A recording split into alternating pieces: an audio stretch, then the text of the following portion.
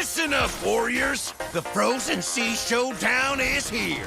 8 Francos, 2 sides. Ready your hooks. Well, the rules? Real simple. Hook 'em over, then bash 'em. Or hook 'em back and stash 'em. Remember, kills will make you stronger. More kills, bigger targets, so swing those hooks. More kills, better hook, so wipe off their looks. Crabs in the river, hook 'em. Reel 'em in for new skills. Stun. Magnet. Reflect. Chests in the cave, hook 'em. Reel 'em in for new skills. Team heal. Team super hook. Crazy ults. Total chaos. Triple hook. Recall hook.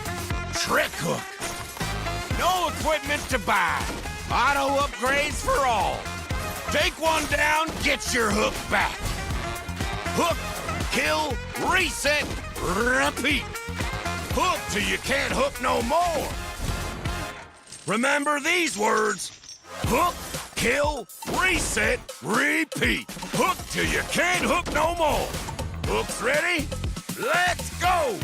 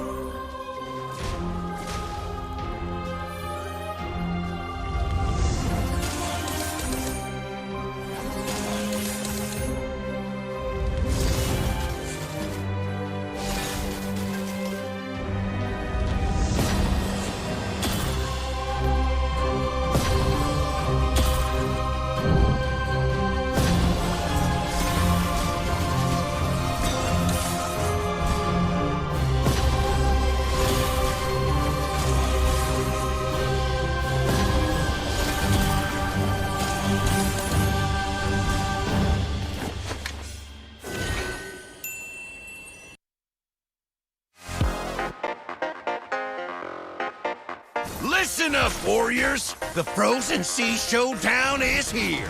8 Francos, 2 sides. Ready your hooks. Well, the rules? Real simple. Hook 'em over, then bash 'em. Or hook 'em back and stash 'em. Remember, kills will make you stronger. More kills, bigger targets, so swing those hooks. More kills, better hook, so wipe off their looks. Crabs in the river, hook 'em. Reel 'em in for new skills. Stun. Magnet. Reflect. Chests in the cave, hook 'em. Reel 'em in for new skills. team heel, team super hook, crazy ults, total chaos, triple hook, recall hook, trick hook. No equipment to buy, auto upgrades for all. Take one down, get your hook back. Hook, kill, reset, repeat. Hook till you can't hook no more. Remember these words. Hook, kill, reset, repeat. Hook till you can't hook no more. Hooks ready? Let's go!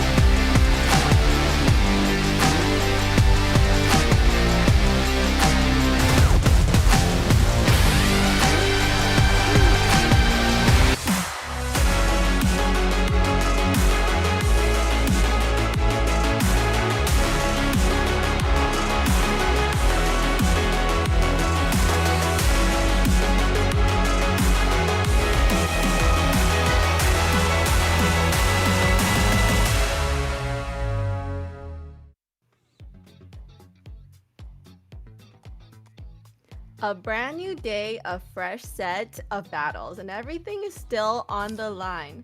Welcome back to MLBB MCT America's North, Week 2, Day 6. I'm your host, Layla, and we're just getting started. Of course, joining me at the desk are Chronos and Trex. Now, they're ready to break everything down for us today, and it's going to be very exciting. So, to kick it off, we're going to start with some matches that are really going to set the tone for the rest of the day. How are you guys feeling about it? I'm feeling great about it. Yesterday, we had some amazing matches. So far, I don't think we've had a single match that I was like, ooh, I'm kind of ready for this to be over. You know, so far, I feel like every match has been amazing. And I think tonight we've got some great games ahead of us as well. Kronos? I'm super excited as well, Trex, Layla.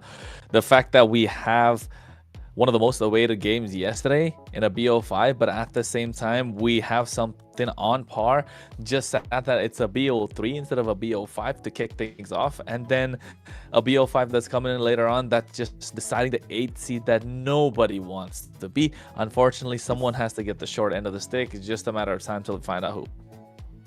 Yeah, and I'm definitely looking forward to what's gonna be in store for us, and with that, you know, we've seen it already, but let's just have a quick look at what is happening in this season, which is the Swiss system that we're applying. So let's have a look and see what it's all about. Welcome to AMER 2026, the official league for Mobile Legends Bang Bang in the Americas. In this video, we'll walk you through the format of the competition. The league is divided into 2 regions, North America and South America. Each region features 8 teams, for a total of 16 teams competing in the ecosystem. The regions compete separately during the season before meeting in the Americas finals. Each region begins with the Swiss stage. All 8 teams compete across multiple rounds. Teams are matched against opponents with the same win-loss record, ensuring balanced competition. Matches in this stage are played in a best-of-3 format. The playoffs are divided into 2 phases based on seeding. Lower-seeded teams begin in Phase 1, where matches are played in a single elimination format. Higher-seeded teams advance directly to Phase 2, which uses a double elimination bracket. Matches throughout the playoffs are played in a best-of-5 series.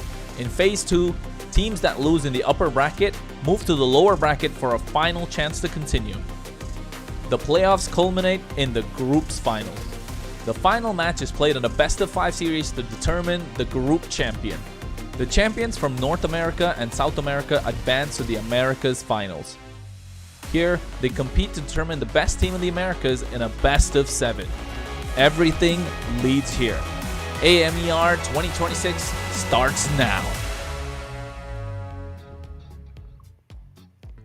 The Swiss system. So we have kind of seen what has happened already yesterday with Alpha 7 North. They have got seed 1, and today, because of the Swiss system, we're gonna see who is gonna be in seed 8. What do you feel about that, Kronos?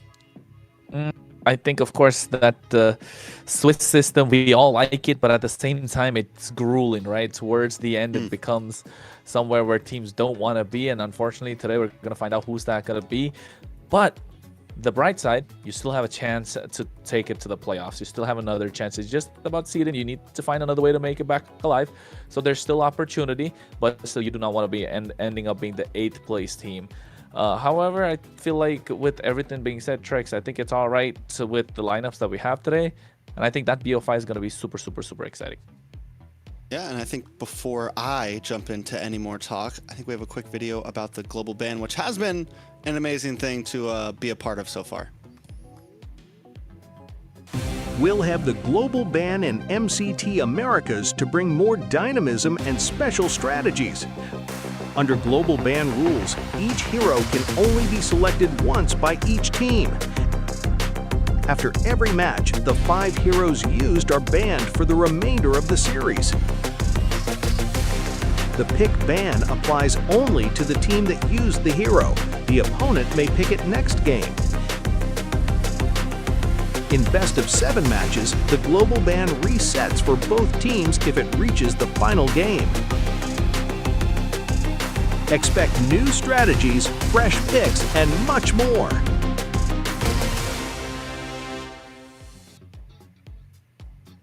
So that's our global ban system, and as you can see, it adds another layer of strategy to every game. Let's see how the team will adapt to that, right? Because we kind of see, some teams, they're gonna start running out of picks that they really want to use, but then, like they said, we're not gonna see Zia playing Moskov all the time. That was a troll. That was shocking. Yeah. Chronos, what do you think about the global ban system? I mean, in a way, he was kind of saying what we were all thinking, right? We don't get to see the same meta picks back to back, although it does show some sort of skill that you're in a pro scene, you're in a high level, being able to recycle those picks and then being able to recreate those drafts again and again. Although it's very rare that we get to see it, and it oozes confidence, but it also shows with global ban being in effect that how deep is your hero pool, how fast are you able to think on your feet, how good are you with your combos, what happens if you're not able to cycle those picks again and again. So that really does make a big difference. Although, instead of asking me, you should ask that guy over there, Trex. He was the one who was on the ropes about it, and now I'm assuming he's warmed up to it, and maybe after last night's BO5, he's kind of starting to like it. Maybe not the analysis part, but hey, don't tell me you like it. Come on, Trex. Last night, we definitely got our first taste of like real global ban, right? It definitely, you're looking at all the banned out heroes, you're thinking of all the possibilities. But I do think it's been refreshing, honestly. It has. And it's not as bad as I thought it was going to be. It's not like by game 3 you're jumping into Laylos and Eudoras. There's still a lot of picks left on the table. There's still a lot of meta happening within 3 to 4 games. I think best of 7, game 6 might be a little messy, but I would actually maybe enjoy seeing something like this on a world stage, on an international stage. There you go. And I do talking. think you get a different game every single time, a different strategy every single time, which is very entertaining. Yeah, and we love to see more exciting matches with just different heroes, right? Everybody has their own favorite hero, and it's just great to be able to see a lot more heroes shine in the game. And with that, we're gonna tell you guys about our social platforms, so make sure you're following us at MLBB Esports on Kick, Twitch, X, and Instagram, Facebook, YouTube, and TikTok, so that you can see all the exclusive content that's coming out and just be in the know. Definitely gotta be in the know. And Layla, did you even like all the platforms yesterday from Twitch? Yeah, did you end up following everything? I still gotta get Twitch. Not cool. Am I gonna get kicked off as well now? And then also a quick note for our sponsor. So today's games are brought to you by runestone.gg, a platform designed to help you better understand your gameplay and improve with real-time data. Runestone. What about Runestone? Make sure you get on there. I talked enough about it yesterday. I love Runestone. Me too. I was actually speaking with one of their people the other day on Instagram about Runestone a little bit. Yeah, getting some information about it. Yeah, super nice guy. So yeah, with that, and we can have a look at today's schedule and how the matches are gonna go today. Kronos, I'll take over the matches. Oh, Leviathan and Nighthorde up front in a best of 3. It's going to be the first game tonight. And I think a lot of us are excited for this one. Certified banger. After that, the life support match. The match that decides who's going to be the number 8 seed. U2 versus Leon. Honestly, this should be a great match as well. It's a best of 5. Both of these teams have had some good games, they've had some bad games, but right now they're standing on an even pedestal. And speaking of an even pedestal, can we really say that Leviathan and Nighthorde are kind of on an even pedestal? Because I feel like Nighthorde expect the unexpected, Leviathan, they can go for a push and pull. But I called it yesterday, I don't know if it still stands. It's going to be the day of expect the unexpected. So with that, we have Leviathan's lineup coming up. Yeah, Leviathan is a team that I've had my eyes on since I heard about the players that were in this team. You have Bethlehem, aka Yureshi, in the EXP lane, Oh My Foe in the jungle, Yato in the mid lane, ISO in the gold, and Joy Baj, Baji Boy, Baj, whatever you want to call him, in the roam. This is a team full of stacked players. This is a team full of people that have taken golds, gotten second places, have been in the community for a very, very long time. And honestly, if you want my opinion, I feel like this team has had some harder opponents possibly instead of the Night Horde. I think they've had a bit of a tougher, and I would love to hear exactly, what some of their players have to say. I think we have a quick interview or a quick video with Oh My Foe. Ooh.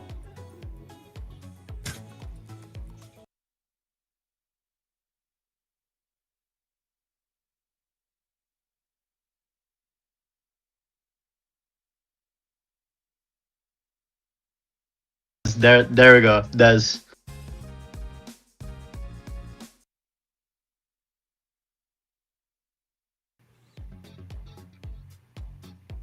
And then we have the lineup for the Night Horde today. Yeah, and the Night Horde being a Canadian team, of course. That's why Layla is all hyped up about them. But RR in the EXP, Shiro in the jungle, he has been phenomenal with whatever they're throwing in. Colleen in the mid lane, Kistler in gold. And, of course, the problem child himself, Merlin, coming in with the package, not knowing what they can put out with the Benedetta in the roam, Xborg in the roam. The only wins they kind of got were these unconventional picks. So I'm hoping to see a lot more, but the problem being how deep can their bag of tricks go, how far they can go in. And along with that, we've got a video that Kistler has put out for us. Let's take a look at it.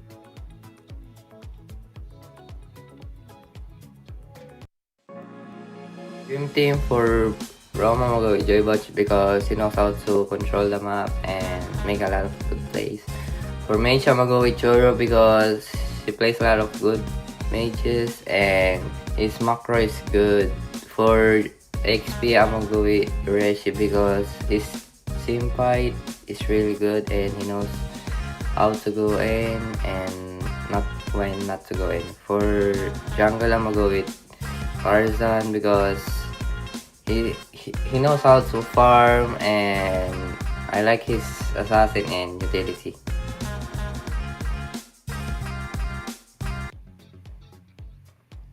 Talking about the dream team. So, Trex, you would probably know a lot about these North American players. Have they actually played together? I feel like a lot of the players, they do play together already. So is that dream team is something that he has already worked with all these players and that's what he wants?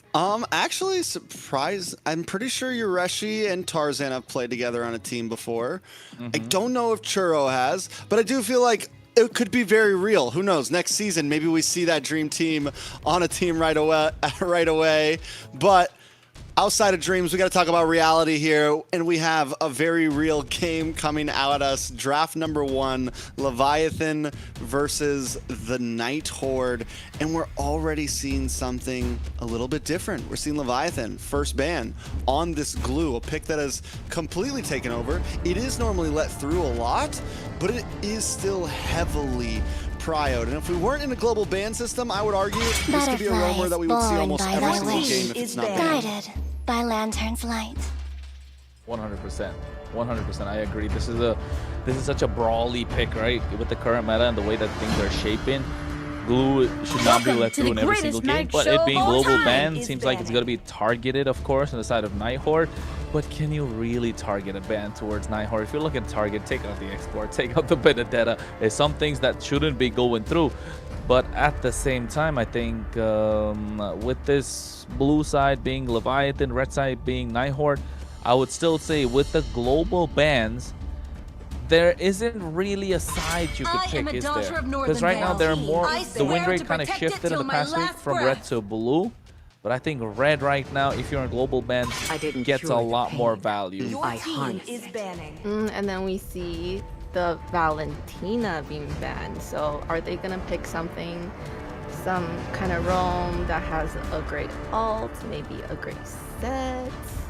Well, Sora's open right now. This forces a Sora ban onto Night Horde with the Valentina being gone. unless they don't, which means the Marcel gets left open. If the Sora gets banned out here, then the Marcel gets left open, which we still haven't seen a win from yet. Just want to point that out. It's kind of on, it's on fraud alert for me right now. They go for, and the Bosher was open. So something gets let through. Leviathan, it's got to be a first pick Sora here, I feel like. Marcel? I know. You've been iffy about it. Since there's a Harley off, since there's no Harley, Marcel might finally work. How did the Marcel get beat yesterday? What was it beat by? Hold The on. Marcel Where's is the giraffe? because, It you know, was they didn't heavy have a dive front on the other line. side. Yeah, and they just. It was a heavy dive Different yesterday against the perspectives Marcel, so expose the same truth. but there you go. 2, 1. Can they make the first win for Marcel? This would be its 4th time? Yeah. 4th time in? Oh, It got Yes, let yes. in yesterday.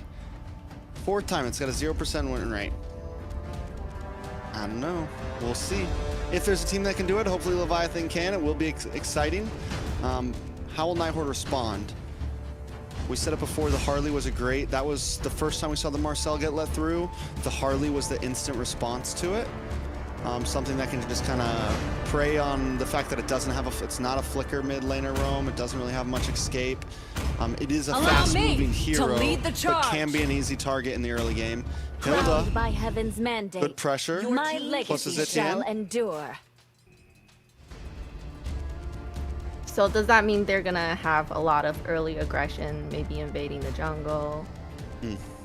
Very much so. Not just early aggression, right? The fact that Marcel, I think yesterday when we saw it, got beat by a Hylos in the roam position, right? Hylos is something that we usually don't see quite often, not big a fan of when it comes to playing the roam position, but then you get that dive capability. You can just bypass the front line, go straight to the back line with the Glorious Pathway, and it provided some sort of a stiff arm, and that's what this Hilda is going to do to the Marcel, not let him walk into the jungle quite easily. And the Uranus being picked up, the Suyo. Uranus is a pick that's been prioritized a lot recently. MPL-PH, MPL-ID in the first phase of the draft, especially against the Harley. So I think Leviathan, if they choose to let Harley go in the later games, they'll find it a little difficult. But here they do have something that could set up for success early. So Nighthorde with that Alice being picked up, I mean, it's all right. You got massive set potential. Late game's kind of secured in that sense. There were a lot of tankiness. They just need someone that can dish out the damage, and I bet they want to get the carry on their side. Leviathan are not going to let that happen. Yeah, I think that's a smart idea. Just ban out the carry, maybe ban the marksman. But also, Leviathan need a marksman here. So if you dig too deep and you only leave something like the Claudio, whoa, Nighthorde's going the same exact way. So maybe it will just be a gold lane. But the thing is Nighthorde has the advantage over banning out multiple marksmen on both sides because they get the first pick in second phase. So you kind of have to be careful there. You don't want to take out everything. If you're going to leave... I think if you're going to get into really deep banning, you got to get rid of the Claude, you got to get rid of the carry. And then you have Granger left open, and Granger Moskov left open, which I like the Granger more right now, I think. Yeah, we've don't seen know. It's a really tough good situation. gameplays from Granger yesterday. We saw great Moskov from Zia too. It's just a bit of a slower late game. The Granger can kind of pop off in early to mid and in late. There's lots of possibilities. There goes the Sun ban. Also, do we think we're going to see some spice from Nighthorde, Chronos? So far, this draft's been pretty bland, you know? That's what I was saying. Like, this is the problem that poses when you go against Leviathan, right? You need to start taking out these pocket picks in the second phase because you don't want to let them through with these pocket picks. That could be a big disaster on the other side, of course. I don't like the 1-1, to be honest. Like, Nighthorde could have gotten away. Hilda and Alice. They still maybe could have gotten away with it. They have the Zetian, right? You got a massive poke. You're just looking for some sort of a dive with the jungle, maybe a Leomord, and you're just melting down this 1-1. So Joy ban. I was think literally about to say Joy would be a good jungle pick here. Sorry for interrupting. no, you're fine. Because like getting to that as well, Joy is a great ban, but I think here in the jungle against the Suyo, maybe something magic heavy, but you already don't have that. Leomord's probably the best choice. In this case, you get that dive, but you're playing it at the hands of the Marcel. not a lot of options left open if you look at the jungle pool, unless you wait it out, pick the gold laner first here, get the Granger, and then think about what you can go in later on. I think you have to last pick jungle here, because you want to see if Leviathan's going to go heavy crowd control. Okay, The rest of the team pick up the carry. It's solid. And then depending on what Leviathan's pick here, you can go for something like Leo Mord if there's not some sort of like heavy Kalea, like something super. They go for the Lilia, they go for the Granger. They're good. Honestly, yeah, Leo Mord could work here. But it's not the best. It's not the best. I don't think. I think if you go Leo Mort, you've really thrown yourself in a pickle. I think Eastern Shin to be solid, but against the Uranus, since you have the carry, it's a possibility. I think Eastern Shin would work out if you're looking at it, just because of the fact that you don't want to walk up to the Lilia. If you're playing the Leo Mort, same thing. The Granger can kite you really well. If not, maybe Nolan just to keep up a little faster, but even then, you're not going to be walking. You're not going to be able to walk into the jungle. Guinevere, I was going to say Guinevere is just like probably one of the best choices if you are Nighthorde, and Shiro plays that so well too. We'll see exactly what it ends up being. Now I'm waiting. I'm just waiting. I know we're waiting. I would sail across the cosmic sea to the Nolan, end of time. Okay, then there we have it. Quick question. Do you think it's better to have the last pick or no? Like for Nighthorde? Like just, or being red side, getting that last pick? Last pick is super powerful. It's super powerful. Honestly, I think right now with the way the meta is, that's why red side does so well. You get last pick so you can flex something. It gives you more opportunity to have flexibility with your draft. You also get the fire back of first pick on second phase. And you get the swing back of 2 picks in first phase. Like, it's just, red side does just feel like it has a lot of advantages in a sense right now. But even though red side does have its advantages, over the past week and a half, blue side has a higher win rate all over the world. It does globally. But what about here? Here as well. Blue side has been having more wins compared to red side. Red side first week, the second week all of a sudden dropped to the blue side. So I would say blue side does have advantages, although red side always looks good. And I think we will find out about that later on. Indeed, folks, you're here, you're watching, you're ready to rock and roll, and we are too. It's the first game of the night with the first BO3 MCT AMER. Here we go. Leviathan versus the Nighthorde. I know I got excited, but seems like we'll have to wait, Trax. Psych. They gotta keep us on our toes. They gotta keep us on our toes, you know? Yeah. I guess we can talk a little bit more about the draft. Yeah, he got us so excited. I was like, let's go. You know, the first match on these two teams that we really want to see. With the Marcel pick, I don't know, it's kind of the same situation. I feel like they don't have that kind of front line to protect. What do you guys think? Oh no, we just don't want Shark did yesterday. Yeah, we're making the shark faces. So here's the thing. I think once again, I'm looking at this lineup. My worry for the Leviathan lineup is lack of crowd control. And saying that, everyone's gonna be like, "What do you mean? Marcel's got great crowd control." No. But it's extremely telegraphed crowd control. It's not big set. Big play. At least I haven't seen it yet like that. You know, it doesn't catch someone off guard. It's good zonage. It's good pit control for lords and turtles and things like that.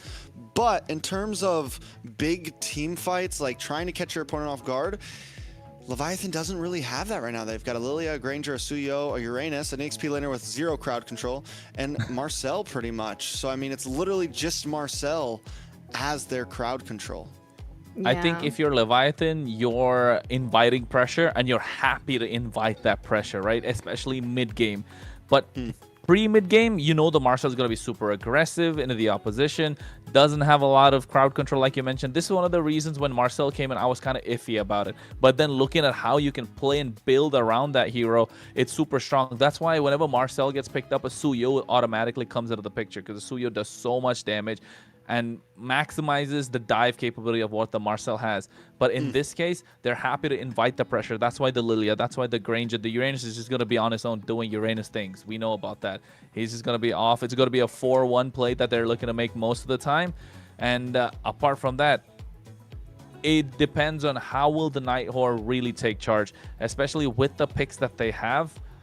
It just comes down to, are they going to be able to take control of this early mid game that we saw yesterday, especially with the Nolan. And if they do get that early mid game, it's going to be such a fast blitz that the Marcel's going to be completely useless, because there's no way to kind of put a stop in their track. There's no speed bumps to the acceleration and the racing capabilities that they have on the other side.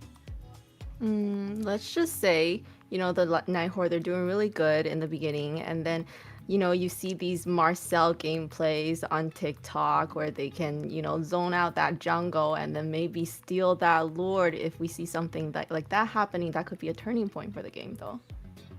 I mean, yeah, it could be a turning point. There's always the possibilities, for sure.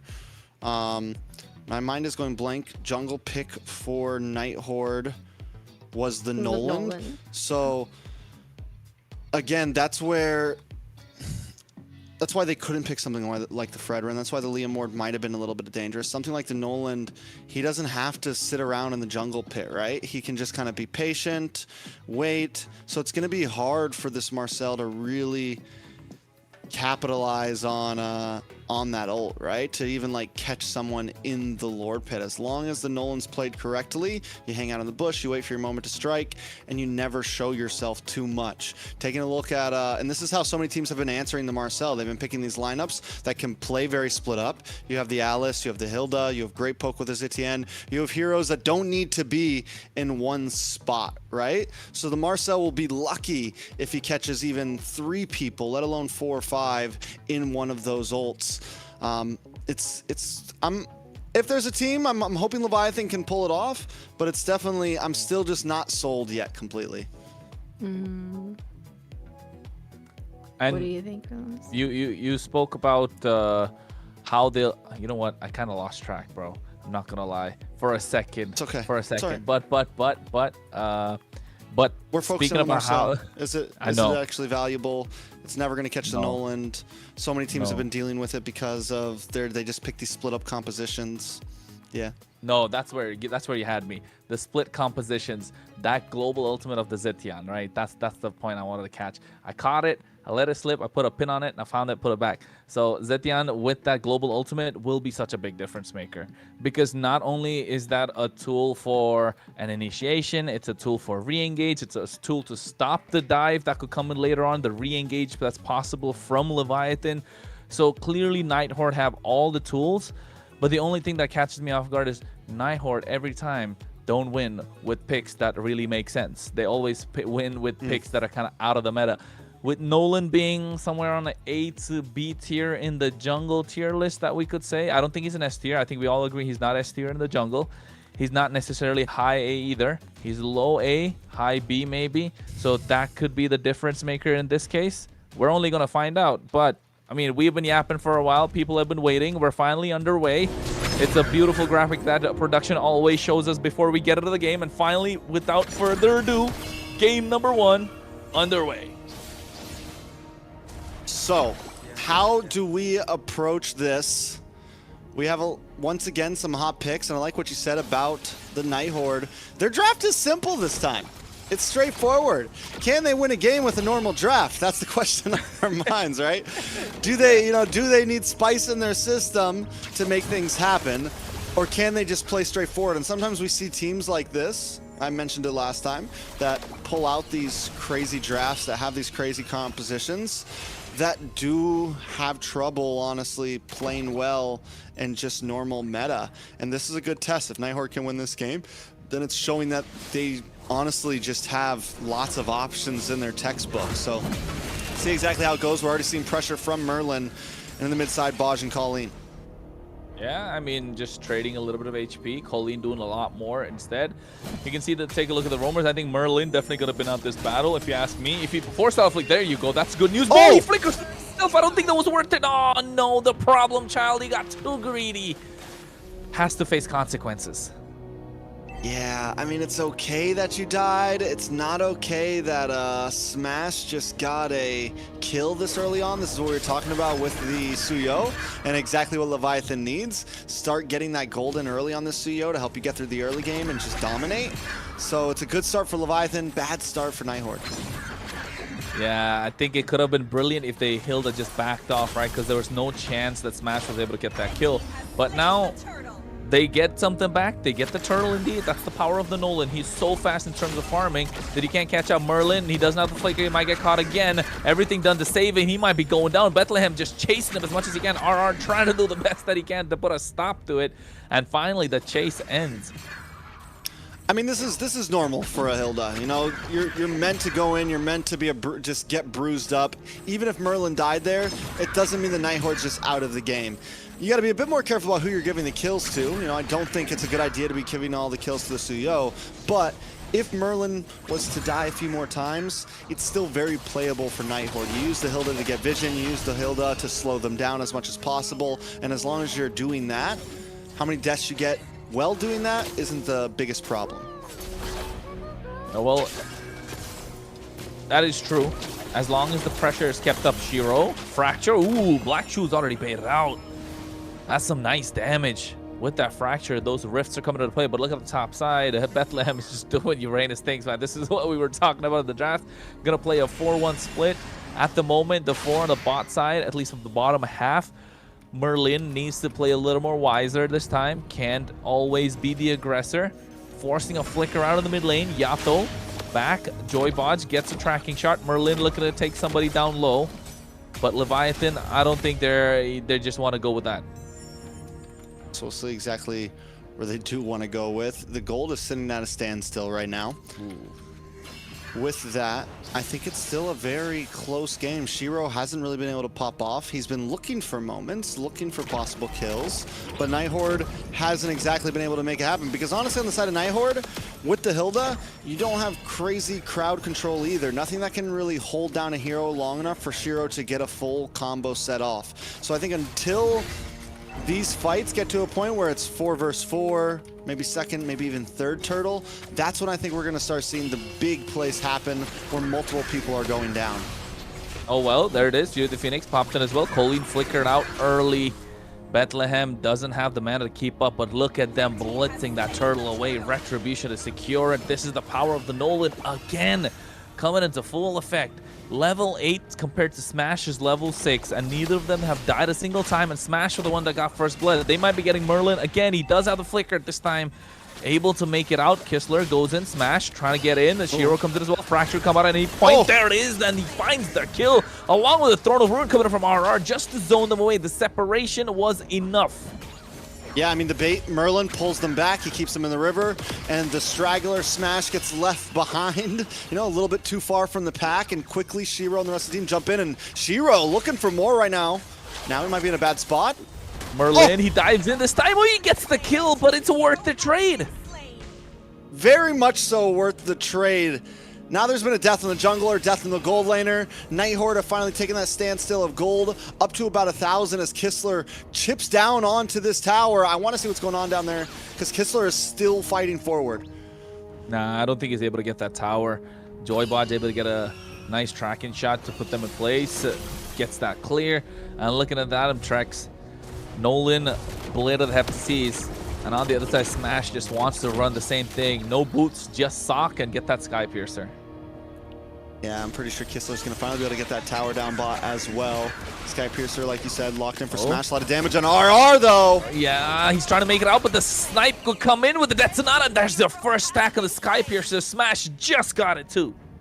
You know, something we didn't cover that does need to be talked about. Smash right now has taken the jungle position. Foe not playing. Oh, my Foe not playing. This is his debut in MCT AMER right now. And so far, hasn't been a bad game overall. Merlin in a little bit of trouble. Will go down. Yato getting the kill there. But as I'm saying, Smash, debut game on MCT, able to keep up right now. Seems to be very much so in sync with the team. Yeah, I know. It seems like a rejuvenated team at the moment with Smash being there. And not just that, I think going for a killing spree as well, looking to survive longer in these team fights. So with that Suyo, finally get their hands on the first turtle. They get a tier 1 on the top side. Yes, the waves are crashing on the bot side, but Shiro, with all the early pressure he has and the 2-level advantage, we want to see a little bit more out of Nolan. Yeah, I mean, he still has time. He still has time. And yeah, the 2, I think you're right. I didn't even notice that. 2 levels ahead right now. I have a feeling Nighthorde's just taking things slow, waiting for the big moment. And they do have the damage, the possibilities there, but There now... it's that big moment. We finally got to see it happen. We finally got to see it happen. It's a nasty golden hour, man. Nasty. I love that it's perfect opportunity to hit those recalls real quick and be like, yep, you're about to die, yo. They can't really do anything about it as well, can they? Probably just tilted, throwing his phone down, making sure he gets them back at some point. But one good thing, at least for the Nighthorde, is that there was no sort of a big bounty on his head, right? So maybe that could be good. They're still 2 levels ahead. Smash catching up at the moment. They're protecting the purple as much as they can. 50 seconds to the Lord. A lot of pressure on the bot side. Shiro finally gets his purple. Merlin shouldn't be trying to take that. He doesn't want that smoke at the moment because Granger is able to hit from far. Yeah, so no purple there for the side of Nighthorde. Did Shiro's good. Shiro's able to get all of his buffs right now, still standing strong. The fact that he just died and already has an orange and a purple, he is moving around fast. Look at the damage onto the Uranus right now. He can still be a threat. First Lord going to be up in 20 seconds. This is where the real pop-off is going to happen. I think Leviathan, the way they move into this, control Lord Pit, keep Baj maybe not on the front line. Someone who can surprise him. Look at the damage on a smash. This is what I mean when I say that. But Yato picks up Colleen on the mid side, still holding down the mid lane very strongly. And they're going to be able to do it. This is a nice bit of a power spike. 6 to 8 minutes. Leviathan moving like a unit as they should. And the best part being, they're utilizing Bethlehem in the front lines and then allowing Yato to dish out the damage with those glooms, slow down the opposition, and ISO's just free hitting, and there's no way anyone can catch up to him. Only RR can. And to be honest, he's just not there in the fights. He's too busy clearing the sides. Colleen has the range, but it's not possible. Look at Joybot goes in. A framed moment, trying to get a perfect picture of the Nighthorde to get them in place. Maybe another golden hour to make everything work. All right, Shiro, though, that's who we got to keep our eyes on. He's got to find a way. And look at the throne of Ruin. Ruin in the backline as well. Finally catching Smash. Merlin gets the job. Shiro finds ISO. And Merlin with the aggression finds a double. Make that a triple. No, it's in the hands of Kistler. A massive shutdown just as he picks up the DHS. Meanwhile, the Uranus just can't do anything about it. They should be able to secure the Lord now even and find a goal lead on their side, the Nighthorde. You know, I would almost debate that wait a second, still more damage in the mid. Oh, Yato flicker out. He almost went down too. That was rough. This is Nighthorde are continuing to take huge advantage after huge advantage. I was gonna say I would almost argue Throne of Ruin, about the same range as the Golden Hour, right? About the same circle size, but it's a lot more surprising.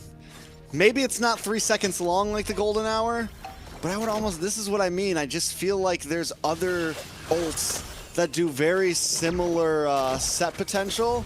They're just not as, they're not as telegraphed, and you can attack from long range and pop up out of nowhere. And this is why the Marcel for me just hasn't hit hard enough. It's fun to watch, it's cool, but I'm still waiting for the big pop-off moment. Hey, we don't like cool at this point. We want something that works. You can see Golden Arrow comes in, stops the Lord. Bethlehem taking a lot of damage. Lord's going to crash in. ISO does the damage with the Rhapsody. Lord taken away. A little bit of a tickle in the mid lane inhibitor. Top tier 2's gone, bot tier 2 as well. The only thing left standing is the Holy Shield on the top side. Look at the glooms just blowing up in the face of Merlin. Shiro baits out the black shoes. Didn't even have to use the fracture for it. So I'd say a good defense from Leviathan. Yeah, a good defense for what they had. After taking that big of a wipe, the fact that they didn't lose any inhibitors is very strong for them.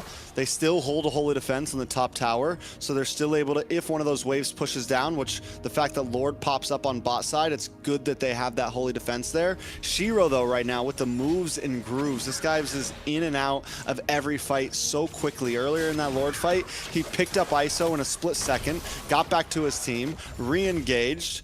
The guy is all over the place.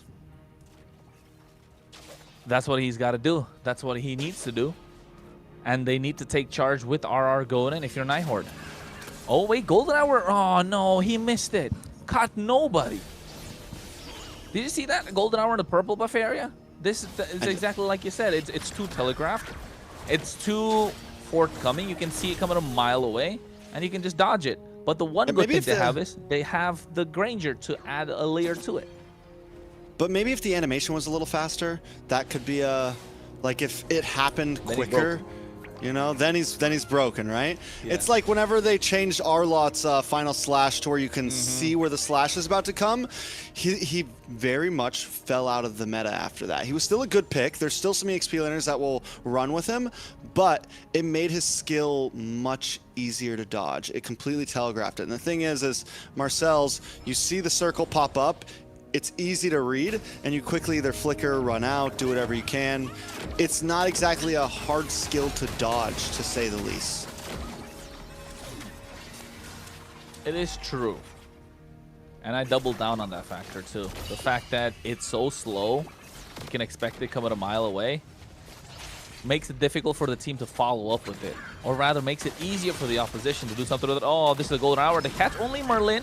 Not the right target you're looking for. RR forced back a little bit. Look at Shiro. Look to go to the back line. Here comes the flicker along with the Thorn of Ruin. Now they take down Iso. Tay has the Platinum Sap shield, but goes down by Kistler. Moving forward. A lot of damage to Joy Bodge, but Shiro finds a triple.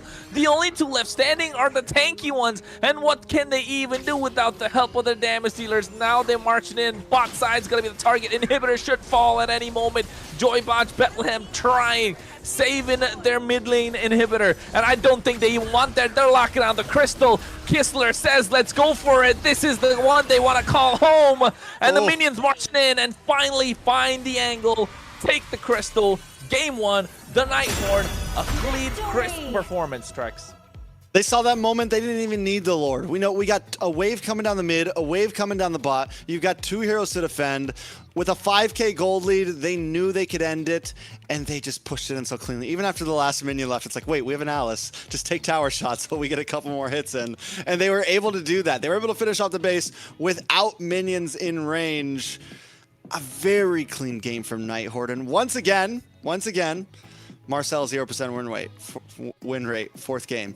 Layla, thoughts? Speaking of Alice, actually, it's just reminds of me like how dangerous she really actually is, because I think after the revamp and her ult with that immobilize, and then if you pair it with a flicker, nobody's gonna see that coming. And then the set that she just had during that mid game, it was a great set. Honestly, for both, Alice won that game from, what was it, First Lord? We saw the big set. The 2 team fights that mattered the most in that game were because of that Alice Throne of Ruin. So amazing plays by them. I was going to say, who do you think your MVP is? Is it still Alice? Or is it... Whoever had the best KDA. I'm thinking Merlin, man. I'm thinking Merlin. Not going to lie. RR did a fantastic job, but Merlin applied the pressure so much and made sure it didn't matter who he was chasing after. If he got you locked in, he will flicker. He will fight you under the tower. Tier 2, no problem. I am diving in all the way. So I think that kind of a fear factor back in the minds of Yato and Iso could have made a big difference. Yeah, when I'm playing, I do still ban Hilda because she is just so annoying. When she gets onto you, you just can't get away. Like, why you have to go chase me? And speaking of Marcel, I mean, yes, he didn't win, but he did work really well with Yato, and they had some really good pick-offs, and you see that's what I feel like Marcel is for, to start with those pick-offs, and that could actually change the game. Yeah, I guess once again, maybe it's the lineup around it. But for me, even then, to have a hero constantly on the ban list and it needs a precise lineup just to work is questionable to me. We'll see exactly how it goes. I'm still not a complete doubter. The hero still seems possible, but I have to see more from it. Nighthorn, on the other hand, I mean, they knew exactly what they needed to do this game. Even after Merlin dying a few times early on, we're able to take the win. It does go to Shiro, though. MVP on the Nolan. Don't get me wrong. Like I said, the guy was smooth. The smooth criminal for sure was just able to pick up kills here and there. In those fights, every time the Throne of Ruin came in, he was so fast to follow up. He always knew exactly where he needed to hit and at what time to do it. well, gets in, finds the target, fracture out of there, able to get a kill, at least bait out of black shoes, maybe a couple of flickers. But when they're not, he definitely looked to take them down. The only one thing I'd say would be bothering him is that they got a moment, right? Leviathan got a clip out of him where they were recalling his face in that golden hour. But then again, brush it off. Maybe try and get one of your own in the next game. Looking for some good advantage. But I think well played. And one thing I want to point out here, none of us would have really noticed, the emblem. Didn't go for the assassin emblem, it's the marksman emblem. The buff that came into the penetration it provides from 5% to 10%, make it a massive difference here. Oh, that's Good a very point out, honestly. interesting- Yeah. New patch, Definitely, man. New patch. definitely something. New patch, new game, new plays, and that's. I'm wondering if we're going to see that pretty much from all the Nolans now. And this hero is a hero that is slowly becoming more popular. First, we saw it from U2 as just kind of a clutch jungle pick. They were able to win a game with it. Did U2 end up winning that game when they picked the Leviathan? I'm pretty sure they did. So this hero has had a decent win rate overall, and it's not even just a third global ban type of hero pickup. We're seeing it sometimes in game 1, we're seeing it in game 2. It is a hero that has kind of stayed strong. You mentioned it not being S tier, but still a very strong situational pick. High A, I mean, low A, high B. Yeah, I would well, argue, honestly, maybe high A, like mid A. Like Mid A. I mean, if some of the other, if Basha and the other ones aren't there, pick up Nolan. Yes. yeah, and I feel like he was in the hands of the right player. Obviously, the way he played Nolan is just very impressive. The dash-ins and outs, you know, he gets in, he kills, and he leaves. Who's gonna do anything about it, right? It's true. The guy was a monster. So what do we do? What do they do for game 2 here, right? What's the big change up? This isn't a best of 5. There's not a lot of time. It's not like the match we saw last night between Vendetta and Alpha 7 where you can kind of adjust over multiple games. Leviathan have to quickly answer things now. So How fast can they though? yeah, I mean, do you think the Nighthawk is gonna pick up Marcel now? No. Now this is where with the quote of the day comes in. Expect the unexpected. Nighthawk got a game a little bit cleaner than usual. Not a little bit, actually really clean. But are they gonna go deep into their bag of tricks now? Are we gonna see that Benedetta roam? Now you can play with your food a little bit. Yeah, and not just that. It's not just us thinking that. It's just not Nighthawk thinking that. Not just the audience that's watching thinking that, but Leviathan. In the back of their minds, in the draft, they'll be thinking, you know what? Hey guys, they haven't picked their roam yet, and then all of a sudden, Kalea's open, Khalid is open. You're looking to ban that out, but in the second phase, you're like, hey, what if they pull that Benedetta again? Are we really looking forward to seeing it? Are we really looking to see that export come through one more time when they go for a super tanky lineup? So yeah, I think that definitely changes the way things work. And not just that, you still have to keep in the back of your mind that Shiro doesn't really play all these conventional jungle picks. A little bit unconventional. We still want to see that Guinevere pop up. I think so far in MCT, he's impressed me the most with his Guinevere. Absolute rage bait, bro. He made that hero feel like it was a complete rage bait in the game. So yes, I think the Nighthawk, I like the way they're playing this game every single time, but also it's such a double-edged sword. Yeah, so I mean, right now the Nighthawk is gonna be on the blue side, yeah? Well, maybe no, not. the loser team gets to pick. Losing team gets to pick which side they get. So it's up to Leviathan. Are they going to pick blue side? Will they pick red side? If I was the Leviathan, I would want to get the last pick just in case if the problem child picks something crazy. Not a bad point, honestly. Against a team like Nighthawk, red side might actually hold your advantage. You want the ability to flex around whatever craziness they do want to bring. Leviathan, though, says no. We don't know what we're talking about. We're keeping blue side, and we're still going to ban this glue. Ooh, they're really scared of glue. Glue taken off. Don't want to deal with it whatsoever. Still sticking to the same. Flying Cloud. So we're not really going to see Fredrins pop up. Not a lot of tankier jungle options. Not slow moving parts. Just quick paced. Hilda's probably going to be something that Leviathan will be looking to prioritize. Butterfly is Hilda's really good born in by the the flying wind. cloud, so is the Khalid. By Yushin's lantern's off. light. I'm assuming on the red side, you're going to take away the Freya. You're going to take out the Marcel. Actually, you don't even have to take out the Marcel at this point. So that's one ban already gone, right? So Freya's got to go. Harley and our Leviathan going to take out Marcel this time? I don't know. Don't ask me that question. I think my opinion is verified. I think just don't even ban it anymore. It's not worth it? The odds say it's not. I don't know. The odds say it's not. The odds say it's a 0% win rate in 4 games. It's not just bad teams that have had this pick. You know, there's a lot of times you could say, oh, well, this team and they were up against Alpha 7. That's why they lost. Like, no. Like, even good teams have gotten the Marcel and lost it. We saw Alpha 7 lose with it last night. Shark, in his own words, said, we tried it in a scrim. This composition did well. But now that we played it in real play, we might not play it again. You know, like, they do ban it still, but... No, you're right, and I think a lot more, you know, a lot more case studies to go by to see that Marcel's not really the hero that we thought for it to be. Even with the previous game, Leviathan had a really good Marcel draft, the Lilia, the Granger, the Suyo, but then again, is that the EXP lane problem, or they're not really learning how to draft properly for it? But if it's really not working out, what we've seen, 5 games, 5 losses so far, so maybe you're right, Trex. I think this is just you know, just one of those cases of a new jitters, new hero coming in. We gotta be careful. Let's ban it out and not worry about it. But Valentina first pick, solid choice. Yeah, Sora open Sora's still? open, exactly. And I don't think they would want to pick that if Valentina's already picked.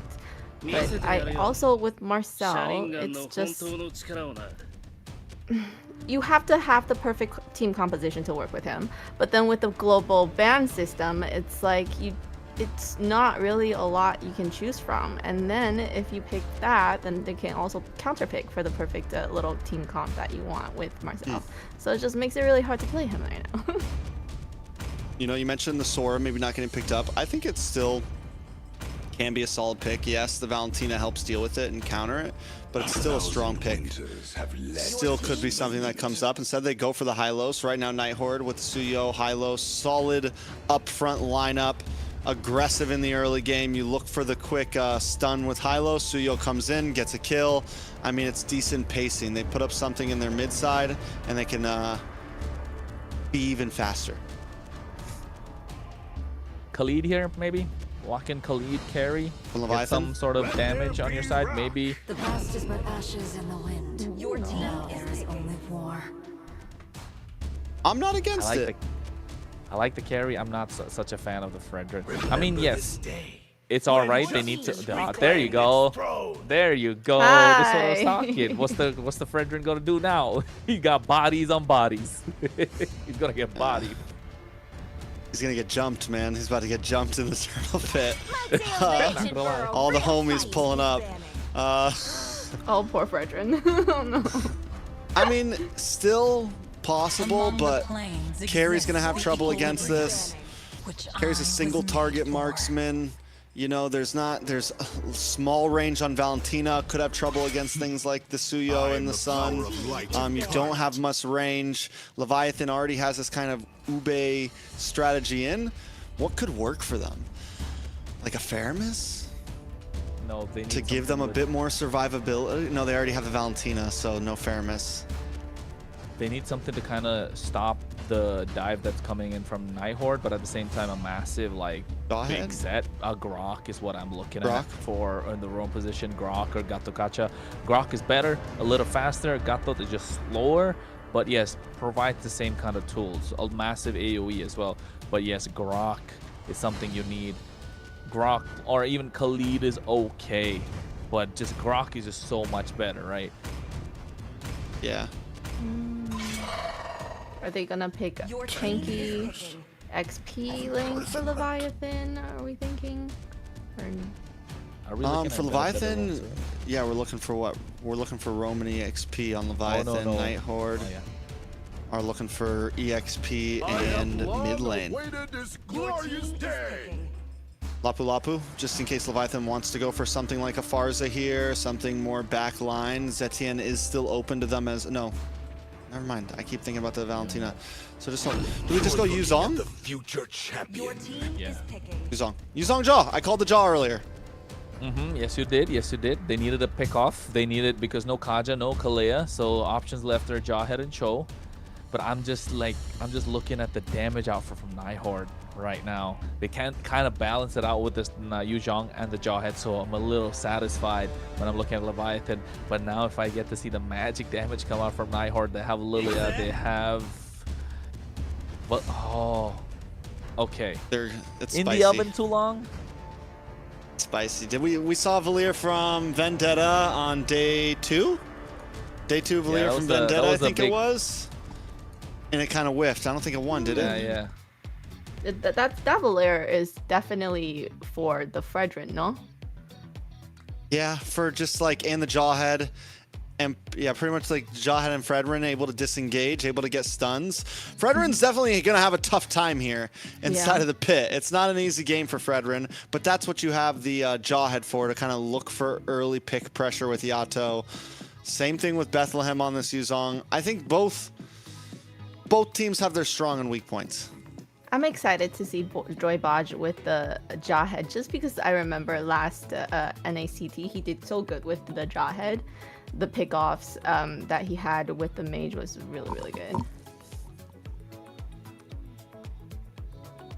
Well, we're gonna find out though, right? He did really great with the previous NACT on those Jawheads, but right now it is a time to lock in. If you're Leviathan, you don't want to let this opportunity slip. You do not want to be on the short end of the stick. You want to be on the top half of the pack. You want to be leading the charge. You want to be the aggressors.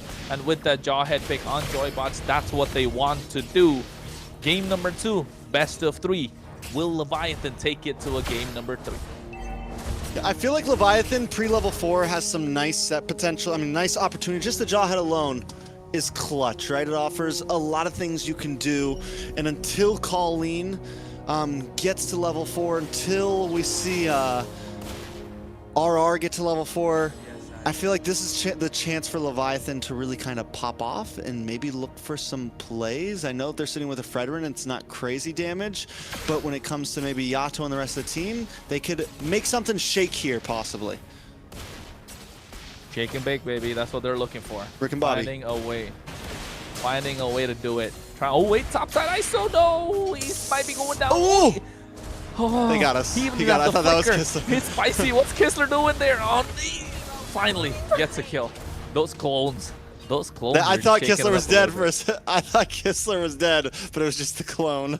I'm like, what's he doing? Why is he so deep? But you get to dive the tower easily. I mean, it's even more gruesome to go against this fighter gold lane, honestly, because the dive potential is insane. Well, they need to find a way to... with this dive that they have, not just that they are able to juggle the bodies, this Sun will do wonders for Nighthorde, but they need to find a way to be aggressive. They need to find a way to put the pedal to the metal. They need a little bit more oomph in the early game, and I'm assuming that's going to come out in this turtle. But with the Black Dragon being there, it's just not going to happen. Gets zoned out completely, and you can see no jungler in place. They're able to take the purple buff away. So RR, oh wait, gets picked up with the ejector. Yato able to get a kill just off position. I don't think that was necessary. Well done by Leviathan. This is exactly the pressure when it comes down to first turtle that you expect to see from this type of composition. Shiro knows it. Nighthorde knows it. Knows, we can't get too aggressive in the beginning. We need a little bit of time, but here we go. A little fight at the purple. Oh, wait. You can see already RR able to get Joy Bodge, who went in a little too deep. No flicker. So it's going to be problematic. The Nighthorde able to find a way back. And if you're Leviathan, you want to be able to put a stop to them. At least not let them run through with the early game, because that's what Nighthorde want. And you can see already getting the split going. Now they're looking to take down someone. Iso's going to be the target. Gets petrified, but able to dash out. Oh, no, but they're able to juggle bodies. Kissler might be going down. Iso gets a kill. That could have been disastrous if it piled and layered perfectly. Yeah, the Nighthorde's trying. They're grouping up. They're looking for big picks. They're looking for pressure. But still, I don't think it's their time. I think they need a couple more minutes. And the more they mess up little plays like that, the longer that spike is going to happen, right? Yes, Kistler's nice, but he doesn't even have his first item locked in yet. The Sun, we've seen it do well, but without even an item in, the damage just isn't quite there yet. Not there yet, and I think already Shiro going the same way, gets the sock, finds the Fury Hammer, and look at it go full Sky Piercer at that point. It's called a sock, right? Or is it a boot? Does it say boots in the game? I don't call it a boot. I think it's a sock. It's a sock? It's a boot. It's just like, you know, it's like some Walmart boots, and then you got they're not like the Louis yet, you know? They're not the Doc Fords or anything like that. I don't know if I'm allowed to say all that stuff on broadcast. Sorry. No, you're fine. But I get the idea. Because, I mean, you're right. It feels like that, but it still feels like a sock to me. It's a full boot when you tie up the laces. That's the one without the laces. But, oh, ejector. RR gets caught again. Taking down Shiro, gets a kill. I don't know if he got the stack on that point, but Smash should be going down soon enough. And that's a double. That's definitely a stack on the Sky Piercer. Definitely a stack on the Sky Piercer. Locked in for Shiro, 3-0-1. And this is what I mean. Wait for your time to spike up. Wait for your time to pop off. They don't have Hylos, another hero that's a bit more telegraphed. So it's going to take some time till they can really make sets happen to where they can put down the pressure. Back up in the gold lane on ISO. He's having a rough time overall.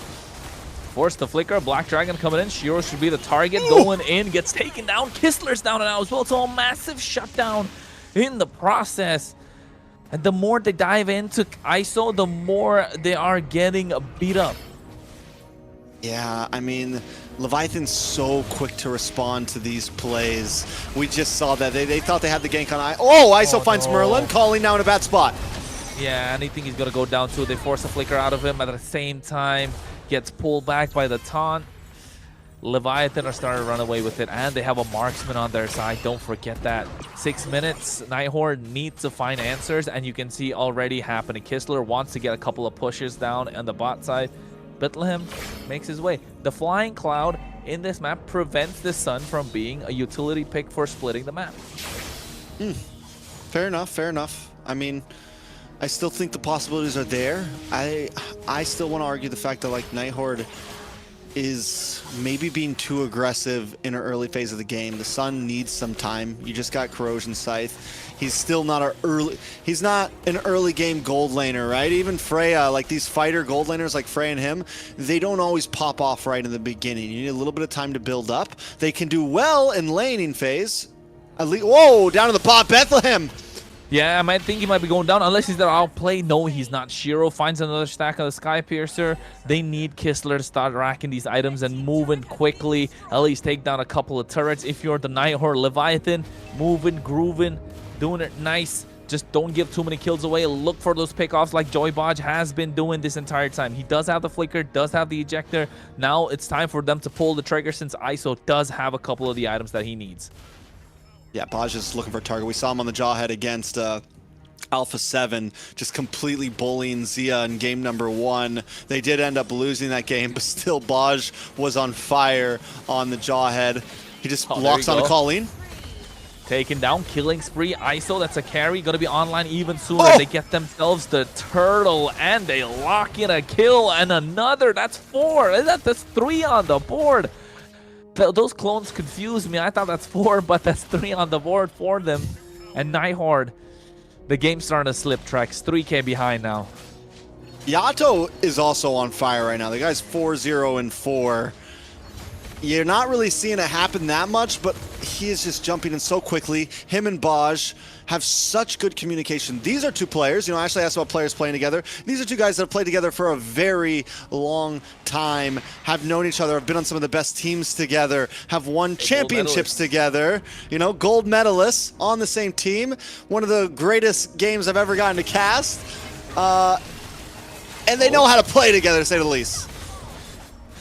They know how to play together. They know how to move together, and they're moving like a unit, something we didn't get to see in the previous game. Kind of like an Uno reverse at this point. The Nighthorde not able to find answers to this aggression that's coming in. A Petrify baited out as well. an ejector, but he flickered out and they threw in his own teammate. Yeah, on the bright side, no casualties for them. Kistler does get in another item finally. Windtalker comes, or not Windtalker, yeah, Windtalker comes in. They're able to get the, right? I don't know. I saw a War Axe for Shiro. I didn't see Kistler. Is it Windtalker? Kistler. Oh, yes, yeah, it is. Windtalker locks in after. Sorry, I'm no. looking at Kronos' camera, and he's looking at me like I'm crazy when I say Windtalker. Hey, man, I was like, Windtalker? Like, but no, but Wind- like, the Speed, Windtalker baby. adds It's more speed. Yeah. You Not want just speed. attack speed, mobility as well, alongside that rapid boot. So he's looking to move a little faster on the map. They want that split. They're kind of desperate for it at the moment. So, I mean, it's not the bad play, but the thing is Leviathan, they're keeping it 4-1. They have Bethlehem, and the Black Dragon gives you the ability to immediately get to a fight anytime you really want to. And the rest of the team just moves around on a unit. And I love the way that they rotate to the bottom here, get a tower. They start to all group back up towards this Lord. Joybosh stays Riverside, constantly keeping pressure. And right now, he's going to move into this tri-bush area and not really give any opportunity for Nighthorde to even find a way in. Shiro even knows, we're not taking this Lord. We can't do this. Let's just find placement on the map. Kistler takes a tower bot side. We get a little jungle, and we look for a later game to strike. In the late game. But the problem being, Trex, they're looking at a carry. They're looking at a Valentina 404. And at this point, it feels like Leviathan have the shotgun. They're just waiting to pull the trigger. The hands on the triggers with Joybodge. Nighthorde just looking down the barrel, hoping that it's not a buckshot, because that would be complete disaster for them. 12-5. Lord is marching on the bot side. All they need to do is Joybot serve a kill up in the hands of ISO, which he has been doing so far so well. Another tower goes down. Holy Defense is up, and Leviathan was unable to break it before the Lord hits the bot side. So Leviathan might not be able to take an inhibitor here, but all these tier 2s are definitely going down. And their waves are coming staggered, but I think in a position like this, you kind of want that a little bit. You want to be able to move from tower to tower and see what you can get out of everything. Petrified comes as well. Kistler might be going down. I think he might be surviving. No, he doesn't. The Shard Rescue picks him up, but at the same time, Merlin, he's not able to make plays on this hero. He's a playmaking roam. You give him something so meh, is what I can call it. He's not able to do a lot. Especially on a composition like this where you're a very divey, aggressive. You have the Lapu, you have the Suyo, you have Kistler, you have these heroes that want to be able to just jump in. And something that's kind of so slow as a Hylos, so telegraph, we're using that word a lot tonight, it's the word of the night. It doesn't really give everyone the opportunity to pop off. Well, Black Dragon goes in, Furious Dive to make sure they get out of harm's way as well. Able to save the inhibitor, but they're it's barely hanging by a thread. A couple of basic attacks, and it should be gone. Nighthorde really backs against the wall right now. Chastis fallen in the hand of RR. He's looking to make big plays as well. The only thing that they have right now is Shiro doing well. And this is why I didn't really like the Valir so much early on, Trex. The wave clear is terrible. They got no river control. They cannot play aggressive. You're looking to play passive just by picking a hero.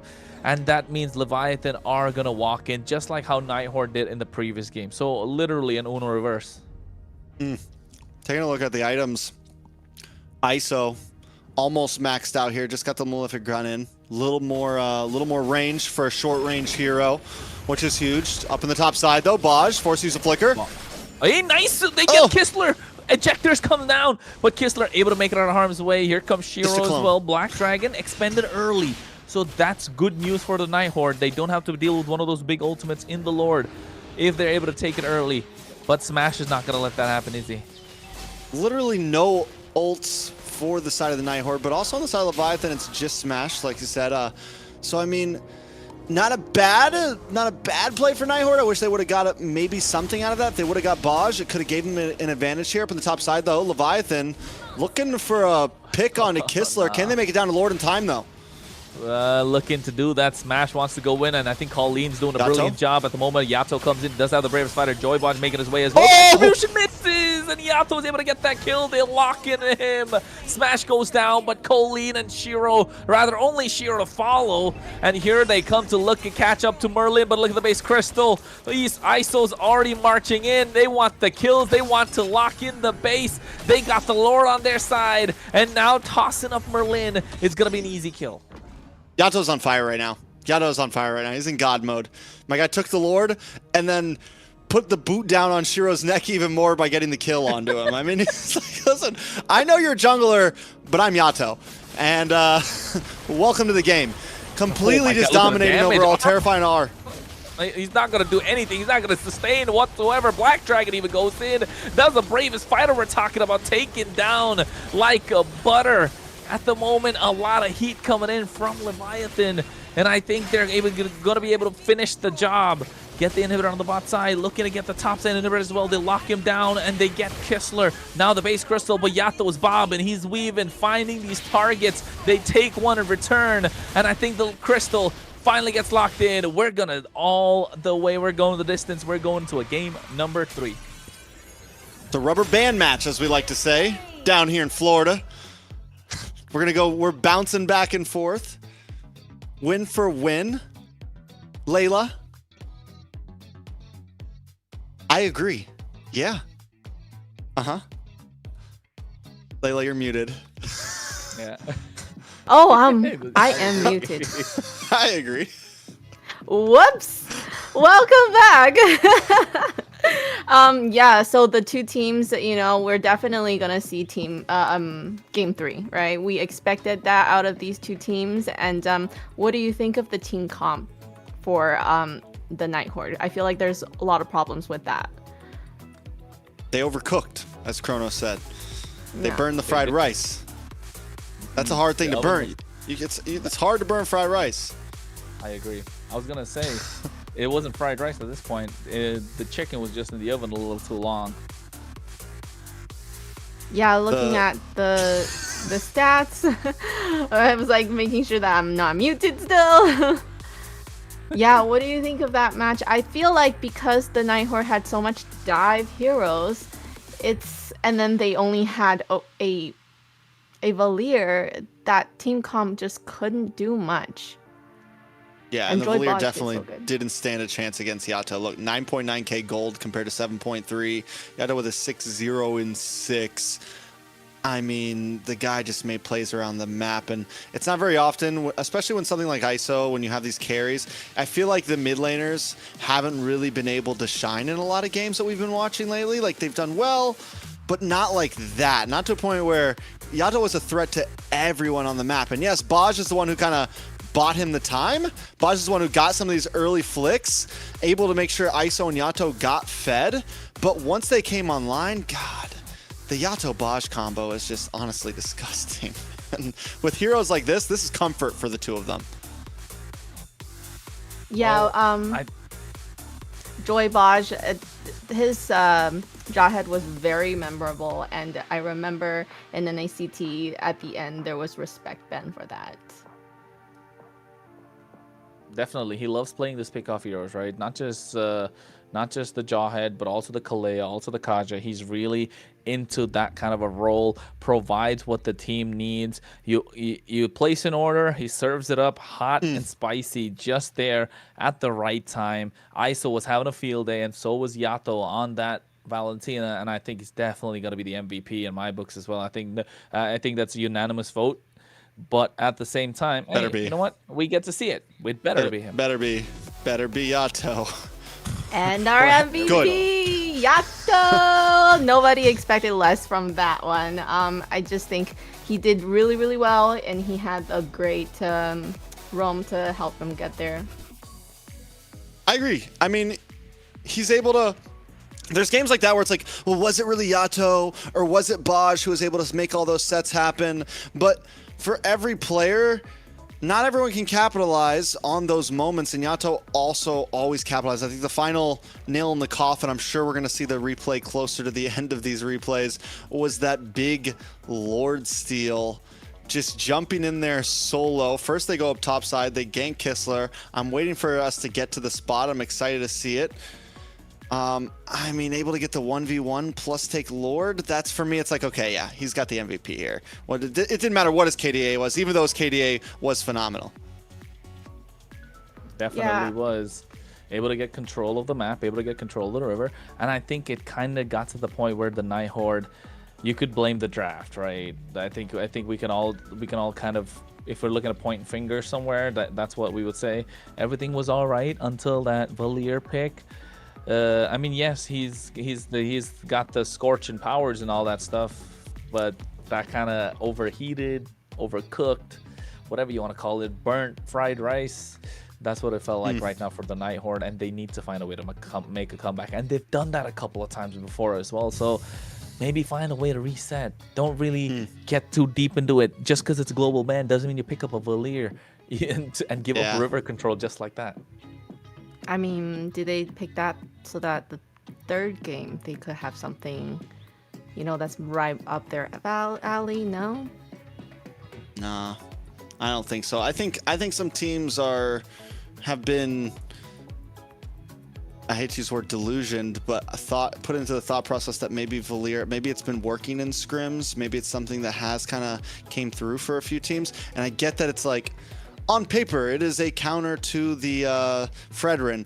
You know, like 3 years ago, when we were in heavy utility meta, like all utility junglers, everyone felt like the X-Borg, on paper, the X-Borg was a beautiful counter, but it never really worked in game, you know? So like there's heroes like this sometimes that you think on paper could work, but they lack other things in their kit to actually be viable in the match. Hey man, like they say, the Lulu is not the Solulu.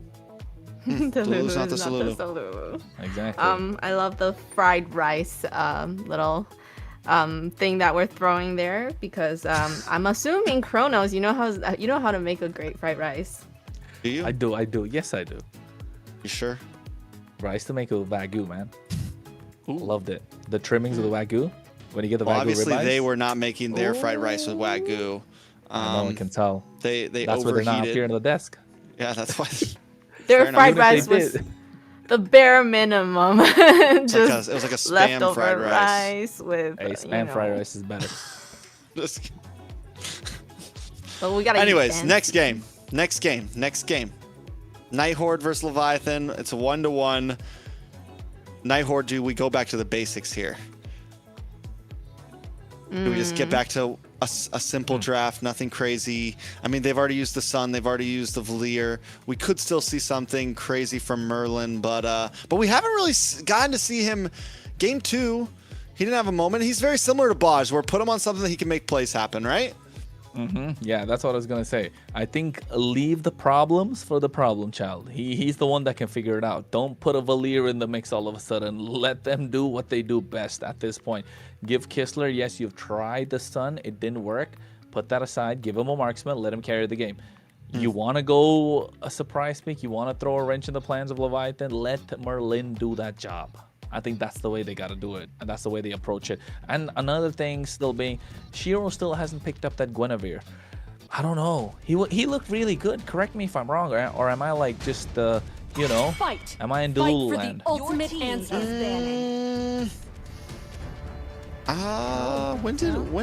Did he win his Yeah, he did it. First game. First game against, he played against Stamina, won with it against Stamina. Different perspectives. I definitely, yeah, I mean, Same it's truth. plausible. They could have 2, honestly used the 1. last game against the Fred instead of picking up so early, right? So the Valier 2 could have been saved for last pick. This time Leviathan is going to be on red side, so Night Horde does pick blue side. Teams are, even though we were saying how good the red side can be, teams are still opting for blue side. They feel like it's a better position. Leviathan banning out this Marcel, even though it's on fraud alert. You know, we'll see what happens. I don't know any team. Maybe in MPL, you guys have seen better Marcel gameplays. Maybe no, not even in MPL. I've been lacking on my MPL PH watch parties, honestly. I need to do like a big grind and just watch the past few weeks to see what's going on.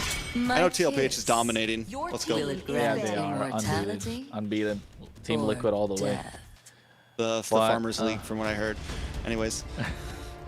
The Owl's ban. Honestly, getting to that point, isn't it? Dang. dangerous. But didn't we see? Oh, it was on Nighthorn's side. Yes, they did really good with Alice. So true, good ban there, definitely. Yeah, the Alice is a monster. Honestly, it's been one of my favorite. Like in terms of just the XP lane, it seems to work in just about any composition. Decent damage, decent survivability, plus crowd control, like massive crowd control. It is, for me, Alice feels like, we're talking about S tiers. Even though it seems like teams have been using it more situationally, in my mind, Alice is just a monster in the EXP lane right now. I agree. I think Alice is such, it kind of provides a lot of answers before the question is kind of even asked, right? You got massive set potential if you're lacking a tank. You definitely have the body to body block a lot of those hits, get scales with damage, and if it starts snowballing, and not like you can't put out any damage, it definitely can do a lot of damage too. And in the midst of minions, in the midst of a siege, in the midst of a base defense, it's super strong when the minions come crashing in, because you get a lot more of that lifesteal as spell vamp going. So yes, but Baxia being taken off on the blue side, Kalea, Harley. Come Sora on, open. Shiro. Harley open, Sora open. Harley. No Valentina for Leviathan, so Harley. I guess, yeah, you just first pick the Harley. Has to be. You can't let it go.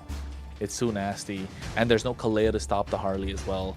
So no, they can't even play the Jawhead. That's another counter to the Harley.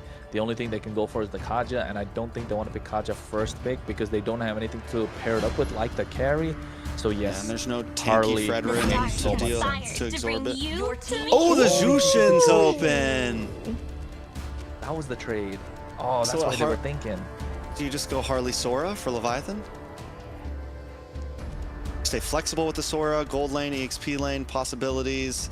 You get the Harley, which is a monster, and if there's a jungler that can punish a Jushin, honestly, Harley is it. Harley. Like, there's nothing that Jushin's going to be able to do against a Harley who just jumps in on you. That's one of the weaknesses. Freya was left open too. Freya's open. Ooh, this is an exciting one. We get a lot of power picks on the jump in game number 3. Global bans. Global I'm bans. not the only one bound by these chains. Phoveus is alright. Phoveus? They definitely not going to go Sora, are they? Because, I mean, they can. To kind of put a stop to the Freya in the gold lane. To kind of sustain what the Harley can bring through. Even they don't pick up a marksman. But to be fair, a Claude is still available for them. Granger still works alright. They have a lot of bodies in the front line already with this Phoveus. So even though he's one body, it feels like a lot of bodies when you got that Infernal Pursuit going. So I think a marksman. Right, like the Crimson Lightning. Your team is picking. More. Yeah, not bad. I get it. Get your jungler. Since Leviathan already has a jungler, right? Like, you play it safe, you pick your jungler up front, Crowned by and heaven's mandate. you know you're not going to My get banned out and legacy stuck with shall something endure. completely off the wall. But honestly, I do feel like we were talking about this the other day, kind of theorycrafting, that some assassin picks might be better against the Harley. Something that we haven't seen at all in MCT yet. Something like a Hayabusa. Lancelot. or Lancelot, something like that. That isn't going to be an easy target. I'm like, you know, the guy that's The like, guy's yeah, the sword boy. Not the sword man. Remember. Fear Does my it- sword. is it- That's his line. Fear. Exactly, something like that. Feel. The word. Team is banning. Fear my sword. The night sky tells all. Your team is banning. Anyways. Well, Khalid is banned out. Esmeralda's off the table. So I guess that pocket pick from Bethlehem's not going to show through. Although the flex is still possible with this Freya in the EXP or the gold lane, right? That's the biggest point out if you are Leviathan here. But then Nighthorn can apply pressure still, probably go for double sides, double fighter side, and then maybe Benedetta in the roam. They've done it before. It will be nice to go this time. You apply pressure to the Harley. Claude is off the table. Maybe take away another EXP possibly. Terizla. Heart remains steadfast. Sora's gone. Sora's gone. What does Nighthorn pick here for a gold lane? everything. I'm trying to think. Claude is like your best answer. It's someone that's not going to feel too much threat from the Harley because of the BMI, everything like that. Your team is picking. Now that this has gone too, oof, everything else is so stationary. Everything else is so easy target for Freya, easy target for Harley. I mean, just overall, it's a tough game for whatever gold laner you stick there. Wait. Gold lane is this Gold lane Herod. It's a gold lane Herod. EXP lane Freya? Yeah. Nice Kufra. Answer to the I Herod. like the Kufra. Not just the Herod, but And also honestly, the also Freya Harley. and the Harley. Eyes of the flare that's gonna light up Your the team entire is picking. star. Classic. Very classic. Got a slight bit of a buff recently with this for the spell vamp. Lifesteal converts spell vamp, I think 10-15%. I'm not really sure what number exactly. But I'd say Granger probably would have been a little better. But you do have the wombo combo possibilities. Beatrix does a lot more damage. Love the Hylos. Leviathan are cooking. Honestly, the reason we like the Granger against the Hereth is because of the range.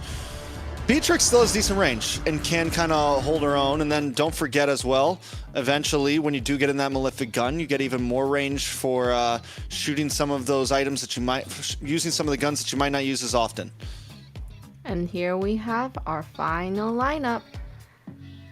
It's very exciting. The Wu Zetian, I always think, you know, her global alt is gonna have great sets. I can see that happening. It's definitely going to have great sets indeed. And I think right now, it's winner takes all. Nobody wants to fall behind the pack that is leading. You want to be on the top half of these groups in these seeds. And Nighthorde, Leviathan, who's going to be the one to take it all? Bragging rights, especially, right, Trex? That's what this is about, bragging rights. Yeah. Talk smack in Discord channels. That's what these games are actually all about. Nobody cares about the prize pool or MSC. These guys all know each other so well that for the next 6 months they're gonna say, "Remember when I solo killed you in gold lane last week?" I mean, that's what really gets hurt the most here, for sure. What I like about these lineups is we come into game 3. They decided, listen, we're gonna give everyone a show. We're gonna let the Jushin through. We're gonna let the Freya through. We're gonna let the Harley in. Zetien's on the field. I mean, overall, this should be an exciting game. Some of these heroes we barely even get to see played, so we haven't got to see the Jushin not once so far. This is the first time we're seeing it let through. Freya's only been let through twice. We know how good Harley is. This is peak right here. This is what we wait to see after weeks of multiple games. This is what we want to see. This is a stacked meta lineup from both teams, apart from like 2 picks on Nighthorde, 1 pick on Leviathan. I mean, even Hylos is still strong, but yeah, if you give this to someone who sees MLBB for the first time from any region, they'll be like, yo, both side, how do they get a Harley, Freya, and a Herod? What's going on? Did we miss something? Did we not get the memo? Did the other team like start thinking about trolling? But then they look at the other team, be like, okay, Jushin, Leomord, Fulvius, all right. Seems like they did get the memo. It's like that drawing, right? Like the horse. The first half of the horse looks super nice. In the end, it just gets out really weird with the Beatrix and the Kufra. But it's still possible. It's still a finished picture. And I think Nighthorde looking to take it all with this game number 3. We're getting ready to go in. A lot of sounds being heard. We're just waiting for the graphic. It's a cowboy with the... What? Is it a cowboy and a soccer player? It's a cowboy and a soccer player. Football, man. North versus south. You know what? Okay. Layla, what do you call it? Soccer or football? Football. We call soccer. Yeah, we do call Okay. soccer. Soccer. Shoot. About time. But if I know time. they're from About time, eh? Europe, I don't say About soccer. time, I right? feel like I'm gonna get beat up so bad, because I think soccer is just not. It's just really popular in Asia and Europe, and I don't say soccer when I know they're from Europe. I just Pretty popular globally. It's pretty popular I was globally. gonna say, yeah, I was gonna Yeah, Europe I would and say just Europe, Asia, South America. yeah, but in North America, All over the it's not world. as popular. We go for hockey. Hockey. We're more like, Ice hands-on. We're aggressive, yeah. Here up in the north. We want to see people break each other's arms and stuff. We're weird like that. I mean, soccer. you get high impact and it hurts. All right, we're straying away. We're straying Yeah. away. We're not talking Yeah. about Bruno now. Bruno's out of the picture. Bruno's not in the picture anymore. Neither is Clint. But what in the picture? What's there in the picture is Beatrix versus Harith, and I think that's going to be an interesting battle. Beatrix does have the range if you take the sniper out, so Renner's going to be one nice, useful gun for them to look at. And speaking of the game, we are underway, folks. A beautiful graphic comes in like always, and as you can see, here we go. And you know what, Trex? I found out a small detail in the graphic. If you take a look, right, just when we get in, there's a scroll that shows Clint. Is it for the South they show Bruno? That's something we got to look at. Yeah, that's what I was saying. It's cowboy versus a football player. I know, I got that. But then, so it's towards the end of the graphic, you see the scroll that comes in, right? There's Clint in the front. we'll check it out next time. You're straying away again now, and you're the one who always starts the strayaways, and then we feed in, and then you're like, "What are you guys doing?" Anyways, into the game. What I'm excited to see here, once again, I think my big eye is on Merlin. He's on something that we don't get to see very often, and if there's a hero that could be exciting, it can definitely be a Kufra. Kufra, I mean, from early days, getting to yell out things like Tyrant's Revenge is always fun, you know, Tyrant's Rage or whatever. I mean, this is a hero that could make a big play happen. My worry is, who's he going to catch? Smash is not going to be an easy target. ISO, not always going to be an easy target. Bethlehem, maybe, but Yato and Baj, I think, are the ones that are really going to have to watch out for this big attack that could come from Merlin. I mean, not just that. I feel like apart from those revenges and the rages, we're looking at that bouncing ball in the midst of a fight. If they pop that bouncing ball at the right time, could be disastrous. Look at that. They already got the deadly magic on a Colleen, and he didn't even use a flicker. So that's really good news before the turtle. But lacking that damage, Smash still wants to go in. Again, looking to take him down, at least force a flicker, but they still don't budge. Yeah, Colleen's like, I'm not using it. I need this. I need this flicker. And Smash just keeps on jumping back in. A little bit of damage on a Bosch. Revitalize on the Bodge. He has a lot of HP to survive. Dark Wave misses. Bethlehem wants to go in after the use of the Valkyrie Descent. So I think this is going to be a late turtle take from both teams.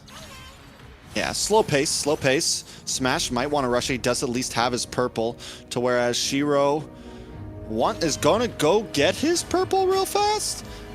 Leviathan doesn't have vision on him, though, so yeah, both teams taking it very slow. This could be a 3.5 minute turtle, honest. Could be. I think it's being reset. Turtle's going out for a walk. Did you go out for a walk today? I did. But either way. I worked. Well, let's walk. And I walk while I work. I do like 14,000 steps a day. Nobody home. Valkyrie Descent comes in. Bethlehem trying to walk up to them, but you can see at the same time Merlin has the back out. Here comes the Steed. I think they're kind of go for an engage. Not the best possible way. RR finally finds the Unfurled Pursuit. A re-engage could come in, but they disengage one more time, and I don't think either team is going to get hands on the turtle. Yeah, Smash does have Retry still. I mean, 3.5. Now we're looking at 4 minute turtle. We're looking at where we should have saw second turtle popping up soon.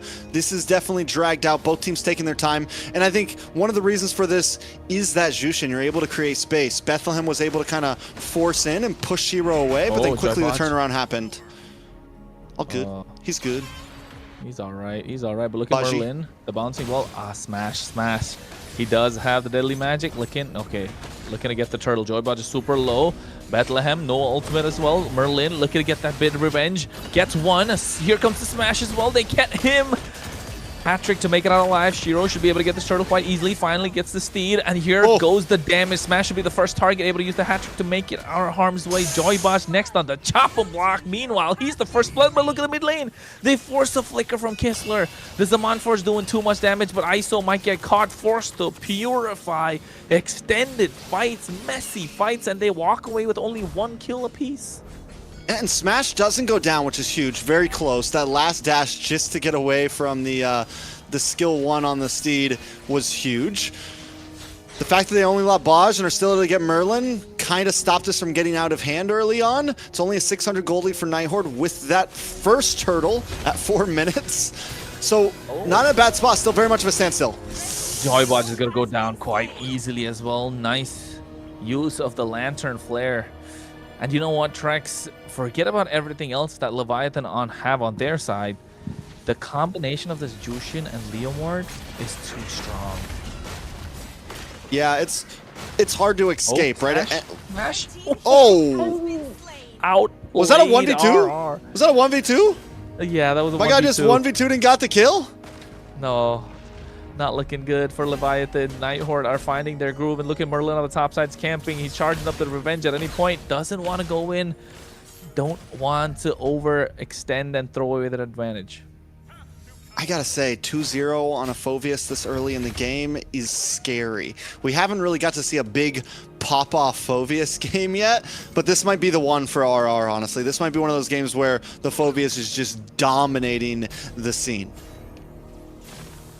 Yeah, because of the fact that so many dashes are present, so the Phoveus is so good. Not just that, along with a bouncing ball from Merlin, that's the winning formula that Nighthorde I've been aiming for. And the early aggression with his Jushin and the Leomord looks solid. There's the revenge, charging it up. Lou's going to be the target. Doesn't want to go in. They focus on the turtle. Meanwhile, on the bot side, Leviathan should be getting that trade. Get that tier 1. Another turtle goes in the hands of Nighthorde, bringing them to almost a 2,000 gold lead. They're all going to rotate up top, get this tier 3. On the bot side, though, Bethlehem is going to be able to take a tower of his own. So Leviathan's still looking for play across the map, which is going to be really important as this game moves forward. Do not lose too much map control, and try not to let the gold get out of hand either. Bosch still confident. Look at the guy.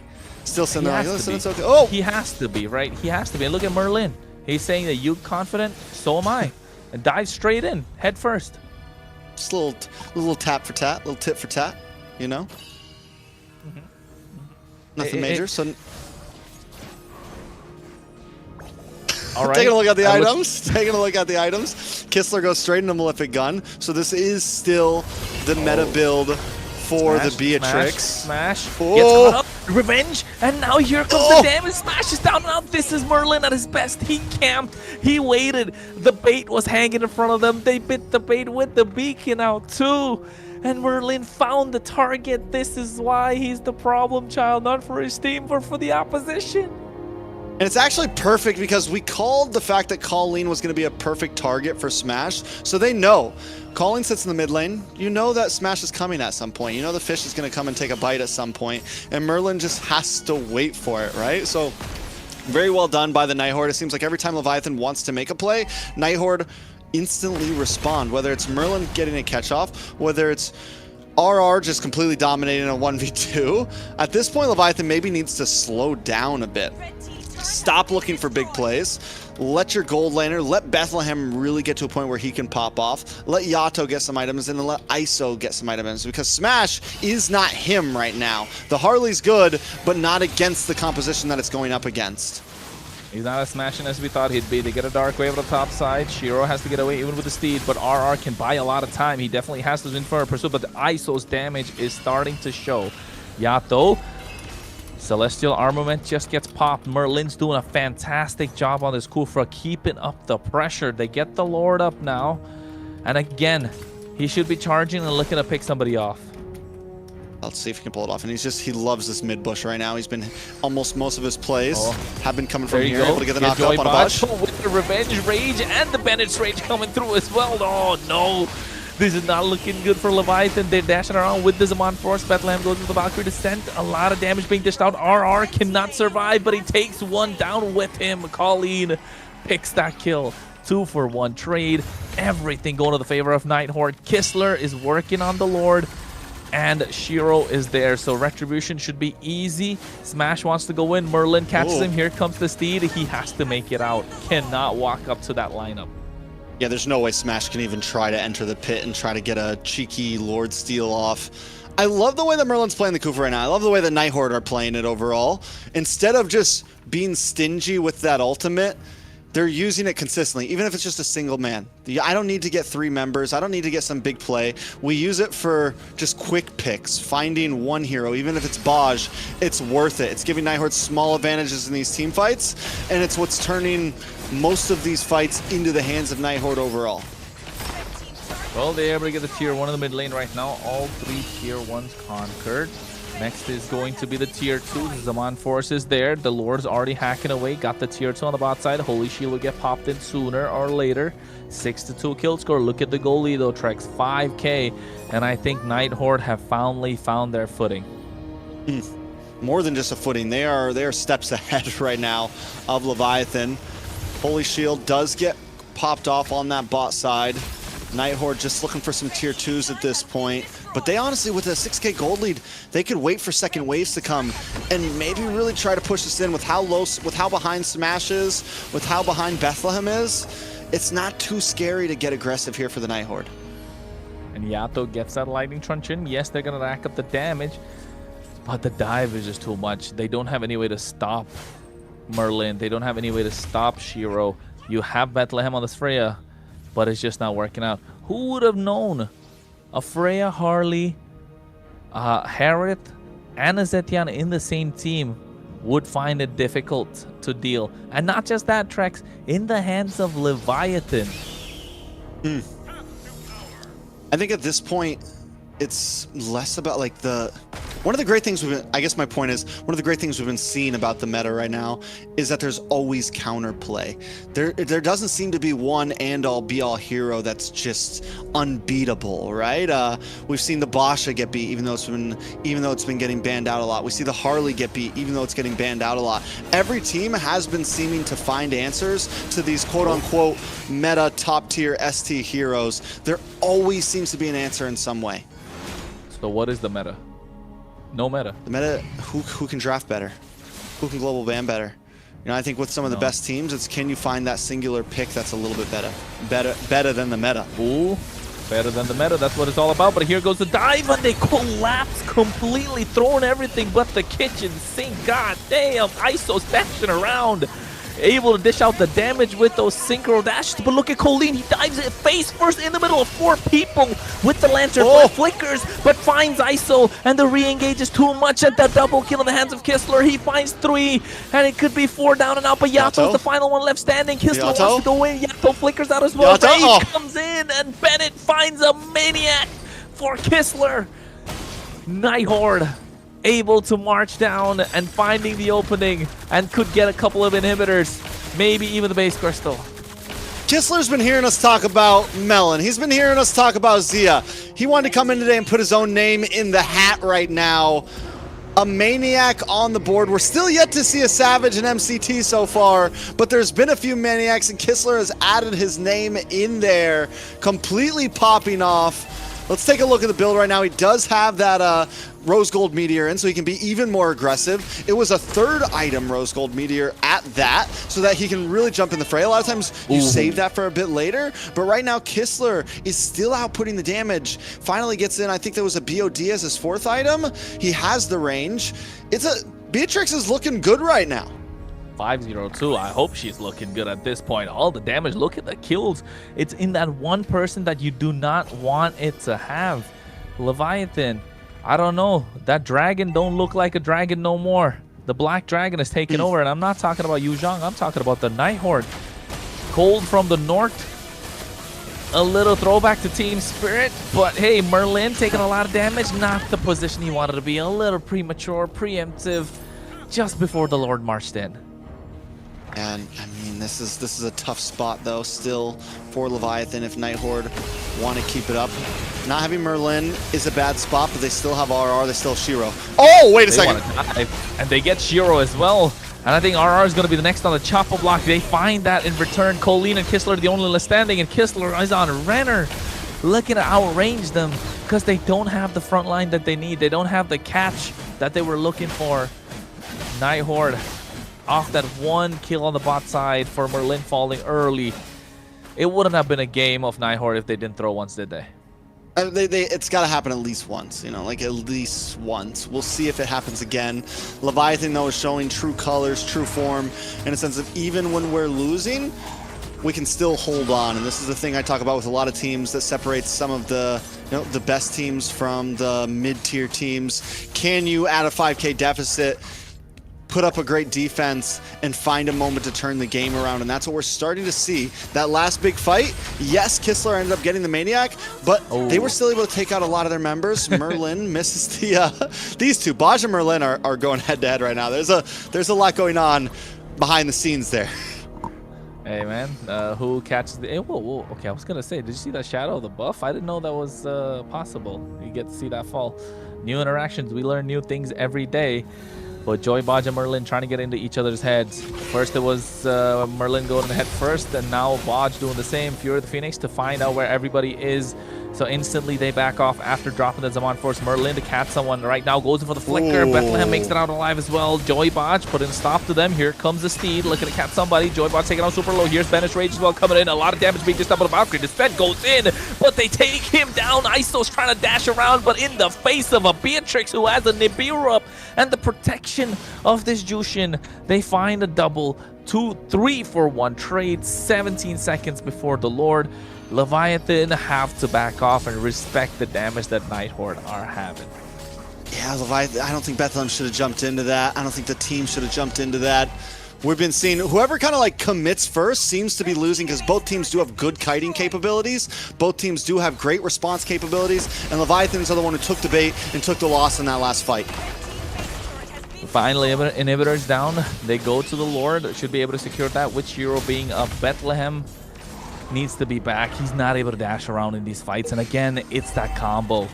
The Dark Wave, Infernal Pursuit, plus the Bouncing Ball just prevents Bethlehem from doing anything on this Freya. And if they have to go in, they have to wait for that Bouncing Ball to go down. And even then, you have the Infernal Pursuit from RR. You have the Dark Wave from RR. So this lineup from Nighthorde has completely countered what Leviathan can put out, and the only thing that they had was Smash on this Hartley, which was neutralized in the early game. So the damage, the aggression is too much from Nighthorde, and Leviathan are not respecting that. And I think if they walk into this Lord right now, which they have to contest, it could be a full wipeout, Trex. Yeah, I mean, but you're right, they have to contest it. They're in a very bad spot. They can't contest it. Maybe they look for a pick-off at least. Oh, Bethlehem goes in. A lot of damage being dished out. Here comes the Steed as well. Glorious Pathway being used. Nibiru's Passion to disengage. Nighthorde, this time, eye on the prize. Looking at the bigger picture, they need the Crystal. They need that 2-1 victory. Yeah, how do they even... Leviathan, will they be able to defend this? We saw them before when they had an inhibitor up. There was opportunity to kind of respond when Nighthorde made the jump in, but also Nighthorde was down Merlin in that last big wipeout. Taking a look at the items, everyone's just about maxed out. Gold is soon to become no longer a problem. Leviathan just have to survive this Lord to try to make it a tie game. Can they do it? Oh well, Glorious Path expended a little prematurely on the bot side. Now they're off position. Beauty of the Phoenix comes in as well. Zaman Force from Ice, so he has to go back, so they're not going to have this ultimate to try and defend. Shiro goes in with the Steed, looking for the base Crystal. That's what they're doing, trying to do. RR able to go in, and Shiro finds a kill along with Colleen, and the base Crystal gets locked down. Nighthorde walk out with a victory. Confident, looking good. 2-1 score. A good fight from the side of Leviathan, but in the end, Nighthorde do an amazing job taking us to game 3. They stomp in game 1, and then game 3, very similar. Yes, there was a few moments Leviathan might have been able to fight back, but Kistler going pretty much untouched that whole game on the Beatrix with Merlin protecting him on the front side along with RR. There just was no real answer for Leviathan to even get a big team fight win there. What a game. What a game. I think also just with Leviathan, you know, their team comp, it's a lot of magic. There's not a lot of tanking, just Hylos alone tanking everything. And I thought, you know, Harith would have been a great pick there and be able to come online, but, you know, it just was really hard for it. It is what it is. That's how the cookie crumbles. And sadly for Leviathan, they didn't get their cookie. They didn't get their milk. Santa came in, took everything away, even before Christmas. Wow. We want Christmas.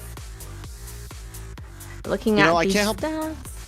I can't help but wonder if this is strict, you know, I know the fans might say it, and I hate the fact that this is Smash's debut and it's a big loss. Would things have been different with Foe? on the roster. I think Smash my. did a good job. There was still synergy there, and I'm definitely not putting the blame on Smash, because honestly, drafts from game 1 to game 3 and game 2, honestly, drafts heavily won all 3 of those games. It wasn't just about gameplay in any of them. Game 1, Nighthorde able to get the better of Leviathan. Game 2, Leviathan able to get the better of Nighthorde from overcooking. And then game 3, Nighthorde with that, with Merlin on this bouncing ball, with the Phoveus, all of it, just Smash was the Harley was unplayable. Very much true. Yes. And for everybody that deserves a cookie, also, who else deserves a cookie? Our Beatrix. well, the one with the maniac in the game. The answer that they were looking for. You can ban out all the gold laners you want. People from MCT will be looking at this Beatrix pick and think, hey man, we can actually make this work right now. We got a lot of damage, a little bit of a buff that's come through. 605 KDA in the hands of Kistler. And look at that build. He got everything that they really wanted, and it worked out to perfection. And Bethlehem on this Freya was just meat. Just free meat. Buckshots on the table, and they get everything for a Nighthorde. Quite the way to put it, but I do agree. Free meat at the market right now, on the grill, whatever you want to say. But either way, Kistler, I'm thinking we could see some more Beatrix, honestly, down the line. I still don't think it's Claude material. I don't think it's best marksman in the game material, but it seems viable. It seems playable. It's strong. It scaled well. Yes, Kistler never died, and it's still honestly kind of easily gankable in the lane, but the possibility is there. I think for everything that's going on with this Beatrix, this is the maniac, that moment that they were looking for. Yato even flickered out of harm's way, but here comes Bennett, and boom.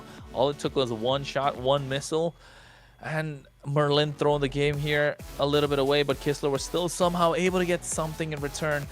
But you know what, Trex, you're right. I think it's not Claude material yet, but we have seen Beatrix one time be so super meta that it had to be prioritized. Even someone named after the sniping renner that you could snipe with the renner that was possible, right? And now I think if Beatrix slowly starts making her way back, you can start expecting those kind of shots. And, you know, with Merlin doing really, really good, right? He was able to... The only thing I would say, you know, he threw a little bit with when the Lord came in, but you know, they were still able to pick up and then win that fight at the end. So what is very amazing. And I want to go and say we're gonna go ahead with a interview with the Jungle Shiro.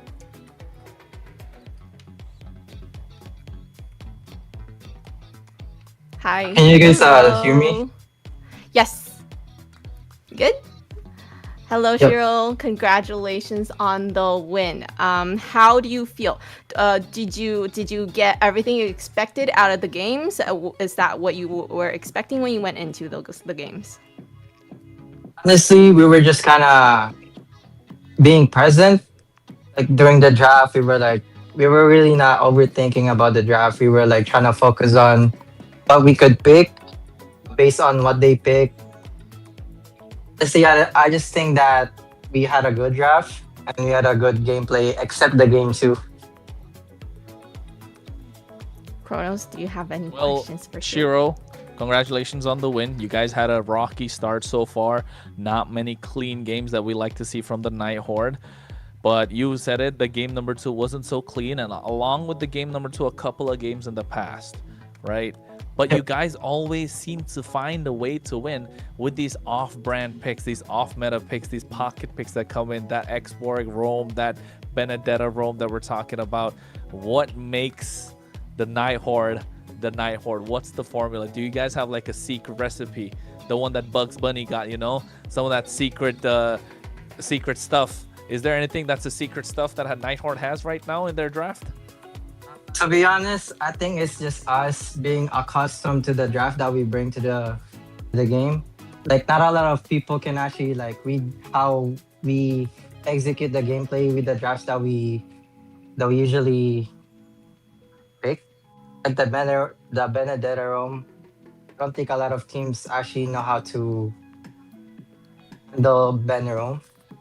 Like, you know. To follow up on are- that, are these? I Go want ahead. to follow up on that question. Are these picks that you guys run in ranked games? Like, are these picks that like that's what I'm wondering? Or is it just like, hey, this might work. We've never done it before, but let's do it. Or like, is Merlin regularly running Benedetta Rome, up the ladder right now? Actually, we never really practiced it. He just used to be XP before, so like he already had hero Okay. mastery. Okay. But okay. we never used it in scrims. It's just like a surprise pick, like to Okay. So are we gonna look in? Do you have a little more heroes left in your bag of tricks still, or can we expect a little bit more? I can't really say it. Like, Okay. wanna expose our team. Heard. The secret recipe. We're gonna keep it secret. No telling. So you have, after winning this, you get put into the 2-1 group. You've already faced Stamina. I'm not sure if the Swish Stage rules follow regular where you can't face the same team twice. I could be wrong. If that is the standard, it means your enemy will be Vendetta, if I'm correct, right? Or no, you've already faced Vendetta too. So a choice between Vendetta or Stamina, who do you want to go against and why? I think the answer is very obvious. We want to go against Vendetta. We want to get our revenge. Okay, I like it. Doesn't want the easy way out. He's like, we've already beaten Stamina. We want to take Vendetta so that we can, prove that we can beat them. I like the answer. Yeah, I think that is a game that we definitely are looking forward towards. Once again, congratulations on the win, and we'll see you guys against Vendetta, hopefully. Thank you.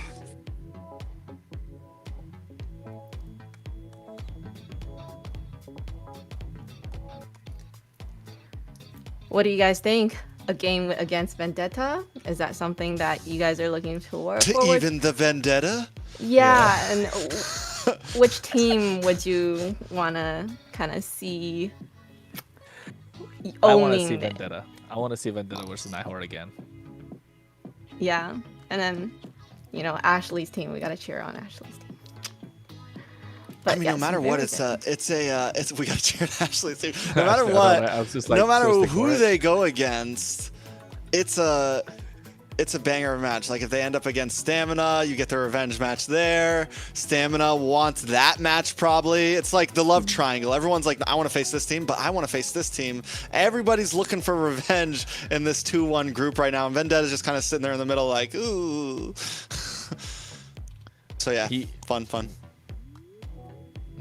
Definitely is. And coming up, we have Chronos Kid. Yeah, sure. It's Runestone, about baby. runestone.gg. How could you forget about that, Layla? You got to remind people about Runestone. Runestone's a platform where they track live data, of course, of every esports that's going on at the moment. Make sure you climb smarter, not harder. So, folks, runestone.gg, the sponsor for MCT AMER 2026. Hey, what more can we say? We've been talking about them the entire time. Layla, you got some more? Trex, do you got some more? I mean, I've already said enough about Runestone. They're an exciting platform. They help not only people, but tournaments get quick information, live information, zero lag, all that good stuff. I'm sure we're getting our stats loaded up in there right now. And this is exactly what I think people want right now. I mean, for me personally, I love being able to jump into other websites and pull information as a caster. I love being able to, even when I wasn't a caster, figure out, what's going on with these teams? What are the stats on heroes? What's the meta over in this region right now? All of those types of things. And that is what Runestone is trying to do for the world right now. So very exciting.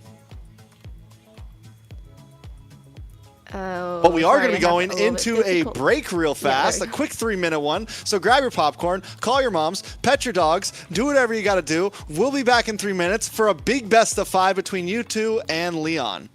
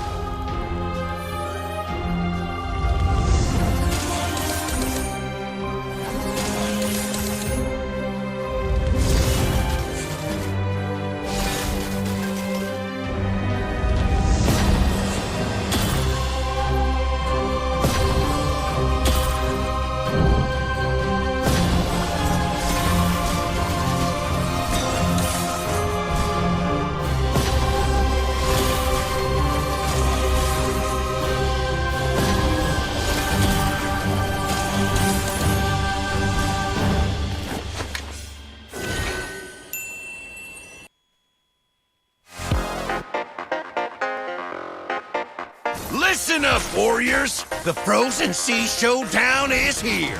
8 Brancos, 2 sides. Ready your hooks. Well, the rules? Real simple. Hook 'em over, then bash 'em. Or hook 'em back and stash 'em. Remember, kills will make you stronger. More kills, bigger targets, so swing those hooks. More kills, better hook, so wipe off their looks. Crabs in the river, hook 'em. Reel 'em in for new skills. Stun. Magnet. Reflect. Chests in the cave, hook 'em. Reel 'em in for new skills. Team heal. Team super hook. Crazy ults. Total chaos. Triple hook. Recall hook. Trick hook. No equipment to buy. Auto upgrades for all. Take one down, get your hook back. Hook, kill, reset, repeat. Hook till you can't hook no more. Remember these words. Hook, kill, reset, repeat. Hook till you can't hook no more. Hooks ready? Let's go!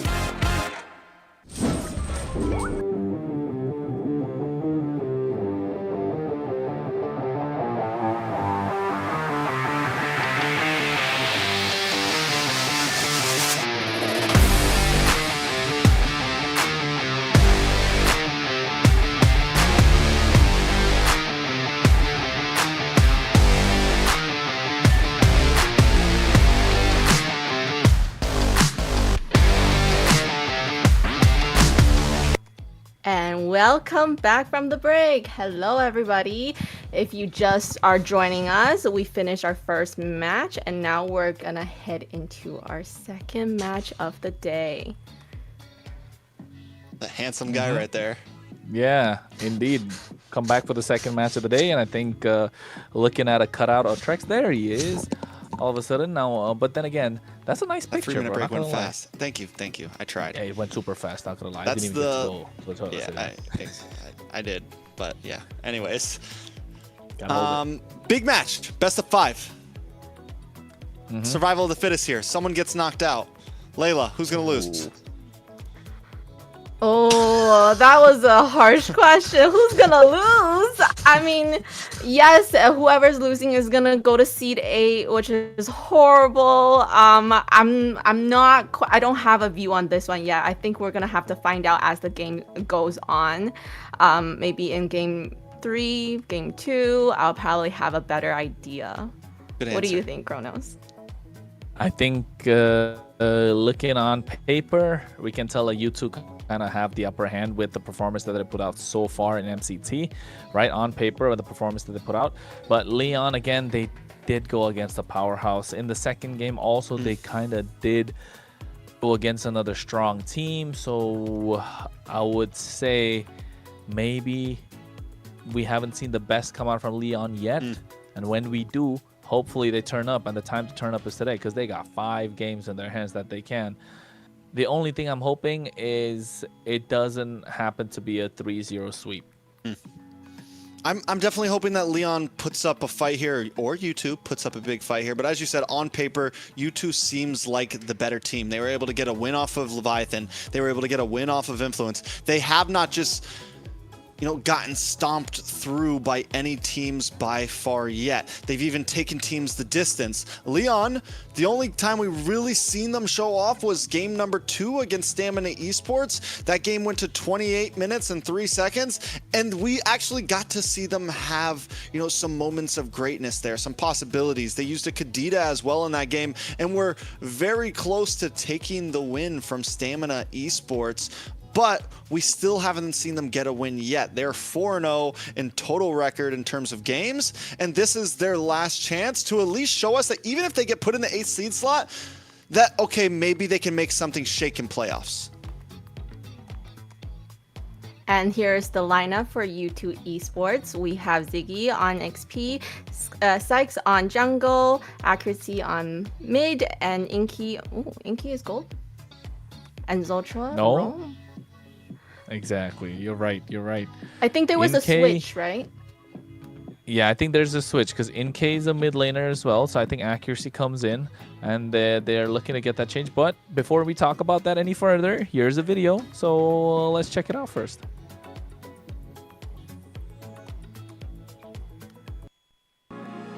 De roamer escogería Tamal porque se me hace que tiene mucha experiencia y es muy buen jugador. De XP lane yo escogería Nats porque es un jugador que viene de Filipinas y tiene un ritmo diferente. De mid laner o mago yo escogería Jun porque se me hace que es muy bueno dando calls a su equipo. De tirador escogería Sia porque se me hace el mejor tirador mecánicamente. Y de jungla escogería Best Player porque se me hace mejor mecánicamente que los demás también.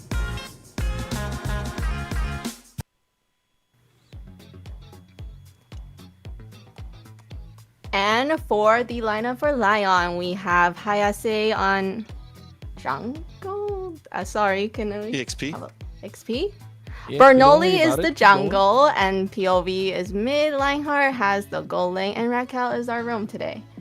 So both teams actually getting a small roster change here. Bernoulli's going to be subbing in, but normally he would sub into another role. It seems like he may be forced to pick up the jungle. Again, we never really know exactly. They might make some final changes even in draft, but at least it seems like it's an even stand for both teams. You know, they're both kind of forced to bring someone else in. I'm wondering if it's going to be a full swap or if there might be a swap back later on. We'll see exactly how it ends out. Well, on that note, there's a video about Leon as well that we can check out.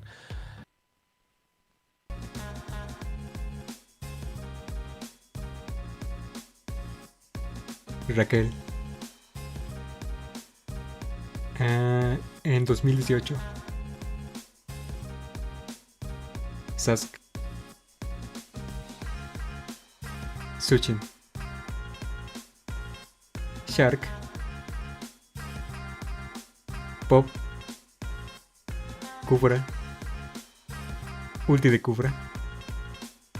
Sprint. Colector de Kufra. Farsa. Urano. Ailos. Leomord. Leinhardt.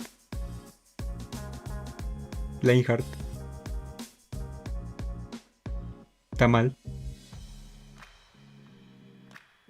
Sia. Khalid. Early game. Shotcaller.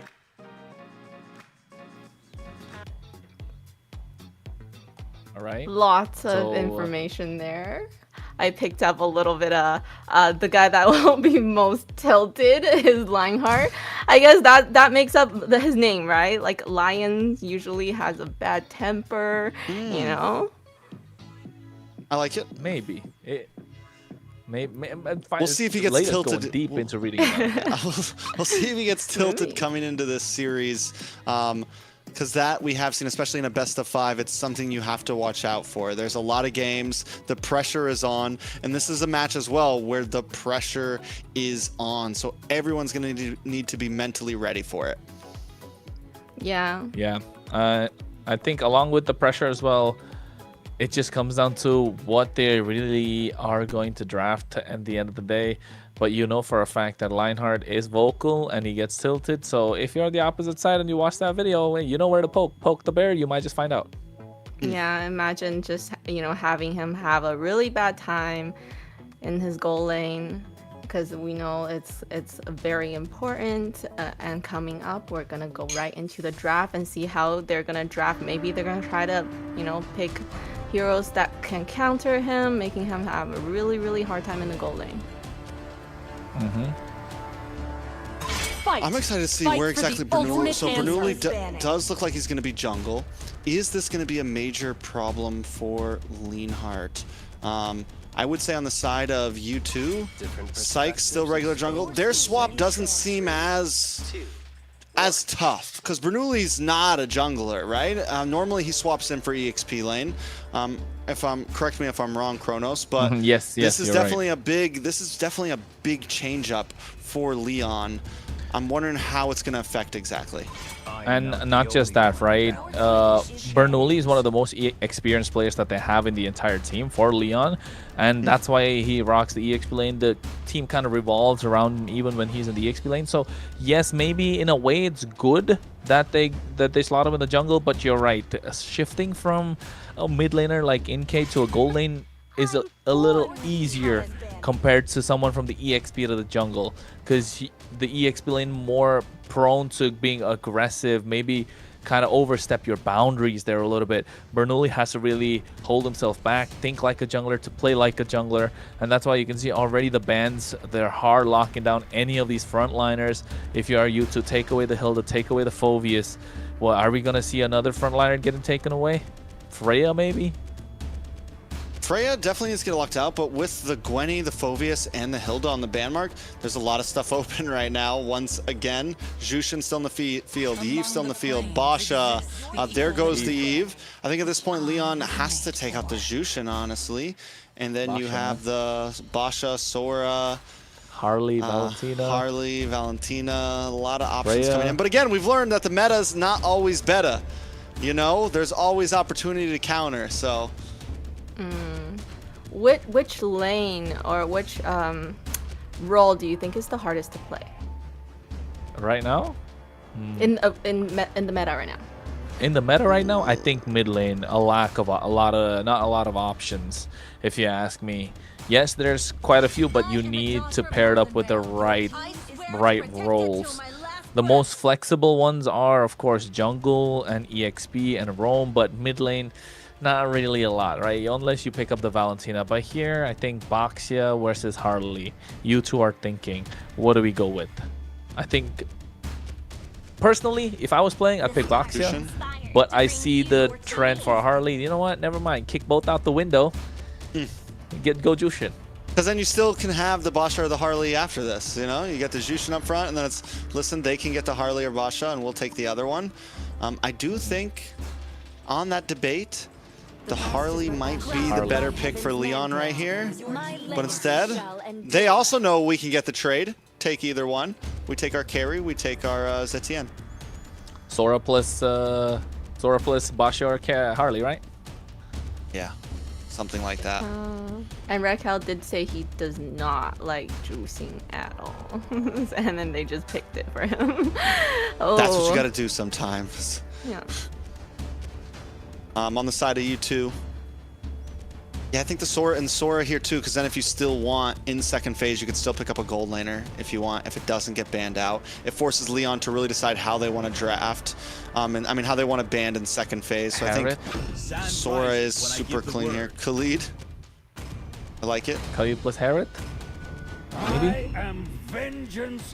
Never mind. Comfort picks. Comfort picks coming in clutch here. I agree, There's another one that's on fraud alert. But also, Moskov being picked up here kind of prevents the Harley coming in from the side of Leon, so I would say that makes a little more sense too.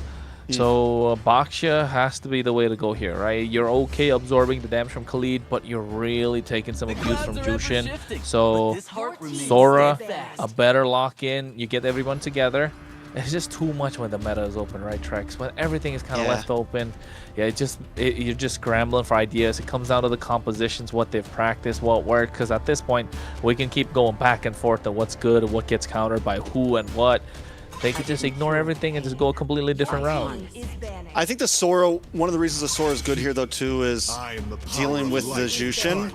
Because of the ability to just get in and close the distance quickly, he's not going to be an EXP laner that really falters in terms of these team fights. So you have poke with the ZTN, you have damage with the carry, and you have someone that can kind of target down onto and get past Khalid, can disrupt his quicksand guard. So I mean, there's possibilities. I think Sora definitely a solid pick, and with the side of you two still needed a jungler as well, definitely worth leaving that for second phase. Layla, thoughts? Thoughts? She's lost in the draft. Sora. She saw Kaja and decided to think about fried chicken.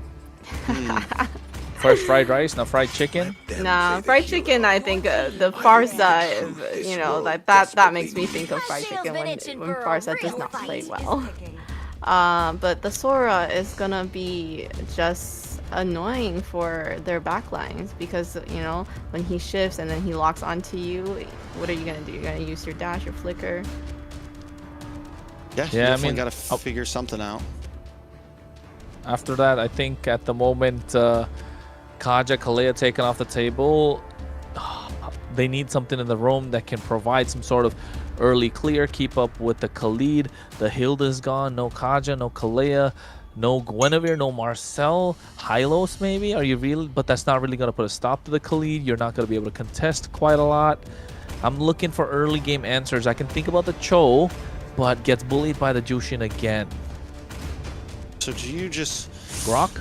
Grok is solid no matter what happens. You go for the...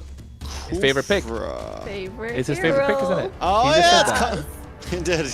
He likes the Kubra. Okay, Yeah, and the Kufa I can and vibe with the it. Zetian. And the Zetian was really good. We saw one together. work. We saw one work. I mean, yeah, we'll see. We'll see. I mean, that for that last the last composition we saw, the Kufra was literally like the perfect pick. This might be a little early. I think with the Kufra, they could have maybe waited for 5th pick.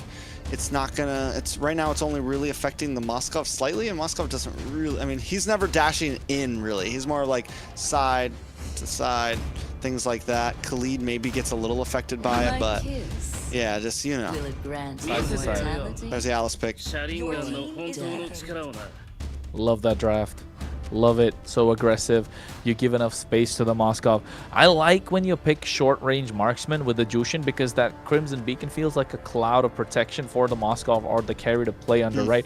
And now the Alice added to the mix just gives Moskov more a bit of reassurance, and the Suyo as well. Inke can dive in knowing that the Alice or the Khalid's going to dive in with them, so a little bit of a front to back with the possibility of going full dive also on the hands of U2 Esports. They look super solid with their draft. Leon, again, this is a slight bit of a niche. You got wave clear, you got the pick-off capabilities, you can look for a massive counter stat with the Kufra, with the Sora.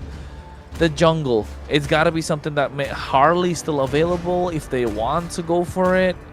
Joy? Maybe not the best option. Basha was still there. Basha utility. Easy. Imagine going a whole game and no Basha. No Basha getting right? picked or banned We till were last pick. Pulled our hairs out. I'm telling you, the things are changing. The meta is changing before our eyes. It is. It really is. Yeah, and with that, there's our lineup. And just from the draft, I do feel like U2 Esports has the better draft here. What do you guys think? I think at the moment U2 Esports do have a slight bit of a more straightforward draft. Leon needs to get the early game in their favor. Use Hayase in these turtle fights. Maybe Raquel can get a couple of pickoffs. Leonhardt as well as Pav should find their POV of taking people down. So I think U2 Esports, easier win conditions, not threading the needle. Meanwhile, Leon looking for a needle in the haystack. Yeah, Leon. I mean, I wouldn't exactly say they're looking for a needle in a haystack. I think U2 Esports have, what I really like is they have easy, great crowd control set potential, big combos. Leon, aggressive, still have late game potential, have some early game potential. The big wild card here is how is Bernoulli going to be able to move this team around in the early game? How is he going to perform in the jungle? Is he going to be someone that can step up to the plate, or are they going to crumble under it? Well, at the moment, we're going to find out. Of course, folks, we are getting to go into the game right now. This is game number 1 of this best of 5 to kick things off. Who's going to be the first one to draw blood? Who's going to be the one to end up in the bottom of the pack? The 8th seed decider starts right now. U2 on the blue, Leon on the red, Kronos and Trex to bring you the action. All right, so we talked about Bernoulli. Let's talk about Sykes a little bit. He has had some decent games. Overall, U2 Esports in general have had some great games. Ziggy, Zoltra, both names we've got to know have been able to make plays, but Zoltra's had some great days, and he's had some bad days. We haven't really seen him being able to balance that out. Either he's playing at 110% or he's playing at 50%. And I think right now we just need to see him play steady, play aggressive, don't make too many mess ups, and he can bring his team to victory. On the side of Leon, Raquel, we saw the interview. On a hero like this Kufra, we also need to see some plays happen. So I'm looking at the roamers right now to be able to set things up for their team. And I think they're doing a fantastic job, right? Especially Raquel, the bouncing ball, preventing Ziggy from going in, just being a stop to their plans. And U2 Esports needs to get the aggression rolling, especially when they have this Suyo with this Khalid, with this Jushin. You want to get mid-prio, which they already have, but they're not able to convert it any sort of lane pressure because of what the Boxia provides, that early clear. And you can already see they get an invade going. So the Suyo is going to be a little bit of EXP down, a little bit of gold down, but that's not going to make much of a difference. Has an earlier power spike, wants to get that kill, at least first blood, so he can find a way to get that Sock, Fury Hammer, and Sky Piercer going. And they're able to just pop the passive of Pav, which is going to be nice. Coming up onto this turtle, Bernoulli making his way in. Looking for a target, just misses Sykes, able to lock on to the next one though. Accuracy is forced back as Ultra jumps onto the back line, taking a bit of damage. Ooh. In comes the Shifting Clouds, nice damage. Sykes gets pushed back, able to just dash away. Turtle still up as Ultra, locks down onto Pav. In comes Hayase though, able to get first blood onto Accuracy. Sykes now looking for a target as well. Turtle does go over to the side of Leon, but Sykes picks up a kill on Raquel. It's a 1-for-1, but honestly, still a win for Leon. Bernoulli get the turtle. That's what made sure they get on top. That's the win that they got indeed. SOD missing out there. Others NK would have been able to make it to the fight. And the fight was kind of split. Feels like they're not really on the same page so far, but they did get the job done, right? Hayase was able to zone out the back line, just being a problem to Accuracy, who wanted to get in the fight.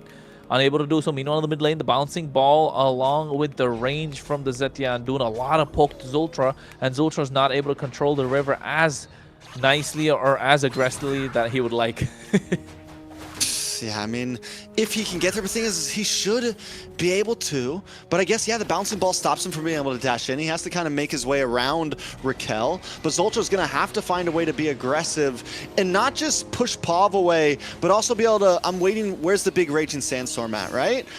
Where's the big play for your team? He did just get to level 4, well, now level 5. I think it's going to be a little bit of time for U2 Esports to really find those moments. The fact that Leon's able to get a kill on Accuracy earlier is huge, though. Nice Tyrant's Rage, landing on his Ultra. Nice damage on his Ultra, forced to use the Flicker. Now Accuracy in trouble. In comes Raging Sandstorm. SOD able to connect, push Bernoulli back, but still Zultra goes down. Sykes gonna try to come up and clean up. Can he find a target? The bouncing ball is up, so Sykes can't close the distance. Finally waits, able to get the dash, but now he's getting pushed away. Sykes finally finds it. A nice Throne of Ruin. POV brought low. Hayase, though, trying to corner. Sykes able to dash back. Bernoulli on the chase. The back and forth right now between these two teams. Ziggy gonna flicker away back to safety. Leon still holding a gold lead, that they do lose a member there. Yeah, I think so far in the game, U2 Esports are the ones to take the fight to Leon, right? And Leon able to bounce back every single time with the right tools that they have, a counter engage with that big set that's possible from Raquel, and he's been hitting those Siren Revenges on point. Even Hayase able to make to the team fight. Raquel, Bernoulli still there. Accuracy is the one to fall low early, so that should be a problem. Retribution has a Sykes. All right, so second turtle goes over to U2, but Sykes doesn't want to give it up. Bernoulli on the run. Zultra finally gonna engage, but they all get caught up. Pushed back to the team. A 3-man catch from Hayase. Sykes goes down. In the midst, though, Ziggy looking for something. Still falls to Hayase. Another kill. Zultra able to get a nice Raging Sandstorm, a shutdown, and a double. Nice gold into the pocket of Zultra, but that's not exactly who you want to give the shutdown to. You're right. I think they kind of needed that on the other side. And the different heroes on the damage dealers. Meanwhile, the bot side, again, NK able to miss out on that SOD. If that connected, it would have been a slight bit of a different story. But U2 Esports getting a little bit of a push on the top side. Zultra zoning away Hayase. Raquel charging up the revenge, baiting out this Raging Sandstorm. Even the Fury of the Phoenix at the same time. Hayase is a menace right now. Even with that death, we can already see how troublesome this hero is going to be against a nice frontliner jungle. You have to be careful every time you engage. Ziggy as well dives in. Sykes dives in. Well, you just dived into a trap, so they're going to have to be careful about the way they engage these fights. Well, looking at the items as well, there you go, found the boots, get that Sky Piercer. Now Hunter Strike coming in, gotta be a lot of damage in the hands of Sykes. He needs those kills, he's starving, he's turking, he's thirsty. He needs something to fill him up at this point, and he's looking at those squishies, especially Leonhardt, and that's why you can see Raquel just moving around, making sure that marksman is protected. Yeah, we haven't even seen the marksman get involved in these fights just yet. They've just been hanging out in the gold lane. No one's tried to gank them. We haven't even had the camera on them at all. Both of them, level 8, Leonhardt with a small advantage right now. I mean, we're talking small amounts of EXP here, but nothing major. NK catching up. I'm waiting for that to be the pop-off moment, especially since both of them are more late-game marksmen. Who's going to be able to be the game changer when we get to First Lord, Second Lord, things like that? I think when it gets to the First Lord, right, looking at the composition and the way things are going, U2 Esports should have slight bit of advantage still. But if Leon keep this up... A bit of damage on his Ultra, but he responds with a Raging Sandstorm. Everyone able to get away safely. Continue. I think if they keep this up, Leon could actually hold on, because that nice bit of a clap coming in with that, never mind, Throne of Ruin there. Ooh, SOD does connect as well, and in comes Inke, able to get the pin on the wall. Hyas on the backside, 1 against 2, goes down to Sykes as Inke shreds into Bernoulli. Bernoulli on the run, accuracy now locking in. Inke switches positions, dashes on to the next target. 4 of them moving in. Raquel looking to lock onto someone, might be in a bad spot as Pop tries to make his way in as well. The passive able to keep the enemies away. U2 Esports do finally disengage, but not after they found Hayase and the last turtle. And the way that U2 are moving right now, as they should, taking the fight to Leon. And Leon's still able to bounce back. They're still holding their own. It's not looking terrible. Yes, a 3K goal lead on the side of U2 Esports, but Leonhardt hasn't been taken down a single time. Pav has been pushing them away. And Hayase has set potential. And here, Raquel has been getting these time revenges on point.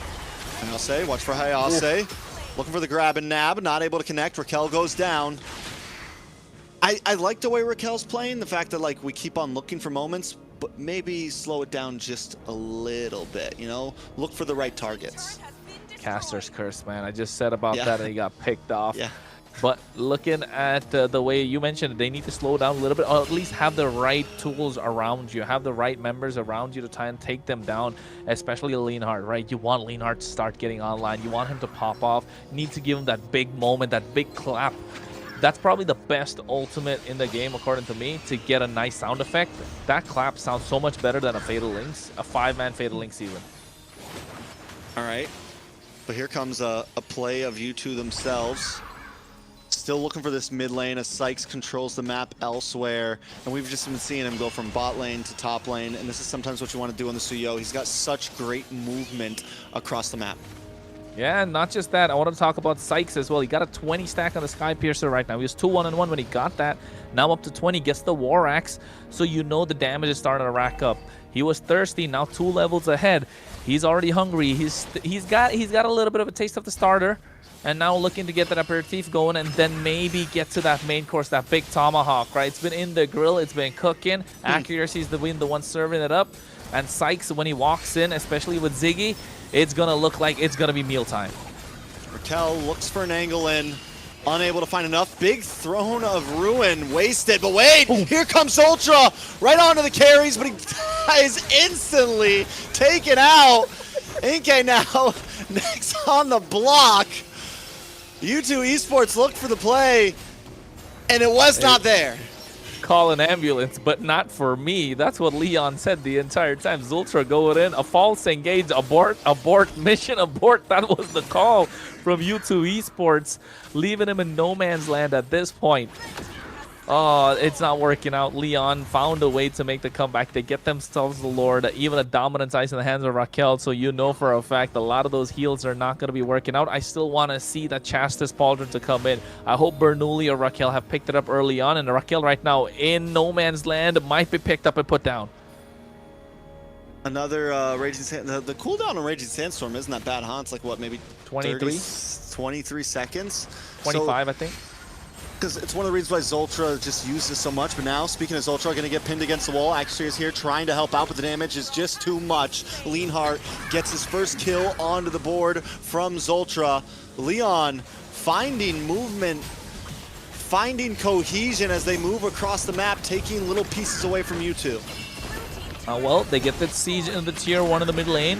Bernoulli might be next on the chopper block. SOD misses Ziggy. Ziggy able to connect onto 4 there. Hayase does go down. Bernoulli as well as Sykes finally moves in for the double. Leonhardt trying to run away. Pav might not be able to get away from this one. Forced to use the flicker. Sykes wants to chase him down along with accuracy. Yeah. A couple more hits and Pav goes down. A beautiful triple for Sykes. And now all they got to do is clear through this Lord, pushing in on them, and then maybe be able to look for this tier 3 in the mid side. Hey, MVP Ziggy, bro. Not gonna lie. Forget all the kills that Sykes has. Ziggy has been on point with these Throne of Ruins. Well, we've seen it's 11 minutes in. I think we've seen already 4 really good ones from him, and he's been the one that's been initiating all these fights, and the worst part being Leon have nothing to stop it, nothing to take him down. Yes, you have Leonhardt, but you don't have that sort of a crowd control, a single target pick off that could really enable or enhance what Leonhardt can do. And that's why we were wondering, right, maybe a choke could have been all right, maybe the jawhead that we saw early on in the previous series could have worked wonders. Bob gone. Bob gone. Off the map. Send home. Try again later. U2 Esports 4K gold lead. We've been back and forth. Leon's had some nice moments. But at this point, as you said, Ziggy's just making these sets happen. And Sykes is able to move so quickly across the map. Another Throne of Ruin. Under the map, Hayase trying to defend, able to get a knock up onto 2. Will it be enough? Inke does go down. Leon still with them, fighting them, but Sykes doesn't want to give it up just yet. Look at the damage onto Hayase as a monster kill falls in the hands of Sykes. U2 Esports quickly disengages. They got what they came for, a tower and a member of Leon. This is why the Kufra can be a boon and a bane in sort of a way, just because of the fact that, yes, when he gets those massive sets, those massive engages, it looks super nice, looks super clean. It could be all or nothing. That's what this hero is. But the moment you kind of get a miss, you're not able to get that full engage. The re-engage takes too long, and by then your team's already wiped out. You know, earlier you were talking about Sky Piercers. We were talking about stacks. Well, Sykes is now at 8-1-1. 60 stacks. Just completely shredding through Leon right now. If you're down, oh, look at the damage though. Raquel able to find Zoltra. Zoltra's just been on the chopping block non-stop. Now Bernoulli, but a nice AOD does connect. He's not going to come into that one. To be in the midst of 3 Leon members. Inke makes his way up. Ziggy looking for the re-engage. He does have the ult, but not able to find a nice spot to use it. Raquel gets a knock up onto accuracy. Accuracy and Inke looking for another target. Bernoulli brought down to about 20%. Sykes looking for the execute. Able to come in, just a couple more hits, but he's not able to finish him off. Now the members jump on as the bouncy ball comes out. Sykes, oh God, Raquel. Bernoulli still goes down. There's nothing to stop Sykes right now in the face of U2 Esports. Ziggy didn't connect that one, but it's okay. They were able to take out the jungle, and Lord is up. And not just that, right? In the fight, Hayase made his way in, took out accuracy before. But then again, if there was another small 1v1 of the gold laners in the mid lane, Inke already using the Wind of Nature, and there you get the Malefic Gun, Raquel going in. But the Raging Sandstorm does connect down. Fear the Phoenix comes out. Sykes sneaks to make his way in. He does find the Lord. Ziggy. No retching on the side of Leon, and now Ziggy into the backside. Sykes able to find Hayase. Ziggy off the map, but they're not done just yet. Raquel trying to make a play happen. Sykes is so low. The burn unable to finish him. Just a hair of health left. Bernoulli on the chase here. Not going to commit. Nah, Turtleman's not going to commit to that one. What? I'm telling you, today Caster's Curse in full effect. We spoke about Ziggy, hyped him up. He died a couple of times, and not just that. Look at Sykes. 10-1-1. Full build. We're talking, what, 15 minutes into the game right now? He is unstoppable. This 80 stacks in the Sky Piercer. That's the max you can go. He's got a 4,000 gold lead over Bernoulli right now. Lord should get shredded down here. Luckily, Leon does have Leonhardt. He's also been playing a great game. 3-1-2, been able to pick up some small kills here and there, and is going to be the major defense when it comes to these big sieges. Yeah, and I think these big sieges are away. No, they caught someone on the bot side and the top as well. So a member goes down, accuracy out. Cameron takes us to the top side. It's okay. Whatever. It's cool. Sykes now going to be able to work on this tower. Raquel looking for Sykes as well. Leonhardt did use the speedy light wheel to be able to make it up to top side and help defend. Bernoulli looking for a target. Leon maybe not really trying to take a fight here, but at least trying to get some ground back. Make sure they secure these buffs. Yeah, I think at this point, Leon needs to hold their ground. They've already given up with the top inhibitor.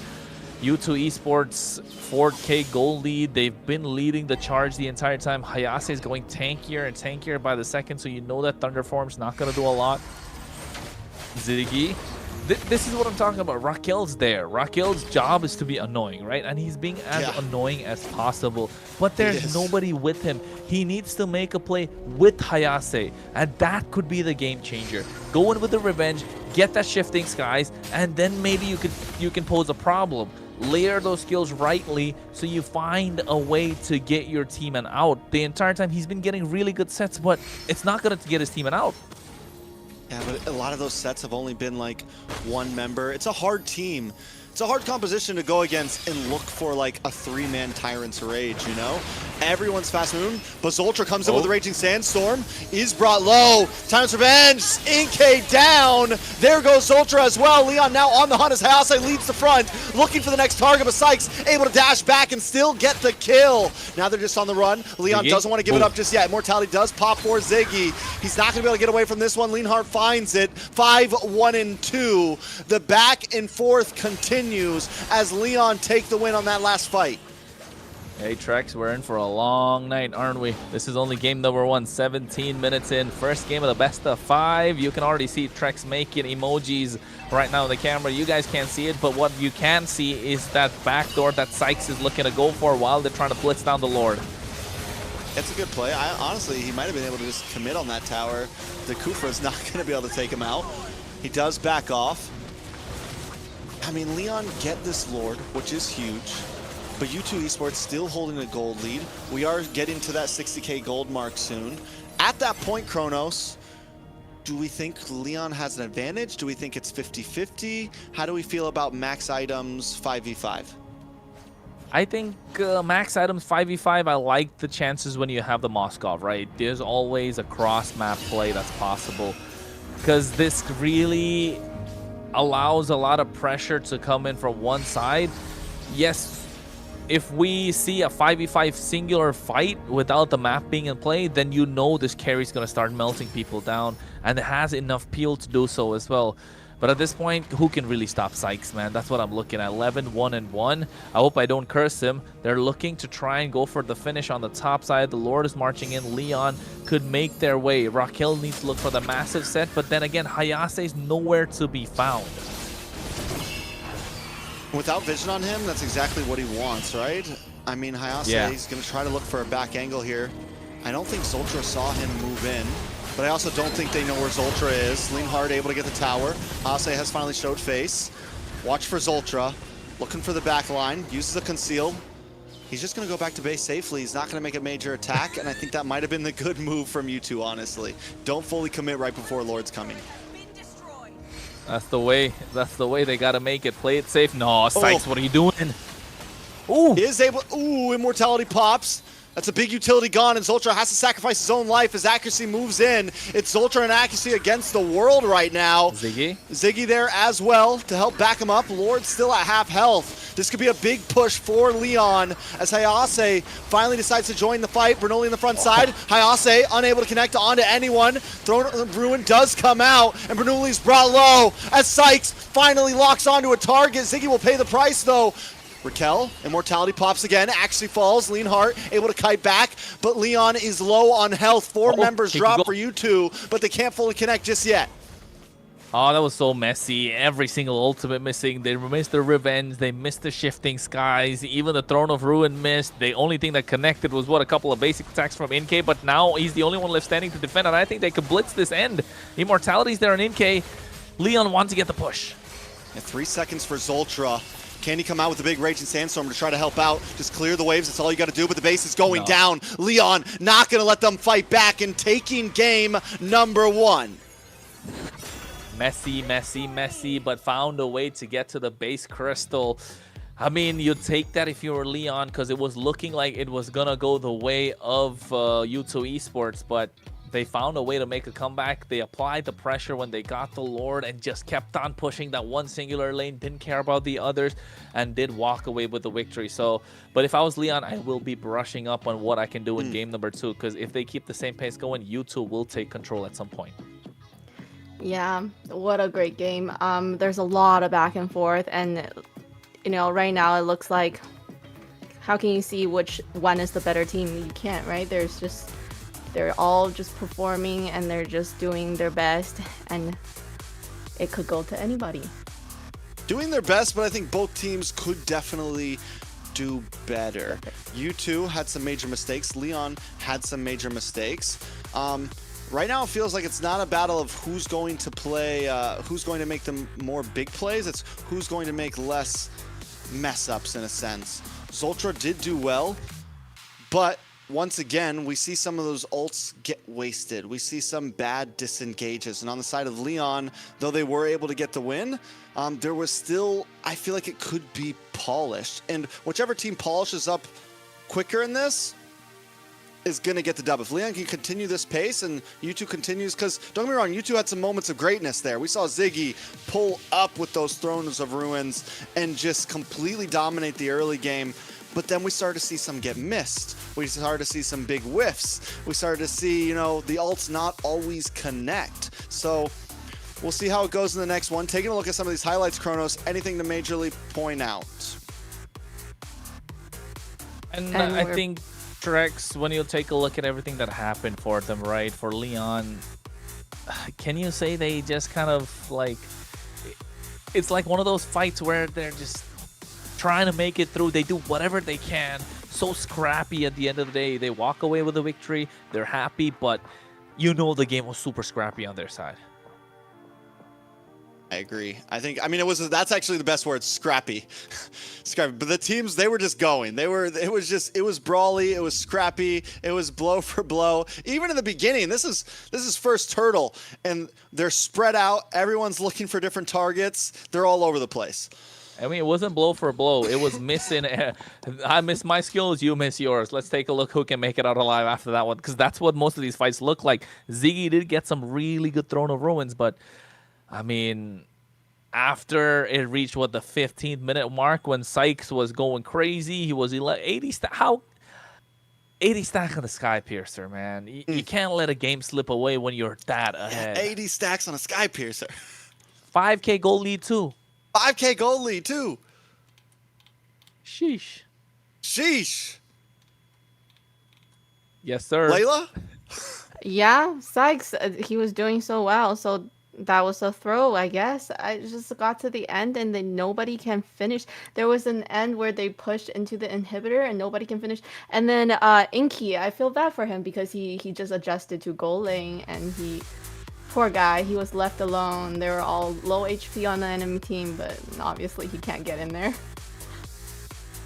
Taking a look at the MVP though, it will be, drumroll please, Raquel.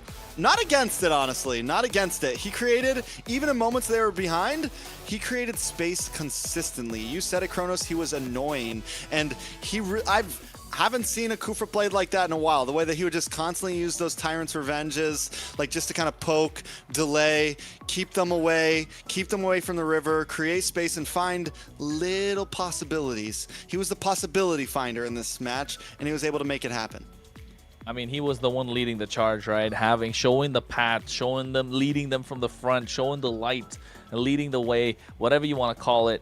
Not really finding the words for it, but what I want to highlight is 2-3-16 on the KDA. Out of the 19 kills that Leon had, he was part of 18 of them. So if that doesn't scream MVP, I don't know what else will, right? If you're Leon, with the amount of scrappy fights they kind of had, being annoying in the face, you can see the pickoffs when he got the single targets, when he's with Lionheart, it makes sense. But when he's getting these massive team sets without the help of Hayase, that's when they started to crumble. That's when it started to fall. But then the game got to the point where it was super late. Leonhardt could just melt everyone down, shred everyone away. And then, hey, it was just one left. In-K was left standing. They took down the base crystal. But yes, Raquel, well-deserved MVP. Should have a KPA of what, about 90-something%? Right? With that, with 2, 3, and 16. So 18 out of 19 kills that they have on the board. Even Flicker plays never really caught that one, to be honest. Yeah, he did an amazing job. And it's a well-deserved. I think in where we were worried about Bernoulli being the sub in this game, the rest of the team was able to stand up. Leonhardt was able to buy time very well due to Raquel, due to the rest of the team. Pav able to continuously kite, and even Hayase in the early game, though at the end he missed some skills here and there. In the early game, he was another one that was able to kind of make sure some of these fights did at least fall into Leon's hands, and it never got too out of control. And we're back. So yes, Raquel, he did really, really well and well deserved as a roam. He was able to do all that and be able to be there for his team. What do you think coming up on the second game? So you said everybody was a little bit messy. So how are they going to be able to kind of do better on the second game? Because, you know, I guess he already played his best hero, Kufra, right? So what is he going to do next? I think second game, yes, he's played his best hero, but then it's a good way to start off, right? You get the momentum on your side. You're able to pick the team's morale up, of course. So I think if you're Leon, keep the ball rolling, find angles to make some of these combos work. One, I don't know if it's good or bad thing. They've already used up the carry.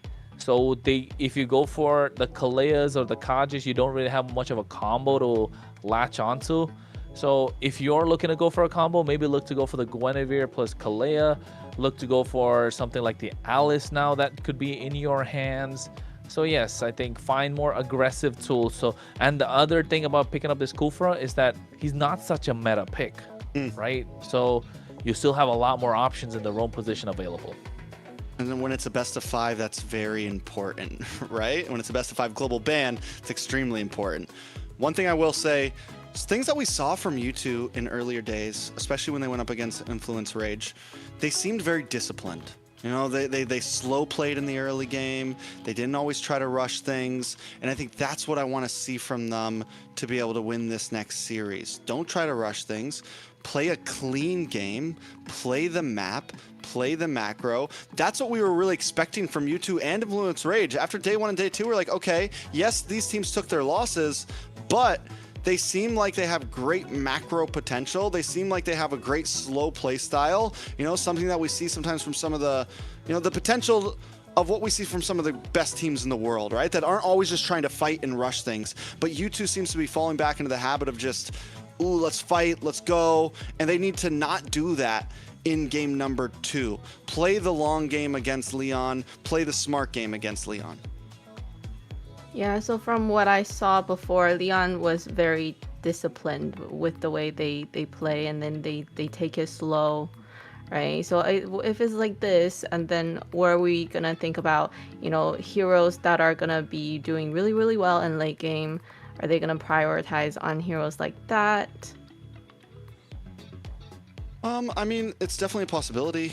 I think whatever you end up picking, because even last game, right, like U2, they kind of wanted to pop off early.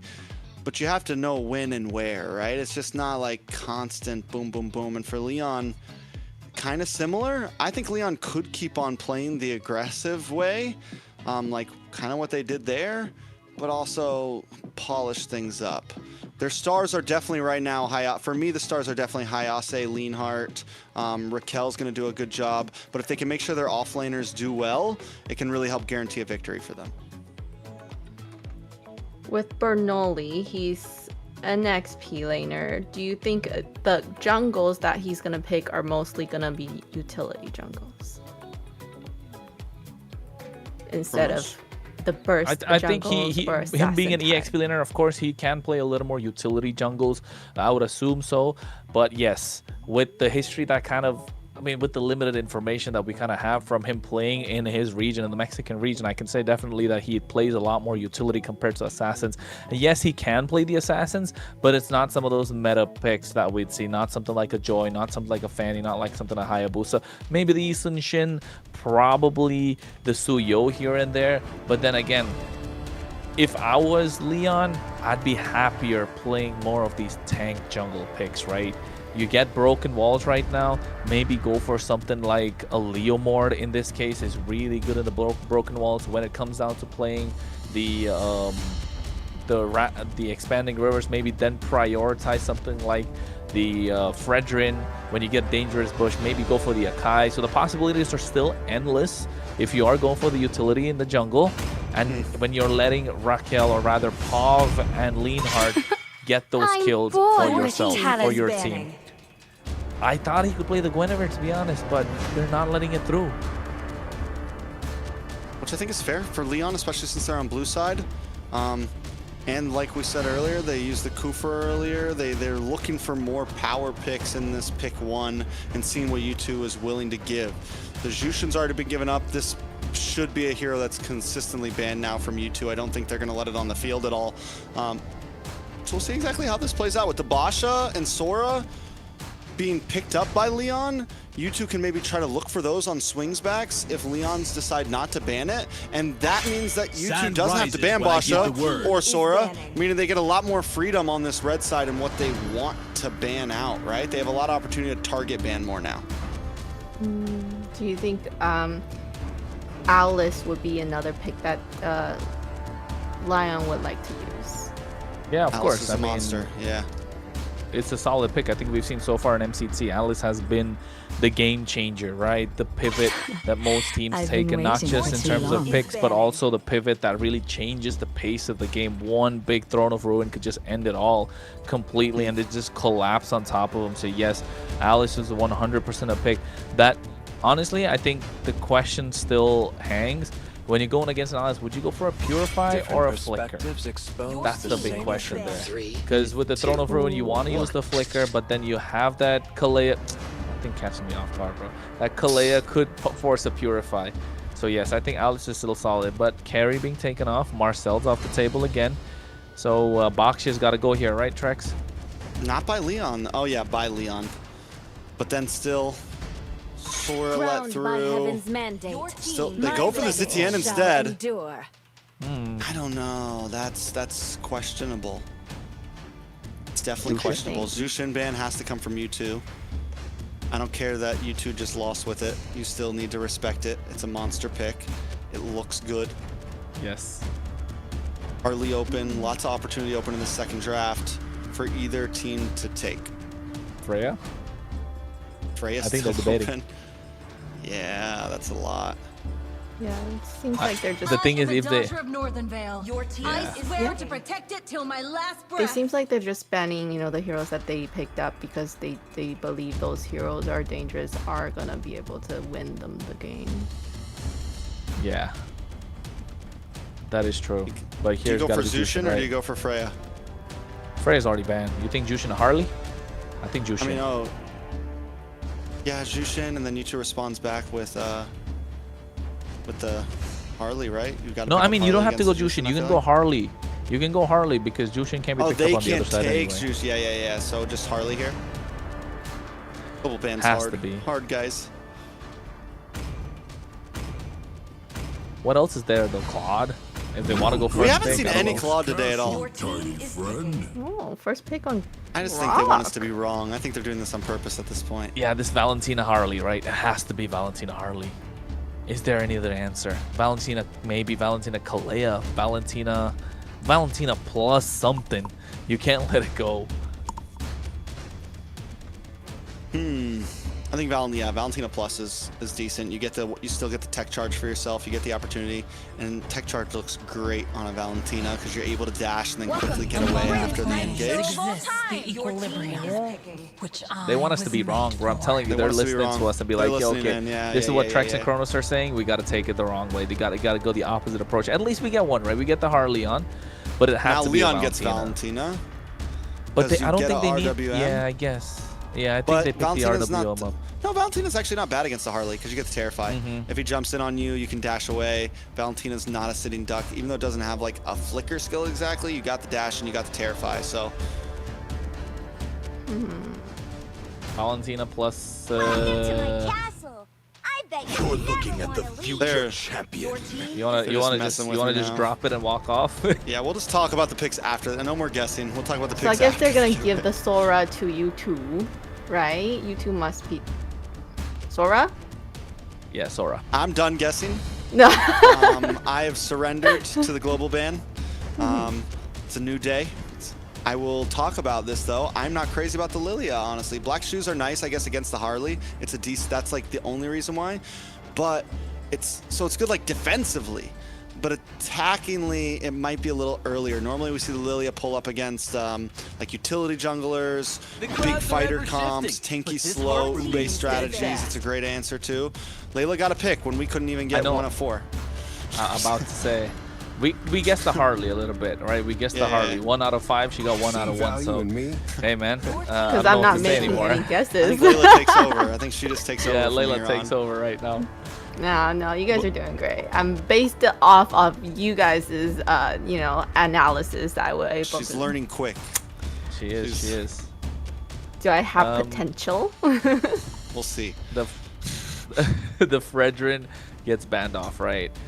You're right about the Lilia tricks. I'm not a big fan of the Lilia as well. Apart from the black shoes, you're not really doing anything. You have to run the Purify, of course, and that kind of means you're not going to be able to walk up to the Eve in the RWM. If you had the sprint, maybe that could be a possibility, but then you're walking into the Sora, so you need the Purify, and you're taking a lot of damage. You're too squishy to walk up to the Eve in the RWM. You need the Grok and the Yuzhong to make a lot of space. The Glue is a good ban. If you are U2, you already take out the Fredrin. That kind of like counter to the Harley. But in the RWM, I'd say you still have a better chance as U2. So I think wasted ban, but it's okay. Could be that the fact that like Layla mentioned, that Bernoulli likes to play tank jungle. So that's Leomord off the table as well. Now if you're looking at a couple more goal lane bans, maybe, unless they think the Sora's going to go into the gold lane or roam. Yeah, that's the tricky Kalea. part, right? Kalea? Yeah, you could just ban a roam, honestly. Yeah, maybe take out the Kalea here. They ban Minotaur. You don't want to ban EXP or gold, because either way, Sora can just swap. So, with Fredrin and Leomord taken out, Leon still need a jungler. Leon still need a gold laner. Claude is still open. Yeah. Would be a decent pick for Leon. Claude Plus. On the side of U2, though, Claude still. They still need a roam. And a gold. Or an EXP. The purple dragon is ready anytime. Hey, throwback. Whoa. If it was yesterday, it would have been fun. Is that a No, first show? not a first show, but yeah, we've seen show, but not in the hands of Zultra. A throwback, if it was yesterday, we throwback Thursday, right? Cho in the hands of Zultra. When was the last time you saw that? Really back in the day. Well, when he was a part of Gosu, maybe. Yeah. It used to be Grok, Cho, those were definitely all hot picks. Kufra. I casted as, Kufra. But Grok especially. Grok is like a Zultra signature as well. I casted some Zultra Grok games. I think I have some clips on my Instagram channel still. We did it. We did it in the MCT as well. He played the Grok, remember? He played the Grok the other day. Yep. All right, so two picks, Claude and Claude plus Akai. Welcome to the land They of didn't God. We got one. We got one. Akai plus Irithel. I don't like the Irithel. I don't like the Lilia. We already saw the Irithel, right? Why not just go Claude? You can pick up Purify with Claude. You have a Flicker built into your kit. I get that U2 is not tanky, but Claude is. I mean, Claude will shred down squishy heroes too. He's just him. You know, it's a great marksman pick. I feel like this is definitely a little off for me. U2, maybe Claude or Carry, but the Carry's already banned. Beatrix could come in. I think Beatrix is solid here if you use U2. Pick up. I mean, I feel like they have a lot of freedom right now. Ranger All those too. comfortable. They take the And Claude. they pick it. Okay. I don't like how Lion has their draft. There's a lot of front line. It's a tanky, but Irithel and Lilia. That's the only damage that you really have. You know what? In how they say it in Mexico, right? In Spanish, Leon's draft, más o menos. I think Fernando's probably listening to this and laughing at the moment, but U2 Esports look a little more solid, muy bueno. So I'd say going into the game, Trex, I think we all agree U2 Esports kind of have a better draft. The only thing they don't have is the synergy between Zultra and somebody else. The only one they have is Sykes, but definitely a lot of siege potential, definitely a lot of control in the turtle pit, definitely a lot of early game pressure as well.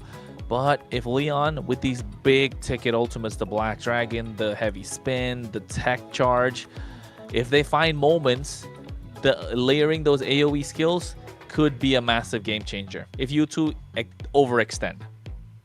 We'll see exactly how it goes. I do have a couple remarks, but first, we're gonna have to jump into the land of Dawn here. Leon, you know, we hyped U2 Esports up as possibly the team that could be the favorite here. Leon comes in, drags things out, takes game number one. And I guess I will have time to talk about this because we have a quick tech pause. Now, we're kind of talking down on Leon's draft, and the more I look at both these drafts, I gotta say, U2 Esports is kind of squishy. They're dive centric. They don't really have much of a front line. Even Cho is not a tinky boy. Now, when you take a look over at Leon, you've got the Akai, you've got the I'm mind blanking, the Yuzhong, plus the Grok. I mean, it's big set potential. It's crowd control. It's the type of team that even if they fall a little behind, they can make something happen. And first turtle, they have opportunity with the Akai. They can zone away with the Black Dragon. Like, they have the draft does still look good, though it doesn't have like tons of meta power picks, you know? I agree with that angle, right? I 100% agree. And they have the Lilia to add on top of it as well. With the Black Shoes, kind of a second lifeline, a lot of mid-game power spike, heavy 6 to 8 minute kind of power, 5 to 8 minute heavy power spike heroes, where you get a couple of items or even one item, and then all of a sudden you don't know how to stop them. But the kind of problem that I see would be that Irithel. You're really like 15-minute plus on that Irithel unless you get a couple of kills in the early game. So that's the only reason I'd say it's looking difficult. Irithel, usually marksman, yeah, you have 2 item power spike, you got Trinity build. Irithel needs 4. If not, sometimes even 5 items to go all the way, to go the distance. So I'd say that's the only reason I'm thinking U2 Esports definitely have a slightly better draft. But you're right, with those squishy targets, imagine the Furious Dive with a tech charge, everything could work out. So as we jump into game number 2, U2 versus Leon. For me personally, I feel like once again, it comes down to the off lanes for Leon. Since they don't have huge damage early on with the Airthel, Hayase needs to have a great game. If he can pop off and maybe get a kill in the first turtle, second turtle, something like that, get a kill or 2, he can be that bridge to the late game. He can be that bridge to the mid game for the team. A good Yuzhong that gets fed well can be a game changer. Amen, and that's why you could see early rotations from accuracy down the bot side as well to push Hayase back. So Zultra has to be aggressive on the map, and he is doing so. We'll see if he can keep that up overall. Pav getting pushed away, doesn't have Black Shoes yet, still only level 2. Pre-level 4, U2 Esports just completely dominating the river. Yes, 100%. That's the only reason I'd say the U2 Esports have advantage. But so far, Leon have held their own, not giving away a single kill. And accuracy is trying to poke out the back line. Raquel gets a nice bit of a stun. Accuracy might be going down. Ooh, accuracy brought low. Forced to use a flicker, able to step back with 1 shot in. Zultra slows them down in the engage. River does come out as the turtle's up in 10 seconds, and Bernoulli wants to get a good position over it. Yeah, along with the fact that they've got some good positions. This is what Leon like, the turtles, right? The neutral objectives, the heavy spin, the Black Dragon should be able to secure the turtles quite easily. And U2 Esports should look for the pickoffs as Sykes is doing on the top side, but I don't know, he's not going to be able to make it. Yeah, Sykes is making his way down with a hat trick. He might be able to come in last moment, but he sees Raquel. He doesn't want to go for it. He's going to go for purple instead, and that's the first neutral objective over to the side of Leon. Oh, no. Look at the pin on accuracy. A nice heavy spin. Beautiful. Raquel's going to come in as well, and a nice first blood into the hands of Pav. So the kill is placed perfectly as well.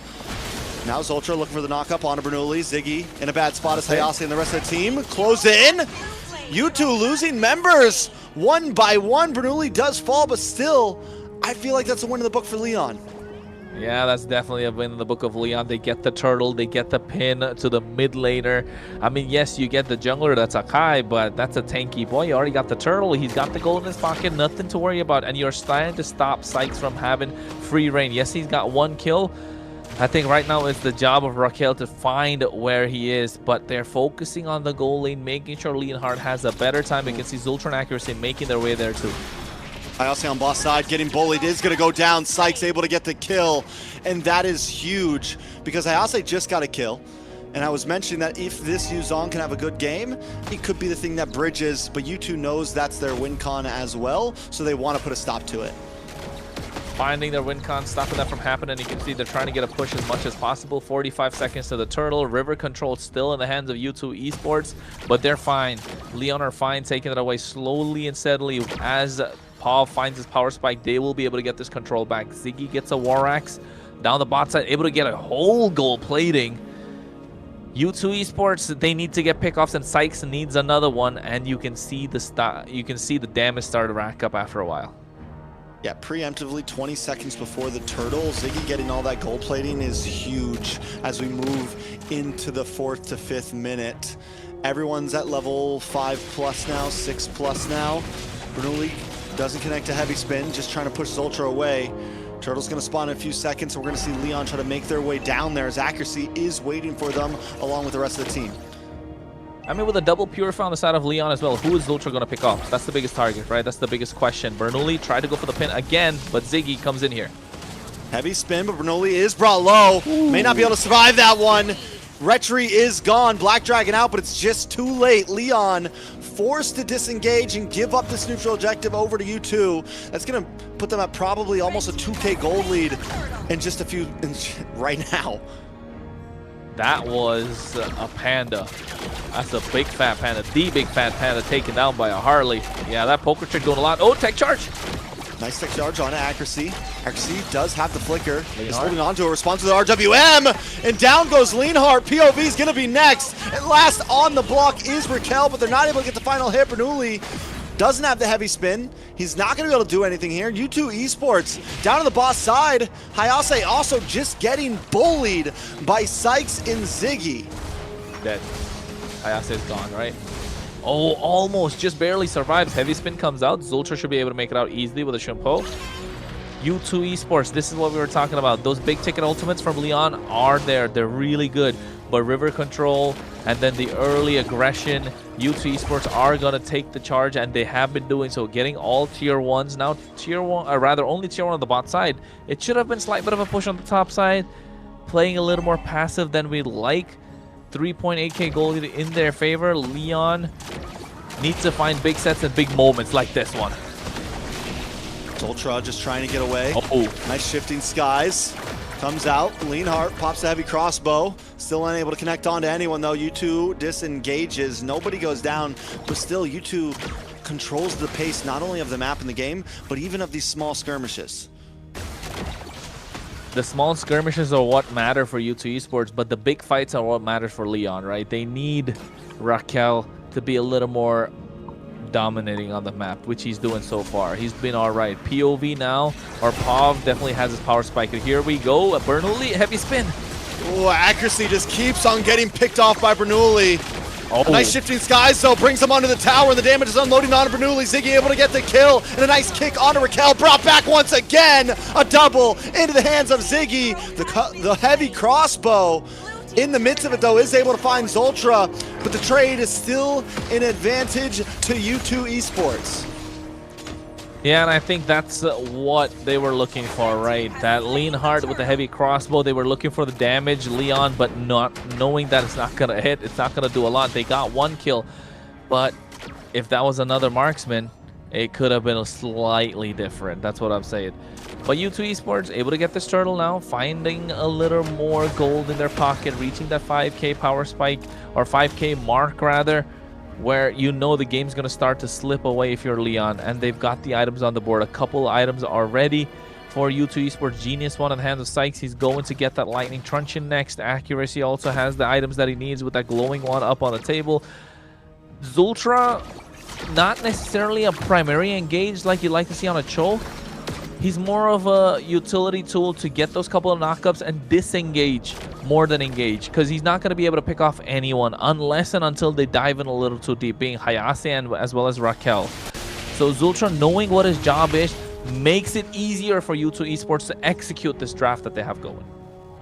Yeah, it's all about the only way they're going to be able to get Pav or Leanhart is if somehow they find a way to bait out those purifies, which could maybe be done by accuracy with a... Oh, nice knockup. Another pin on accuracy. He's not having a good day right now. Literally, Leon, 3 out of the 5 kills have all been on to accuracy. Every moment they get, they are targeting down. NK, Sykes, and Zultra in the mid lane right now. Raquel for possibly another target. BMI's back. Oh no, Deadly Magic. A lot of damage on Raquel. Deadly Magic gone, should right? be able to get the finish here. Raquel is off the map. Gone. Sent back home. Ta-ta, bye-bye. We just didn't get to see that recall. I love that recall, you know? The one that's from Navi looks really good. But at this moment, with Sykes 4-0-2, this is why the Harley is so strong. This is why the Harley is so good. NK right now doing a lot of damage to Pav. Pav has the gloom, so trying to force out the black shoes. Didn't happen. Lord is up right now. They got the tier 1s on the top side, tier 1s in the bot. They have good wave clear in the hands of Leon, so they're not able to penetrate down the mid lane. U2 Esports, though, however, starting to get the Lord, and I think if you're Leon, you're okay to give it away just because you have the capability to defend, and you're okay to play it until a 20-minute game with the Erythral in your hand. Yeah, I mean, honestly, you are right. The thing is 20 minutes is a long way away right now. It feels like it's been about 15 minutes. It's been 9.5. We are still in mid game.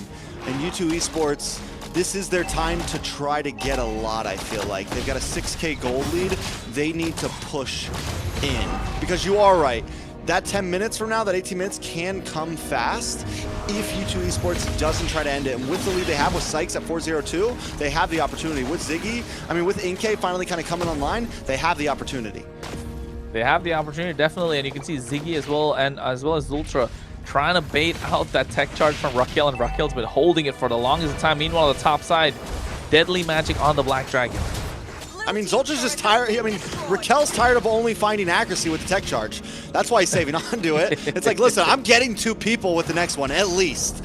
And we'll see if it actually happens. He knows it can't be wasted. With how far behind they are, if he's going to use it, it needs to be worthwhile. Finally, Zultra, right after a big tussle, able to push out Raquel, and they take away the tier 1 in the mid lane. They're diving in. Oh no, Hayase's gone. Hayase did not have the game he needed to have here. Down to the boss side as well, Leanhart got brought low, but there's a nice tech charge onto 2 this time. Ziggy, though, unable to take him out. 10% health gets away, and the tech charge backfires. Bernoulli goes down. This is what we were afraid of if you were Leon, not able to stack up or layer those ultimates right on time. They don't have a lot of synergy with this heavy spin. They need Hayase to be in those fights, and Hayase being picked off earlier or on the bottom half of the map just when they want to go for the tech charge, trying to defend the tier 2 in the mid lane. U2 Esports capitalized, understood what the homework was, understood what the job was, clocked in, got the job done. Tier 2 now taken away. Raquel can't really go in, no tech charge. Engage doing a lot of heavy spin. Ooh. RWM, though, catches 3. And this is why they were targeting accuracy so much. Because if they go for someone else, even if he gets 2 members like he did in the fight previously to this one, accuracy sitting back, drops down the RWM, and now Raquel and whoever decided to engage with him is caught in the midst of it. And there's just... every single member of U2 Esports has kill pressure right now, essentially.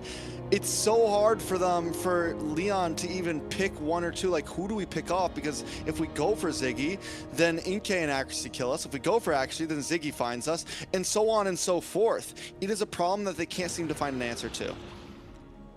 Lord is up though, however, 12 minutes in right now. This is going to be a nice, juicy Lord, no holy shield. So if you're U2 Esports, try and bait out that heavy spin as early as possible. Maybe the Petrify from Hayase, get a pick off, and then look to take this Lord down, down the top side and get some pressure at it. Oh. Give it. What just happened? No connection at all. And Leon is falling apart as Zinke jumps in, finding target after target. He flickers in. It's a triple. A godlike from Sykes and U2 Esports clean their clocks. They're going to take these minions down the mid and end this game in 13 minutes. It's a 1-1 and the start of a best of 5.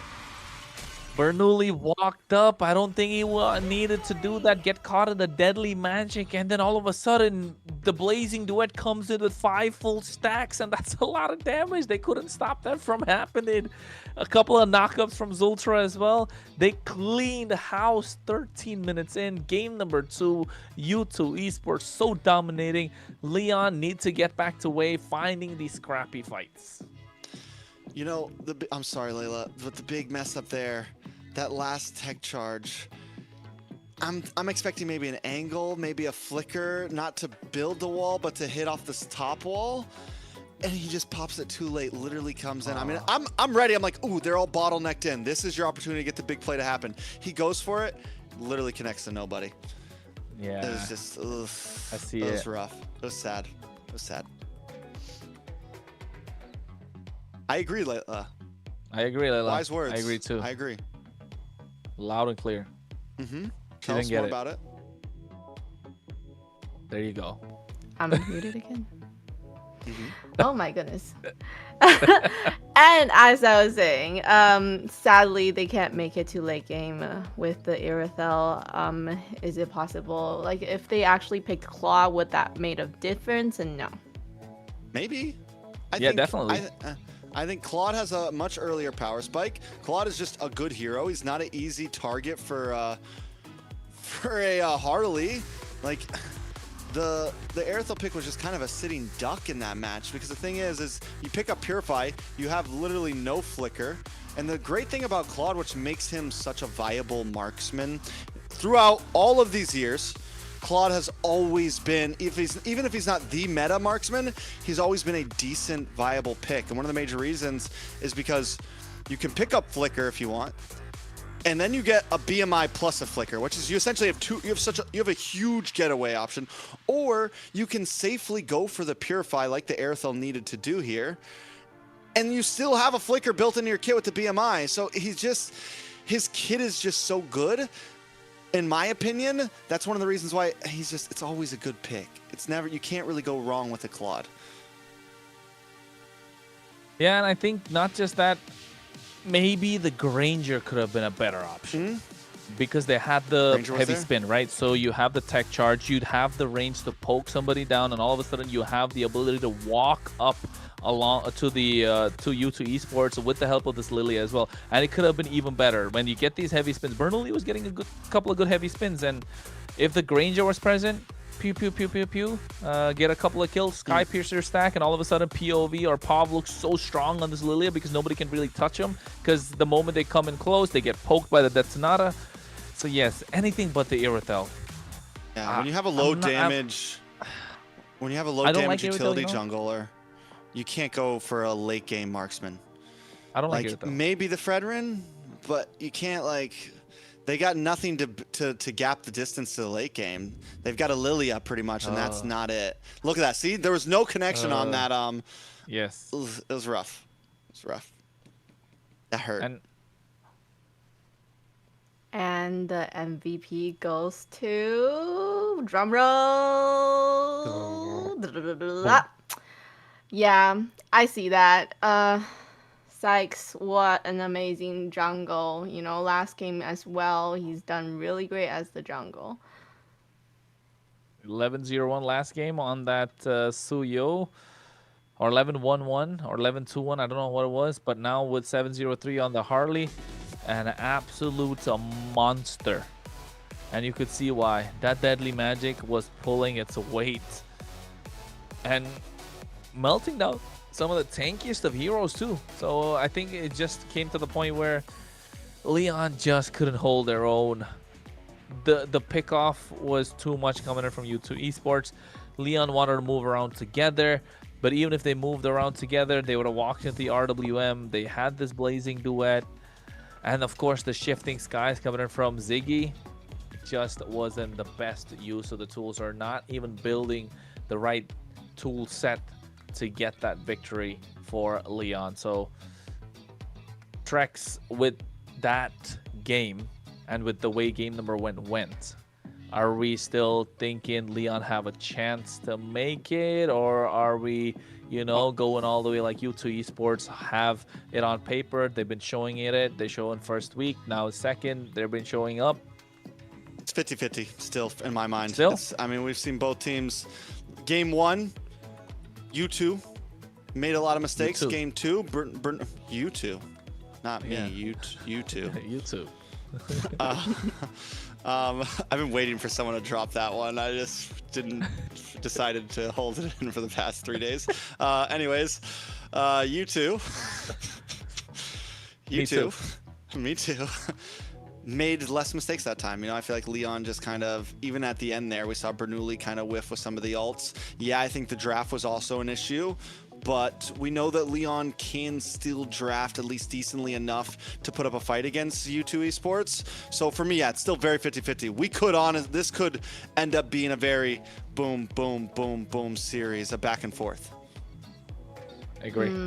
I feel like U2 has a better chance right now, Okay. just because from the way the jungle is performing, I do think Leon does not have much of a jungle, and if they keep on picking, you know, jungles that has really aggressive play in the beginning, they can just keep on snowballing. I think if U2 Esports find a way to build a draft around them and you give them the win condition, they're able to pick it up. But if you are Leon, you don't want to play for such a slim win condition. You don't want to invite pressure. Find a way to play aggressive. Give Raquel some space. Give Accuracy the space that they kind of need, and then give Pav the space they need. And find a way to get multiple win conditions, not just one. And don't play for ultra late game, please. Yeah. We'll see exactly how it goes down. Before we jump into game number 2, quick shout out to all the viewers out there. Make sure you like the stream. And, you know, we have been on the Indonesian channel, guys. So to all of the Indonesian fans watching, I do not know how to say. Kronos is our 12 language guys. Maybe you can say something nice. I don't know Bahasa, mate. I don't know Bahasa. Oh, Mirko, where are you at? Give me some lines. Oh, Wasalam, or something like that. Huh? Right on. Is it? Learning. Terima kasih. Don't know. That's thank you. Isn't it terima kasih? Terima kasih, eh? Yeah. Yes. Thank you for watching and supporting us. So make sure you like whatever you're watching, wherever you're watching from. Make sure you like. And you know what? One more thing, guys. Those are watching in the Indo channel, even the Philippines channel. There's a new channel called MLBB Esports, right? Go and subscribe there. Go and follow there, because that helps the MCT America scene grow even more. So if you want to see Americas in the world stage, because we know everyone loves the Americas region, if you want to see us more there, small thing, just go search for MLB Esports, subscribe, maybe watch there. It'll benefit us for sure. So let's jump into this draft now. We've able to get the people hyped up, get the people on our team. U2 Esports and Leon need some hype of their own right now. Marcel Freya banned out, Zetian or Zacian in the great words of Ashley, Carrie, and Zaytan. Zoltan. Zetian. Zoltan. Zoltan. That was a long time, man. A long time since you see that. Yeah. All right. Anyways, a lot of y'all youngins won't know about that one. But yeah, anyways. the kids wouldn't understand. Guinevere banned out as well. We're getting into dangerous territory, and the way this series is going, I'm feeling like we might finally see the Game 5 40 ban whatever, you know? And then with a lot of the global bans already, are we gonna see a sub out of the players? Of the players, will we finally see them roam back? I don't know. That's a good question. What I do know, Leomord gets picked up, which is a first pick Leomord is crazy, but honestly, they are starting to run out of choices on the side of Leon. They've used a lot of powerful picks, the Basha, the Sora, the Zitian. Harley's still open to them though, which I'm surprised they didn't pick that up as a first pick. Do we think we're suffering? Do we think Bernoulli being in the jungle, is that weakness showing? He cannot, like the Harley's just not comfort for him. Because honestly, it's wide open. It's not just the Harley, it's a lot of the other picks as well. In the previous game, they could have got a different route, but they opted to go for the Akai. I just throw it in there. Maybe Akai, because, you know, he is an EX player, likes to play tankier jungler. But Boxia, Phobius on the other side, you're already looking for trouble, man. Especially, it's going to bully Leomord. Yeah, a lot, especially they're not going to be able to contest any neutral objectives. That spell vamp's not going to show with the inbuilt life drain effect Glue's that already open. Boxia has. Glue is up, so I think if you're Leon, you want to pick up the glue, put it in the hands of Raquel. Glue plus maybe Valentina. Solid choice still. Take your Claude now. Finally. No, they're not going to do it. They're not going to do it. They're going to go Beatrix plus Kalea.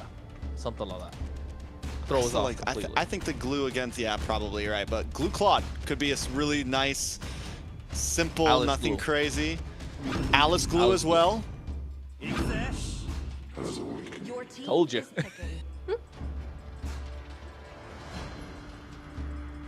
Layla, it's on you.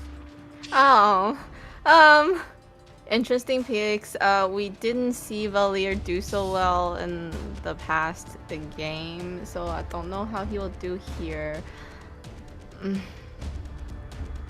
And Uranus is kind of annoying, so I mean, yeah, depends Uranus on does what their Uranus things. backline is. Exactly. What do we think we see from you two? Any guesses, Layla? Lilia.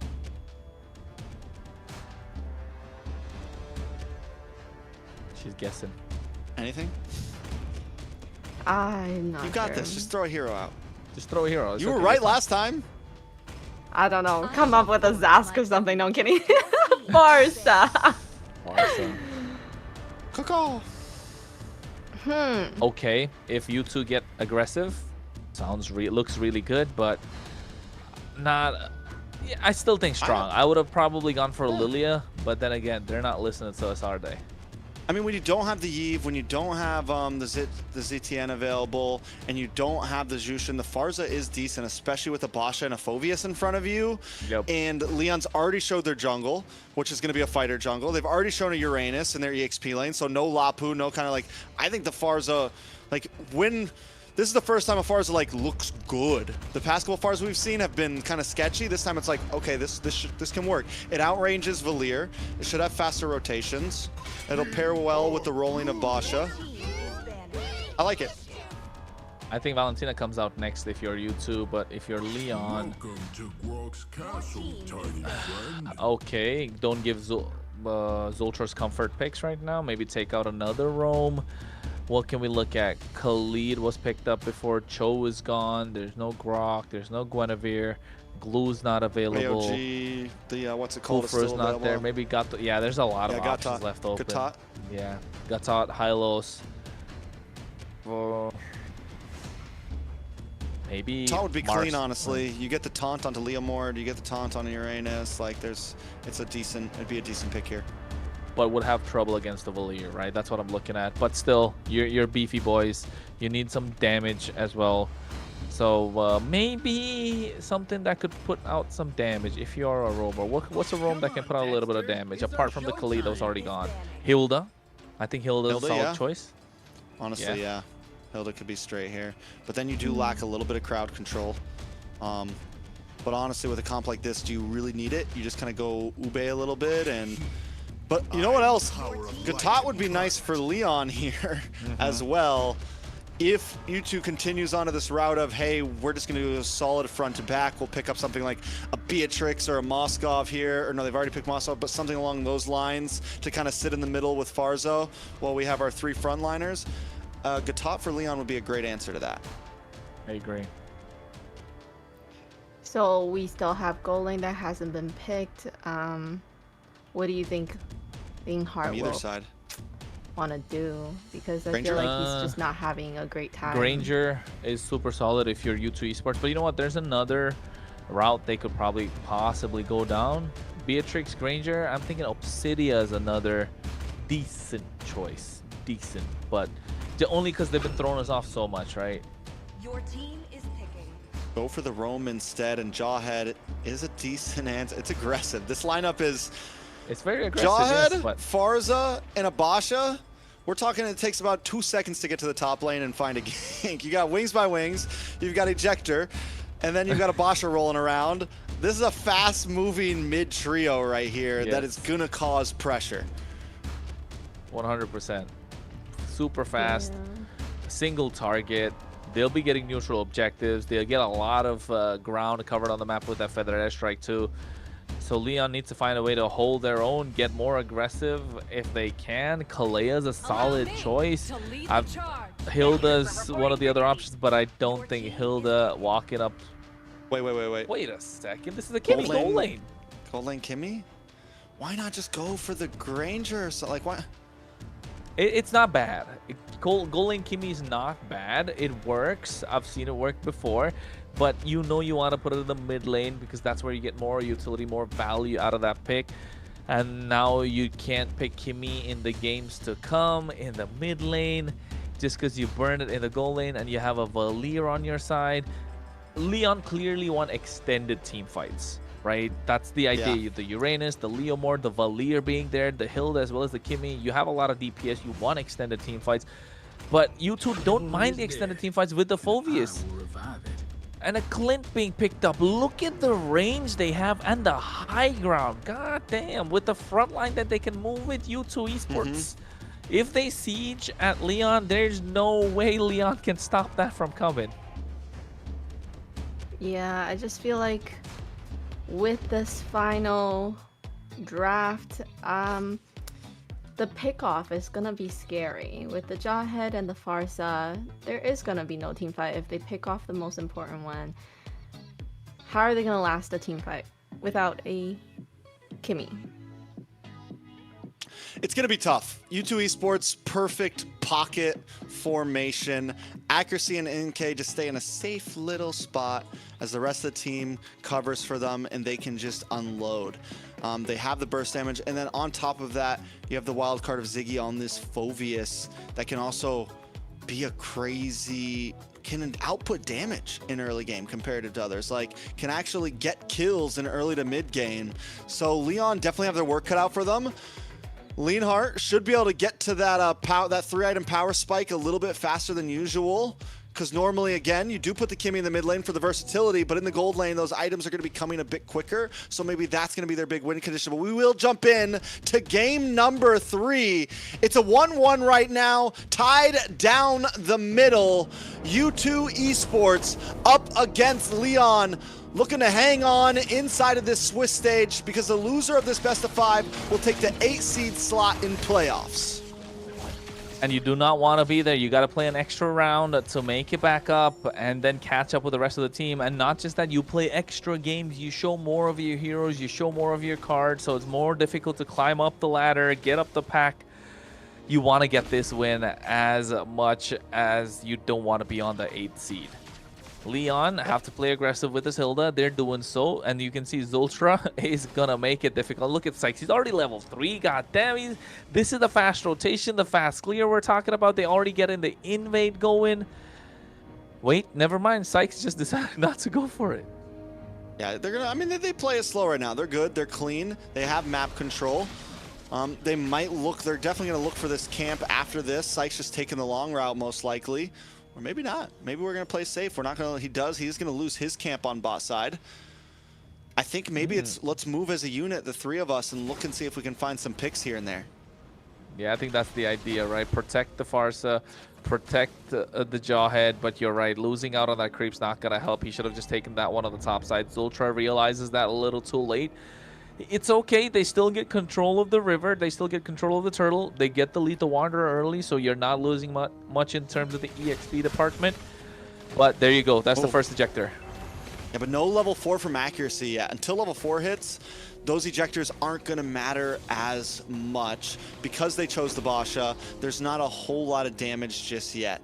Once level 4 connects with accuracy has it now, this is when the pressure's out. But wait a second, Phantom Seed does come down, and Zultra taken out. A pick of their own. Leon strike first. A nice wave, down comes the Feathered Airstrike. Actually, maybe a little bit too close, though, as Hayase moves on to him, but he does find the kill on to Bernoulli. Sykes goes down as well, though, as Ziggy's brought down about 10% of the flicker in. Hayase always making moves happen, but Hayase is going to pay for that one as accuracy picks up 2 kills. Honestly, just because of that, both those kills going over to accuracy, I would say U2 Esports might have got the advantage there. They definitely do, and I was going to say an early pop on the Purify for Raquel, and that converted to a lot coming in from Leon. They dove in with that Phantom Steed. Unfortunate for their side, they didn't get the 3 kills in the hands of Bernoulli. It was 3 assists. Yes, they got the turtle now, so you can add a little bit more gold to their pocket, to their side, but you're right, Trex. Accuracy with those 2 kills will get these items a lot faster, and they definitely have the distance for him to dish out those Feather Airstrikes. Yeah, it's like normally when you pick up the Jawhead, it's you put it with something like a Suyo. You put it with something that's who you want the kills to go to. This time it's all about accuracy. It's all about Inkay. Those are your damage dealers. That's who you need to feed. That's the pocket I'm talking about. And as long as accuracy can feel safe there, those Feathered Airstrikes are going to continue to hurt more and more and more. Accuracy's got to get those accuracies on point. Zultra realizes can't go in yet, needs to get those ejectors. Probably the next best thing for them would be free up Inkay a little bit more. And you can see already on the bot side, they got a heavy chunk of that gold plating in the hands of Inkay. Yes, he's down in terms of EXP, but he is up there in terms of gold. Again, the mid trio moving together like a unit, want to pick somebody off. Unstoppable Force. Good damage. Going to be okay, though. You two still just kind of testing the waters, waiting. It's okay if you use it. Whoa. Accuracy. Accidentally uses a flicker. Don't know what happened there, but okay, I vibe with it. Might have just, maybe he had a thumb twitch or something. That might set you back a bit though, honestly, because now you see no big flicker Feathered Airstrike at this next turtle, and it's little mistakes like that, that I keep pointing out that can cost games, honestly. Leon don't know about it. Leon don't know about it. You're right. They don't. Good point. Good point. It's a mental game. It's a mental game. Yeah. What they don't know can't hurt you. Exactly. So the turtle being up now, U2 Esports need control of it, but accuracy still has to play a little more safe, knowing how Raquel's been chasing him down. Inkay making his way into the mid lane a little bit, I think. No, doesn't want to go there. Get the clear on the bot side, so Marksman left alone. Zultra looking for a pickoff. Accuracy positioning himself for the Feather Airstrike. Raquel zoning them away. All right, Zultra trying to get back into the midst of this. You don't want to target down to Hayase, but POV able to take it out. Nice damage on Zultra. Leon controlling the pit once again, and they lock on to Hayase. Looking for a target, but accuracy's not there. And Inkay is late to the party. Look at the damage. Feather Airstrike does come down. Raquel now brought a little bit low. Hayase as well, but still not enough damage for U2 Esports. They need a little bit more time. They need more time, they need more items, they need more gold in their pocket. They've got the damage for the late game. They definitely have Inkay to come to the fights, dish out a lot more. But the problem being their composition is so immobile, right? That's why you have the massive front line with this Boxio, with this Phoveus. And so far, you were hoping for the Phoveus to pop off. We just haven't seen it. Gets taken down low a little too early because of the damage from Raquel. So the Hilda is working out really well if you're Leon, but if you're U2 Esports, you want to find a way to get Phoveus and Inkay into these fights as fast as possible. All right, so where do we go from here? U2 Esports, they need definitely a little bit of time. They're looking more like a 9-minute team here. About 2 items on to accuracy, maybe 2 or 3 on to Inkay, and then they can really pull up and fight. Because of Bernoulli, there is damage for Leon. Because of POV as well, there is some damage. Even Hayase is doing a great job at just warding away the back line. And even though he's not going to stun accuracy, as long as he can stay on accuracy, it is a problem. Zoltra uses the unstoppable force, forces the Purify out. Feathered Airstrike does come down on Raquel, but still no kills. Everyone just a little too tanky, and if I wanted to look back at the items and see if Raquel went for magic protection first, because they know Inkay is going to be kind of late to these fights. Well, I think that's all. Looking at the items that you mentioned, accuracy's got the glowing wand. Inkay's got the endless battle. I was hoping go for the BOD maybe to get, or even the malefic gun, but I think right now building in towards what's the blade of Heptases or probably a hunter's strike. So yes, the damage is definitely there. But what I was trying to say earlier is they get the Feather Airstrike on point, but no neutral objectives. But here's one right now. All right, Turtles up as Leonhardt. Oh, beautiful traction pulse. Inkay, though, able to take it as the Feathered Airstrike comes down. Leonhardt finds 2 with that ult, and it completely disrupts U2 Esports. They are able to get their first turtle on the map, though, and disengage and keep themselves in this game and stop that gold lead from getting too far over 1,000. Well, I think if this goal lead extends more than 1,000, you know for a fact that team's going to come out with a victory. But U2 Esports, they've been doing well with this Feather Airstrikes, with the damage that you keep mentioning about Strex. But I feel like they weren't able to convert it mostly into neutral objective. They did get one this time. So U2 Esports, they're okay by zoning them off. They don't need to get the kills. They can take them down low and find a way to get more objectives on the map. But now it looks like they're going to make an in-case sandwich. Ayase gets stopped by Sykes. Inkay getting a couple of free shots off of that airstrike, comes down, but once again, Leon disengages. U2 Esports unable to capitalize on any of these plays.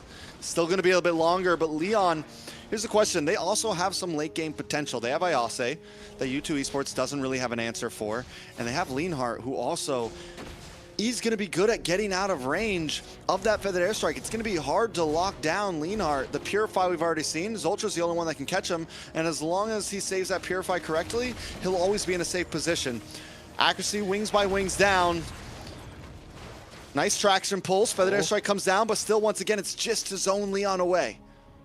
And not just that, right? The more we look into Leon's composition, if they want to siege, they can, because they've got this Valier. Those Searing Torrents have been a difference maker, not allowing Zoltra or anyone to get up person. Oh, boom. That's what we've been waiting to see. Something Inkay up, finally able to get a kill down, but Zoltra is going to pay for it. Accuracy, Inkay and Sykes looking on to the next target. Hayase takes about half health damage. Raquel now on the run as well. Now, Leonhardt able to kite.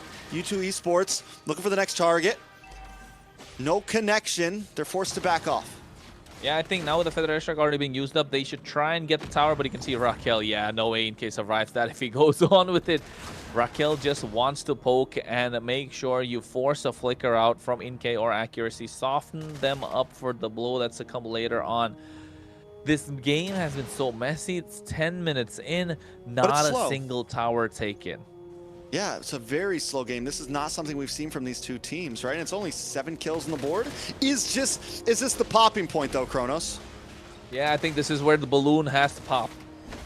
Zoltra brought down low. Feathered Airstrike connects, but Zoltra's already bitten the bullet. Bernoulli brought down to about 10% as Inkay moves in along with Ziggy. Hayase now in trouble as well. He might not be able to take this much damage. U2 Esports lost Zoltra, but they do gain presence. Leonhardt isn't even in the fight, though. He's in the bot side, taking away towers, controlling the map. Yeah, and I think that's good news if you're Leon, right? Because you don't want to give anything more away, and your marksman, your main source of damage, not being in that fight means you can definitely do a lot more. Inkay gets the malefic gun right now, so you have the range, you have the damage. This is where you want the Clint to start popping off a little bit more if you're U2 Esports. You have a lot of damage present on your side. Just the fact that Leon are too tanky and there's not enough DPS, just burst. Ooh, look at the damage. Sykes able to move on to Bernoulli and Hayase. Traction pulse connects on to Sykes. Sykes pushed back to the base. He just wants to try to get away here. He might not be able to do it. No, Raquel gets the kill. Inkay once again just too late to the party. I was just about to say, Leonhardt doesn't have the Purify. He lost it to Sykes earlier. This was the time to fight, but U2 Esports picked the wrong place. They can't walk up to him. That's the problem. You got Raquel who's going to poke you down early by the time you get there. Hayase is doing the same. So the major problem right now that's being revealed for U2 Esports is this Valier. There's no chance whatsoever that Valier's going to let them walk up to him. That Searing Torrent has been saved. Look at the timing of the use as well. I mean, yes, that skill is kind of blending in with everything else because of the color of the skin, but if we pay close attention, you can see that's doing a lot of damage the more they stick around in these fights. Phantom Steed comes out once again, but Leon's not forcing it. They are just slowly smothering, slowly forcing back. Feathered Airstrike comes out. That's what they were waiting for, knowing that it could come at any moment. Ziggy takes a weird route to try to move across. Raquel on the front side. U2 Esports just forced on defense, and a Lord is still coming. It's a slow push from Leon. It's a really slow push. You can talk about slow motion. That's what it's about, this push. Now, again, another Steed in the mid lane. Yeah, second Steed in the midst of this fight. Nice connect, though, on Bernoulli. Can Ziggy finish him off? No! A wasted play from U2 there once again, and Lord still crashing in. Yeah, it hasn't even reached the bot side inhibitor. They get the tier 2 in the mid lane. Bernoulli's not going to be there. They're zoned away by the Feather Airstrike, so it should be a good defense for U2 Esports, but Leon able to get all the tier 2s. Such a slow game, a slow push, calculative from Leon. They don't want to make any mistakes that they made in game number 2. Yeah, what's crazy is this is the gameplay we wanted to see from U2, kind of more slow, calculated, but Leon this time is doing it so much better, and you're right, it is the composition they have. The Kimmy in the gold lane is actually really showing up, and you pair that up with the kiting ability of the Valier, and yeah, it's a perfect package. Watch for the traction pulse. Does not connect. That would have been bad for U2 Esports if it was a 3 or 4 man. Well, 60 seconds to the Lord. You know Leon has the power to contest this, and not just the power. Look at their towers, Trex. Just a little bit of a tickle on the top of the bot side, maybe even the mid, but super strong. The map is so blue. U2 Esports backed into a corner. They do have good wave clear. They can withhold a siege, right? They can withhold a lot. They can. What's the right phrase? Yeah, they got the Feather Airstrike. They can defend. Yeah. They can withhold. Defend. There you go. They can definitely defend. The possibilities are easily there. You know, you were right about Inke. The route is a slow. His item build is a pretty slow burn. I feel like endless battle into the blade of Hephaestus, like into blade. Like there's no big damage there, and what you want to see from a Clint is big damage, being able to sit in the back and burst down. He doesn't have a Malefic gun, and yeah, he's going for BOD finally. It's a slow burn for U2 Esports. But the moment the damage starts showing, they're going to melt the front line. Well, I know tomorrow. It's going to be a buffet for NK when he walks in. The only problem being, again, there's no one to soften them up for the blow. Yeah, NK's got to show up here. The game is on him. Feathered Airstrike does come down, but once again, only connects on a shot onto Bernoulli. Another traction pulse lands down. Sykes and Zoltra in a little bit of trouble as Leonhardt takes up the front line. Sykes brought low. A couple more shots and he will go down. But the re-engage could happen. Members of Leon are low. Accuracy looking for an angle here. Doesn't have the Feathered Airstrike. U2 Esports, I feel like there's certain times when it's like, go for the chase back. Maybe they're just too scared at this point, but that was a moment where they could have made something happen. A nice toss on a Hayase. Another stun, but Leonhardt's here already. Feathered Airstrike to keep Leonhardt at bay. All members of Leon are half health right now, and U2 Esports doesn't want to force it.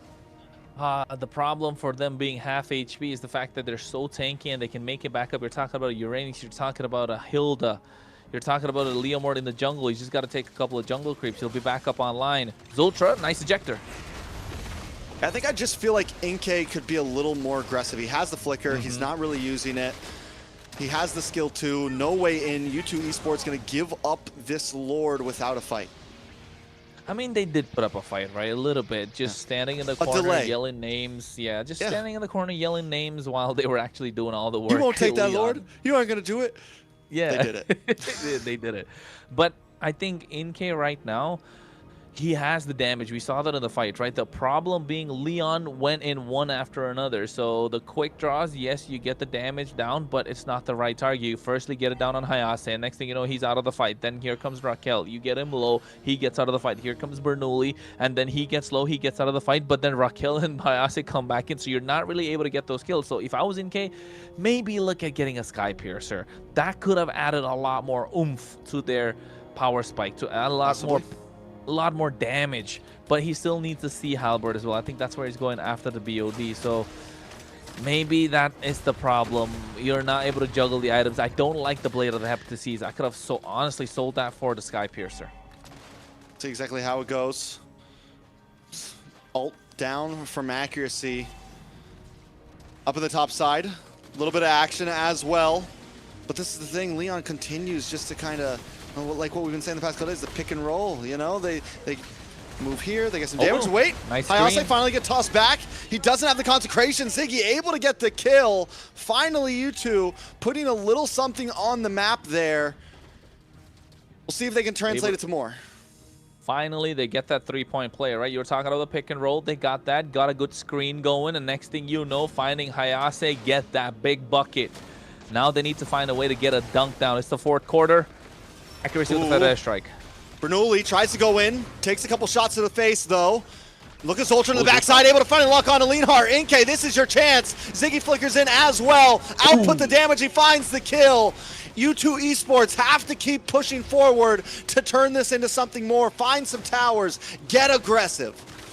I think that's what they're doing. Finally able to pop that tier 1 in the mid lane, and this is where the Clint starts showing. He even got the purple buffs, so no mana problems. But here comes the flying clouds, and they gotta get on top of them. Oh!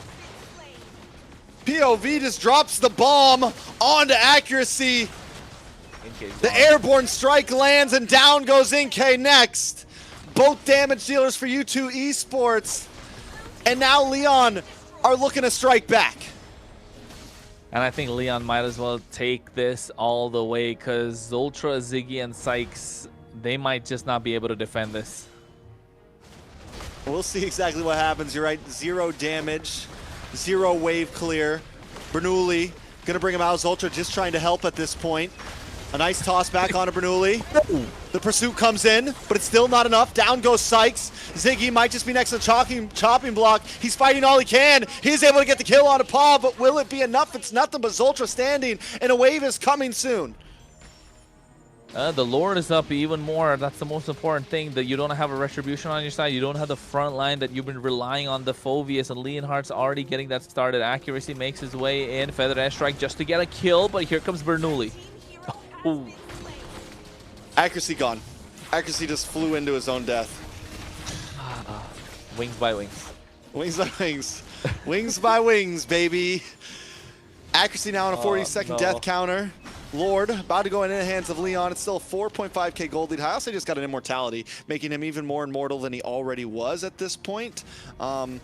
He's going to be hard one kill. Leonhardt picks up an immortality. Now we're going to start seeing some item juggling come in. 58k gold on the entirety of side Leon. This is going to be a big push. U2 Esports, we mentioned that they have the ability to defend sieges. Can they defend this one? I think they can. They have the ability to defend this one. Inke needs to sell those boots. Get that Sky Piercer, man. Forget about everything else. You need to just stand in one place, dish out the damage, because it's that time of the game. It's game time. You gotta lock in. It's you've taken it to the fourth quarter. Now you got the score evened out. It's going to the final push. You're in overtime, and it's down to the shot clock. I think Leon are gonna go for that big dunk. Like I said, Inke's got to get in there. Feather Airstrike comes down. Leon has no major crowd control. Inke has a flicker. He can be aggressive if he wants to. There was nothing that can extremely lock him down. He's got to be willing to push the limits here, defend this, look for kills, be a hunter. He can't just wait for Zoltra to serve it on a platter, which did just happen. A little bit of damage. Leon continues to push in. Looking for a moment. Feather Airstrike comes down. Leon getting pushed back. Inke just trying to clear waves right now, and U2 Esports survive another day. Inke needs to be a cowboy. Step be it a up, cowboy. show that Texas style. Lasso right? something up. Exactly. You got to go for it. everything's big around there. Yeehaw! Yeehaw! Something. Give me something. He's too passive. The one kill that he got, super aggressive, right? Still didn't use the flicker. It could have been a different story. Needs to get that quick draw locked onto one hero, one target, and then you can see the full damage output come through. Hayase here walks onto Ziggy. All right, nice damage on Hayase. Hayase, hey, does go down. Immortality pops though, so he will still be on, but that's a big utility gone. Oh, re-engage. Raquel though, and here comes the Phantom Steed on a Ziggy and Zoltra. Hayase is low, actually forced to use the flicker, doesn't have a wings by wings, will go down as Raquel gets it, and the minions on the base. Leon just want to try to keep them from getting back as Inkay gets some free shots off, but someone's got to go back to the base. At least one, they send all four. Oh, well, a wake-up call a little bit for U2 Esports. They waited, and they kept waiting, and they can't wait no more. It's too much of a problem for them to deal with. The Trex, I told you it's going to be a long night, and it is going to be a long night. 20 minutes in right now with this Clint. He has the damage. He's just got to be aggressive. All right. So, on the side of Leon, I do want to point out, we've been talking a lot about U2 Esports. Bernoulli, we were worried about him in jungling, you know. He's been doing great on this Leo Mord. In terms of being able to, he knows how to not fully commit, not put himself in a bad situation. He's able to disengage well whenever those feathered airstrikes come in. He knows how to really limit test this Leo Mord. He'll let himself get down to about 10% health and get out of there just in the nick of time. Now he's got immortality, so I expect us to see even more of that from him, this bouncing back and forth. Leon in general, the team has just been so good at prolonging fights and waiting for U2 Esports to slip up or blow their kit. Lord coming down, U2 Esports looking at a possible last defense. Ziggy flickers to the backside. Inkay takes a lot of damage from Sykes. Hayase there as well, as Ziggy just tries to keep the enemies at bay. Leanhart down. Lord is getting low. U2 Esports looking for a moment as Zoltra flicks another one back. Bernoulli taken out. Immortality does pop. Inkay trying to get those free shots off. Leon just want to target the base, but there's no minions there. The base is low and it finally drops. Leon Esports take game number 3. Inkay was withholding that flicker for the next game, maybe the next day, maybe the next week. It never came through. The aggressiveness that we needed to see just never came through from U2 Esports. Leon pulling that one back, and seems like this is going to be a seesaw until the end. However, Leon, match point, Layla. Oof. I feel like for U2, Sykes, you know, he picked a jungle that U2 for U2. U2 have been doing great. Thank you. But for U2 jungle Sykes, I feel like he's just not, that jungle was not it for him. That hero, I feel like he does well with assassin heroes, and if he had something like that, he could have done better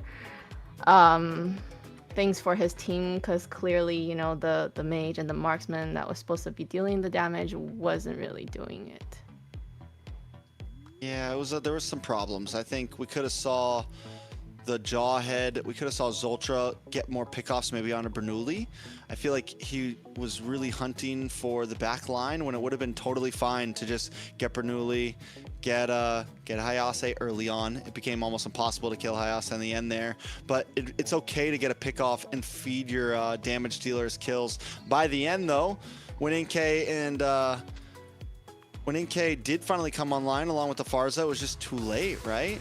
It was just too late? Very. Yeah. I think not just that, even with the Farsa, you don't have the additional kill pressure, right, on the side of U2 Esports. It was just the Farsa. By the time Inkay made it to the fights, like, first up, he's super slow. It's a cowboy without a horse. We're talking, like, he's got no ride. His lasso is just not working at this point. He's got nothing to latch on, so his boots are too heavy. Yeah, I think they were probably playing to absorb the siege that Leon was bringing. They're playing to defend the entire time. And it just got to the point where Leon just didn't make a mistake. And Inkay just never showed up in these fights. He's got one kill and one death. I don't think he used Flicker once that whole game. Yeah, I don't think I've seen him use Flicker once that whole game. That's the sad part, right? I mean, you're a Clint.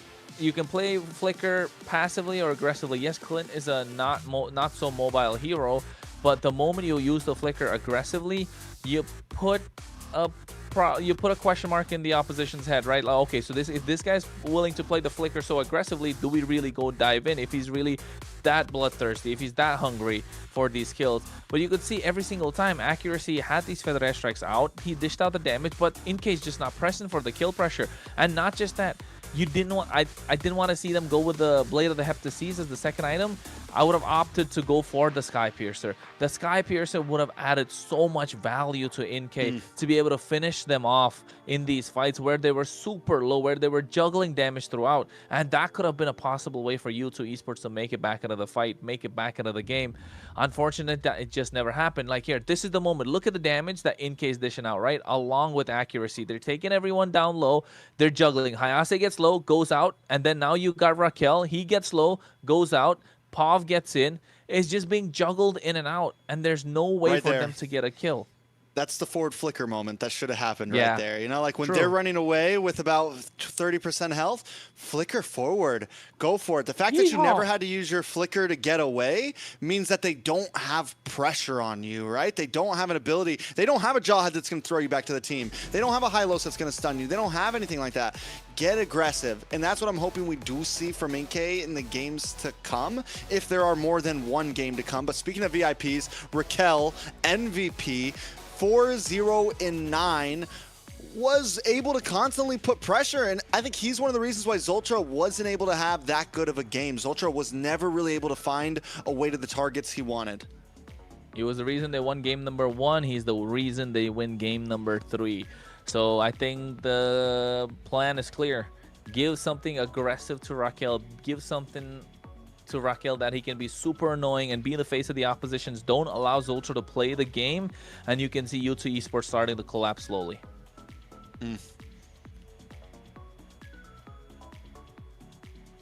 Yeah, I mean, I completely agree. U2 Esports, they're in a bad spot now. And Leon, surprisingly, has seemed like the better team. Even in the games where U2 Esports won, Leon still showed something in those games. To whereas the games that U2 Esports has lost, they've just been losing bad. So right now, it's no longer a 50-50 for me. It's no longer a 50-50. Leon is heavily in favor. And Layla, you said it was going to be a few games until you kind of had some input on who had the advantage here. Any thoughts now? I still think if U2, a jungler, can go back to his comfortable heroes, I think that they can still come back.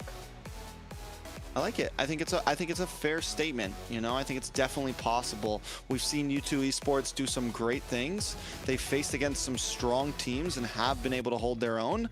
They just need to, get back to their roots. You know, keep it simple. But the problem is that's going to get harder and harder as we move into this global ban, right? Keeping it simple is no longer exactly an idea you can stick on to because those simple picks aren't there anymore. Back to basics. That's what it's all about. If you're U2 Esports, Leon already have match point in this best of 5. Trex, you said earlier it could be a 3-1. I call it a 5-game series. With the way it's been going, man, it's a seesaw. It's a seesaw the entire time. It's up and down, up and down. It's about who can throw the most. But then again, Leon able to win that one a little more better than they did game number 1. Yeah. All right, but U2 Esports did have a dominating game number 2, though. So the draft, again, we can keep talking about it. We're predicting the route they can go down with certain heroes, but seems like these teams have a completely different plan. They're adding that Mexican flavor in there, right? I like it. Yeah, the picks are definitely not what we're really used to. And then I feel like U2 might win the next one. I mean, Sykes still has a lot of heroes that he uses that he hasn't picked yet. There's Joy, there's YSS. There's Joy, there's YSS. We haven't been seeing much YSS. Have we seen any YSS jungle? No, we saw not YSS really. Gold. Yeah. We did one time, I think, from Dez. And it lost but they ended from up Dez. losing. Yeah, it was a loss. Yeah, so I think it's still, it's just a risky pick in current meta. Things like the Phoveus, things like the Glue, things like Uranus. Kalea, Uranus. Like, there's Yeah. definitely so much pressure for a squishy jungler right now out there. I mean, even the fighter junglers get bullied by some of those picks, let alone a YSS who does have to dash in, is still kind of a fighter jungler, fighter/marksman, doesn't have crazy range, but is about way squishier than something like a Leo Mord or something like that, or a Suyo. Yeah, very true. Very true. And on that note, draft for game number 4 underway. Expanding rivers. So this could be something good for Leon in the hands of Bernoulli. They could go for that Fredrin. So I'm looking for a Fredrin ban come through at some point if you are U2 Esports. But clearly they do not want to give away the Guinevere. I'm assuming a Grok's going to go away at some point as well. But if you're U2 Esports, you know what? Do we stop predicting? Okay, I was going to say Freya. So yeah. I'm like activating my shotgun, trying to look at all these freaking blacked out pictures right now. Like who can they even pick right now? I have to keep my eyes on 30 heroes plus the 5 bans about to pop up and calculate that into what's left. So it's, you know, we're having fun. Absolutely. So what do you think they're gonna pick first? What role do you think they would want to go? That's a I'm good question. You know, like which role, right? This is a meme right here, folks. Somebody clip it, send it to MLBB Esports. They do all the numbers in the back. Yeah. You know, there's like a meme like you can send your memes Steam to coming the out of my MLBB ears. Esports, and then they kind of upload it on the channel, saying that it's a community meme or a community reel. So yeah, that could be a moment. Like Trex and myself, just like like full question marks and all that. Full question marks. All right, so Basha, nope, Basha's not open. Basha's still open. Nope, Basha's not open for anybody. That's gone. So they don't have to ban it out. Harley is still open to Leon.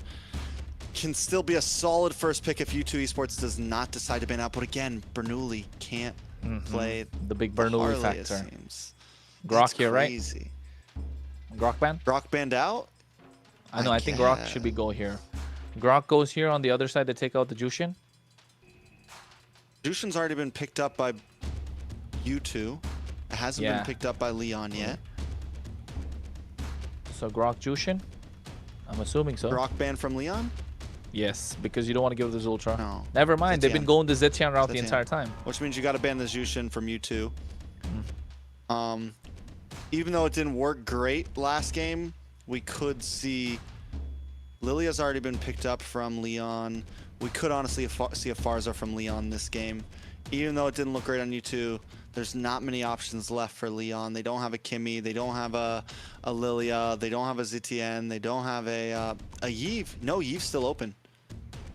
Yves open for Leon, yes. Valentina's still open for both, and clearly both of them don't want to play Valentina for some reason. I think now it's going to pop up at some point.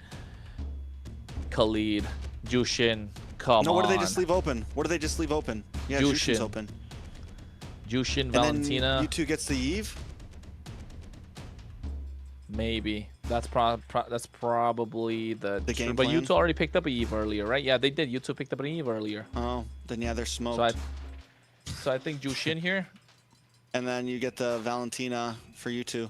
Actually, you don't even have to go for the Jushin because they can't pick it up on the other side. Yeah, So something that they picked third up. pick it. Tsuyo, but Tsuyo's already picked the other side. Rome, maybe. What Gold options lane? are left in the Rome Claude. position? You just first pick Claude here. But they can't pick the Claude there anyway, so doesn't really make much of a difference. All the first pick possibilities are you take the Go Jushin. Jushin. Because honestly, yeah, you're not going to pick something completely off-brand just because they can already pick it. You got to pick one of these 3 heroes. So take the Jushin now. You can still take the Claude later if you want. You can still take the... what was the other one? They can't play Harley, so... It's just gone over. Yuzhong, okay. Yuzhong They can't Eve, pick it on the right? other side anyway. Or no, it's Yuzhong fine. Valentina. Grok. Yuzhong Grok? No, they don't even need to prio Grok. Go No, something in Yuzhong the jungle. Valentina. Or jungle. No, I don't think Valentina. No, you but don't they have to want rush to. it. You need to save. You need to save your jungle though. Sorry, Layla. We're not even letting you speak. That's okay. I'm just listening and just trying. I'll Ooh, see there you you on go. You guys are on fire now. Okay, so Leon on the other hand. Kaja? No. Claude. Yeah, I think Right? you just pick up the Claude. You don't let And it maybe slip a through again Fredrin. this time. Claude Fredrin. Yeah, Claude Fredrin is solid. I like Claude Fredrin here. Like, Except you because gotta it's worry about the expanding river Guinevere, too. Jushin's there. Yeah, Claude Fredrin, so good. Glue was available. Will it grant immortality? Okay. Glue Alice is honestly also solid. I've So much completely dive. put Glue off the field because it's been so long, but you have a great front line. You have crazy crowd control right now. It doesn't matter what you pick as these last two picks, you have play potential. This is the one that you always get to guess, Layla. The third pick on Reds. Because I saved my nation from falling apart. There you go. YSS! I don't know. Is he gonna jungle with YSS? No way. No way. I mean, this it's a is flex. jungle wise It's a flex. It's a Yeah. flex. Anything could happen. There goes the Fredrin. Fredrin ban Red now. ban. Good ban. Very good ban. I think you're probably taking out roam options right here because you already got the glue. What other roam options are left? Maybe take out the Badang, probably. Grok. Kalea. Kalea, Grok. They don't think this is a jungle YSS either. I don't think it's a jungle YSS either, just because like you have a glue and an Alice, no way, and a Jushin, no way this YSS is gonna be able to walk up to any neutral objective, even with the Yuzhong present on their side. So yeah. I'm thinking we see a. So do you think we see a Sykes Guinevere here? Gwen's already banned out. First ban on blue side. Yeah. Give me a target. Joy? Leslie ban. But Claude is like, why Reaching ban deep. the Leslie? And Claude is open Reaching for deep. Leon. Upon the edge of the void. Okay. Is Ultra pick. Guess Leslie Grok, does right? well against the YSS. Yeah, Grok. I mean, gets the poke. Grok pick, Grok, save your right? jungle for last. Come on, this is a Grok pick, right? Unless they. There you go. Finally. Let's go. You guys are on fire. Claude. There's the Claude finally. Claude. That's what That I feel locked like they him would have fast. banned that instead of the Leslie. But Yeah. last pick, they need jungle. Do they take the Gwenny? I'm sure it's something Bernoulli Gwen's can already play. banned. Oh yeah, they banned the Gwenny. I keep saying that. No. What is left? Joy? Don't forget, it's we're talking about Leon, Bernoulli. Joy used to be an Bauman? EXP laner. You could play EX. That's why I'm throwing out like Joy was it? You could people used to play Joy EXP.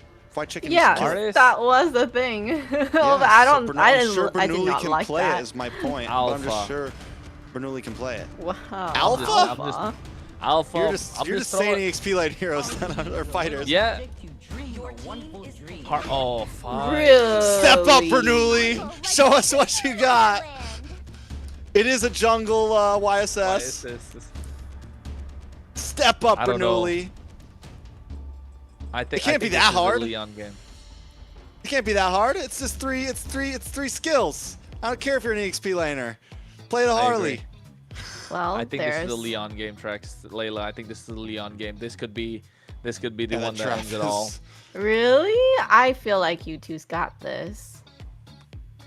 I don't know. I am also on the side of Leon here. As long as Bernoulli can actually play this Harley semi-decently. He doesn't even need to be able to play it perfectly. Play it decently. You have a Glue, a Claude, a Jushin. And, I mean, their draft is like first game material, honestly. This draft is something you could see without any global bans happening. This is it's pretty, to say the least. Yeah, it looks good, right? The only reason I say Leon have a good game because they have set potential, a lot of crowd control, pick-off capability, team fight with the Claude. And I'm saying this by being a fan of YSS. Like, usually I'm always leaning towards the team that kind of has the Yi Sun-shin. I like how Yi Sun-shin revolves around the entire team. The team can make a play together. But yes, in this case, they do have the CC in the goal lane. The curtain call, the yo-yo blitz can catch Bernoulli off guard. Zultra on his comfort hero, his comfort pick. So yeah, I think they do have set potential, massive, big ticket ultimates. Even with accuracy, can take away the grab or the beacon or even the Throne of Ruin, right? So yes, it's possible, but Leon have that Harley, that pick-off capability. Sykes might even be melted down before he can get even to this neutral objectives. That's the only thing that I see could go really wrong, and that could be a massive factor. I mean, I agree. I think U2 Esports, there's a lot of comfort on this side. What it comes down to for Leon is how well does Bernoulli do on this Harley. They've been avoiding it for 3 games. Have not picked it up. I think we're all in the boat of maybe he just can't play it. Now it's finally coming out. If he can play this well, I think it's a game for Leon. If there is any shakiness at all to any player on Leon, U2 Esports will capitalize on it because, like we said, Zoltra's on comfort. You have current call potential. You have the season link. You have play potential on U2. So it all really, for me, it just comes down to how Leon plays, not exactly how U2 Esports play. Well, we're going to find out about this, of course, as we will move into game number 4 in this best of 5. And you know what, Trex? We're not going to go in. They're teasing us, man.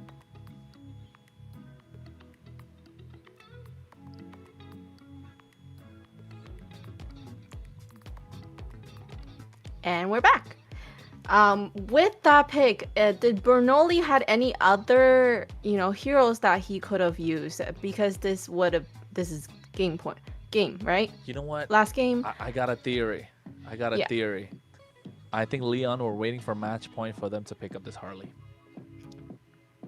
Is that Maybe a surprise? He doesn't have a lot left, man. Maybe he doesn't have a lot left in the jungle. Or he knows how to play this and he wants to make sure that the last game or the game point is gonna win, and he pulls that out to surprise everybody. Exactly. We can't hear you, Trex. Yeah, sorry, I had to cough, so I muted and I forgot to unmute it. He's been in our heads this whole time. He's been in their heads. It would have been better if I said it while she was talking. It was, No, but I think that's the game plan, right? I mean, after this, you're probably looking to go Fredrin. To be honest, there's not a lot of heroes left in the jungle. If there is an after this, that's true. That's what U2 Esports want.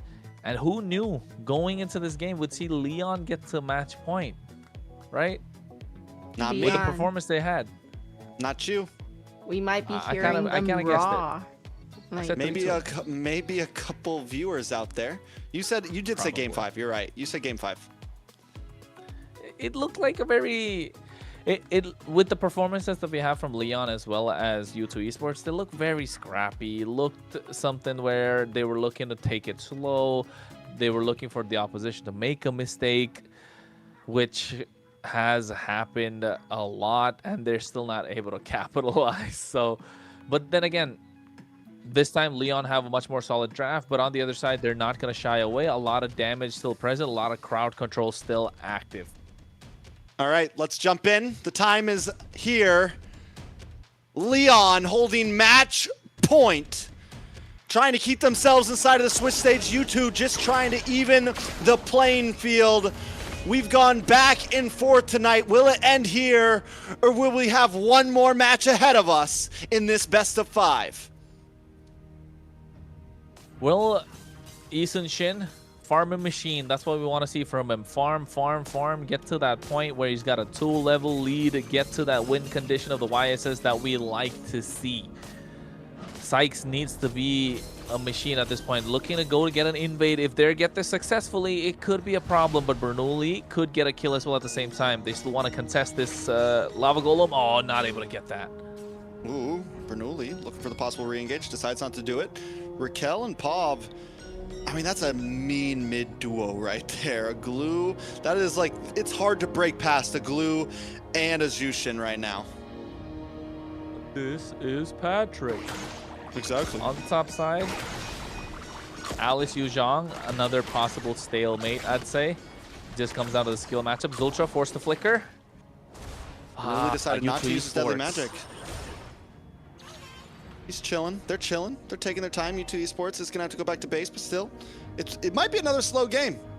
Last game we had 7 kills in like 10 minutes. No deaths on the board yet. If time will tell, we might see something Sykes is similar. But watch for Sykes. Bernoulli here. Sykes. Yeah, Sykes. There you Ooh, go. Deadly Magic comes in. Oh, he connects onto the No. camp. He didn't And he use the still Deadly Magic. doesn't use the Deadly Magic. Hey, man. He's just going for camps, not kills. There you go. There's the Deadly Magic. On his Ultra, though. Might not be enough. But wait a second. Isbra Lowe's Ultra is going to go down. And Bernoulli with the first blood on the first new hero. Harley on the map, taking gains. And I think he wanted to get only Zultra because he knew he didn't have a flicker. But here's the Black Dragon. Oh. Ziggy trying to create space. Oh. Ooh, Bernoulli with the fadeaway there, but will go down. Actually picks up the kill. Turtle does go to the side of Leon, but they lose their jungle, and in comes Leonhard with the Blazing Duet. The damage just not enough to secure. But overall, it's a Turtle for Bernoulli, plus Raquel. U2 Esports winning out in that one. Yeah, I think U2 Esports getting the better of them at this point. Hey, we saw Bernoulli. He can play the Harley. Yeah, he can play the Harley. Hat-trick fadeaway. I know, right? All of a sudden, and he was able to get a three-pointer shot as well. He was able to secure that turtle. Accuracy found him after, but still, we see the possibilities. We see he's got some moves and grooves to him. He's not going to move in on accuracy. Ooh. Won't get the kill on that one, but close. Unlucky, I'd say. Very close, but Zultra here playing with a little bit of fire. Okay, I cursed the slow play game. We're getting some action. It's 2-2, 4 kills. Some would say, is that a good curse or is that a bad one? I don't know. Depends. Depends, right? Which side you're on. But here, Ziggy's still having a good time. 1-0-1, going straight for the War Axe early on. Same thing with InK. No boots, nothing. They're going to walk bare feet in the land of dawn. So U2 Esports have an earlier power spike on their sides. Only thing is YSS is going to have a slight bit of a late game. Mid to late game, you could say, but Bernoulli's doing a good job. We want a couple more kills if you're Bernoulli for Leon, but if you're U2 Esports, you're doing fine. You get the Hunter Strike in the hands of Sykes. Ziggy's going to pop off in the next turtle. Same thing with InK, and they need to make a clear up top fast to be present, to make it a 5v5. And that Mountain Shocker is going to do a lot of work, providing vision, providing info. Oh, Bernoulli. No. Almost gets cut off there. Sykes is on the chase. Mountain Shocker comes down, but Bernoulli's able to get away. Raquel and POV. Now looking for the possible re-engage. A nice gold crab goes into the hands of Bernoulli. Leon stepping back. Turtle is up, and with Bernoulli so low on health, they might not be able to fight for this. Yeah, he's looking to get his HP back up as well, right? Using this creep, but here comes the Black Dragon. Throne of Ruin. Ooh, Black Dragon. Oh, Bernoulli! The fadeaway again! Walks in, takes it, steals it away, grabs the ball and runs with it. The grab it to the backside. Raquel gonna move back, and Ziggy goes down. Hayase picking up the kills. Ultra might just be next. Bernoulli is hungry for more. Might go down, able to still get away with 10%. Bernoulli's on fire. Oh man, on fire. He is the fire at this point. He's been walking around everywhere, getting those retributions on point, walking into the enemy jungle, escaping with slightest bit of HP. How is he able to do this? Why has he been withholding this the entire time? This was first game, second game material. Throwing U2 Esports a Save doozy. it for the last. Save it for match point. Save it for match point. That's what she said, and I'm glad they did, because, you know, it's getting late. Hey, man, the 9th inning, it threw a curveball, and all of a sudden, you're getting a strike coming out on the other side. Leon have found their groove. Their sides are going to start getting activated. 1-0-0 on Lionheart. Hayase is on a 1-0-1. They're looking to pick off InK at any point. They just need to bait out these kills, these vengeances, these flickers, and then they're softened up for the blow. Bernoulli is cooking. We're getting to see some barbacoa, maybe some carnitas. Oh, I like carnitas. Little avocado on top, maybe. Oh, cilantro lime cream? Coriander? Hell yeah. Hell yeah. Banana bread at work, bro? No, Anyways, come on. Leon, 1.6k gold lead. Taking a look at the items. DHS is locked in for Leonhart. We got the magic wand for Bernoulli. He's going to be outputting more and more. U2 Esports playing catch-up at this point. Playing catch-up. With some fries? With some fries. Ketchup mustard. I think so.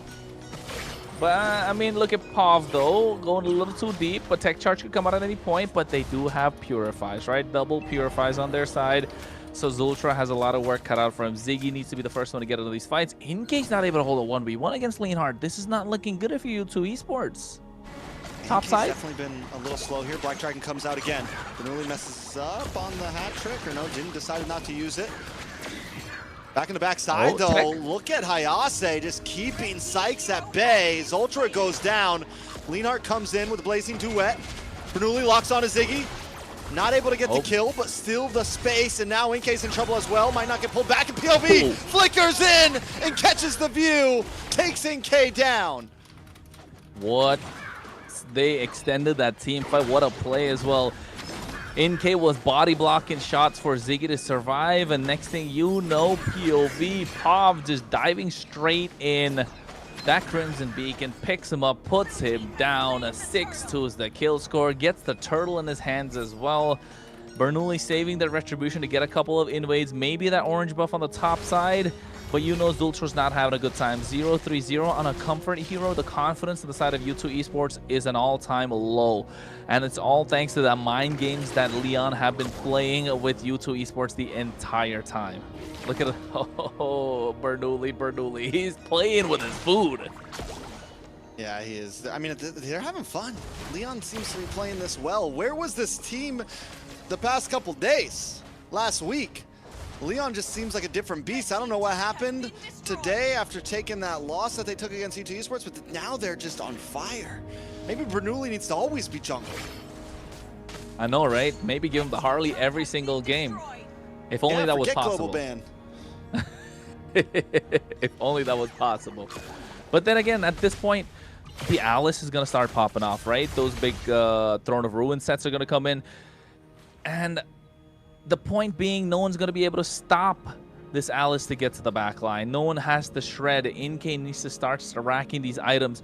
One kind of good thing you can say is Sykes and the rest of U2 Esports haven't given that much of a goal lead. It's not 5k yet, 4k. Easton Shin's still been farming like a machine, holding his own. You're level 11 to level 11. So yes, Raquel. Something.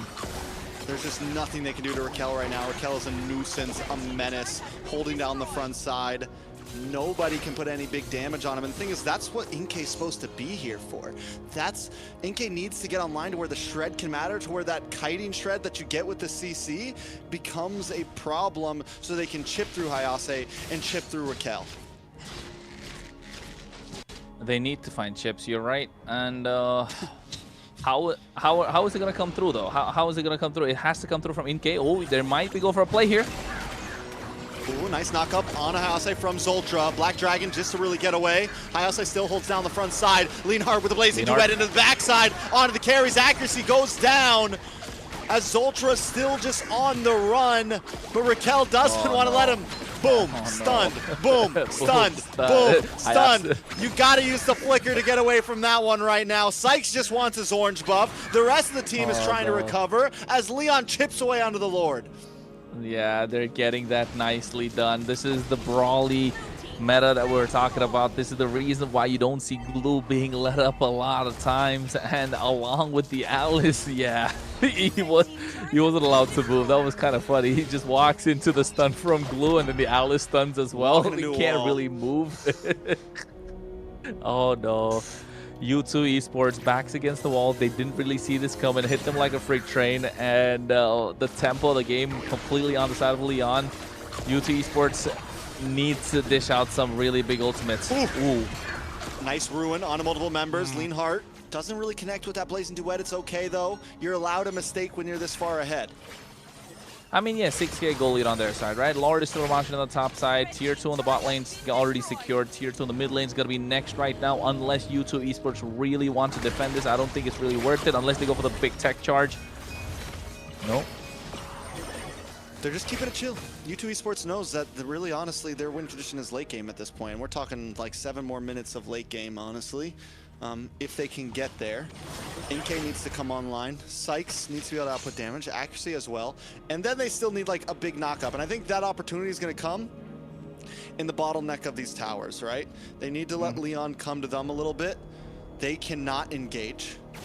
They need to let Leon come in and look for that big play response. And it's all going to come in from Zultra for U2 Esports.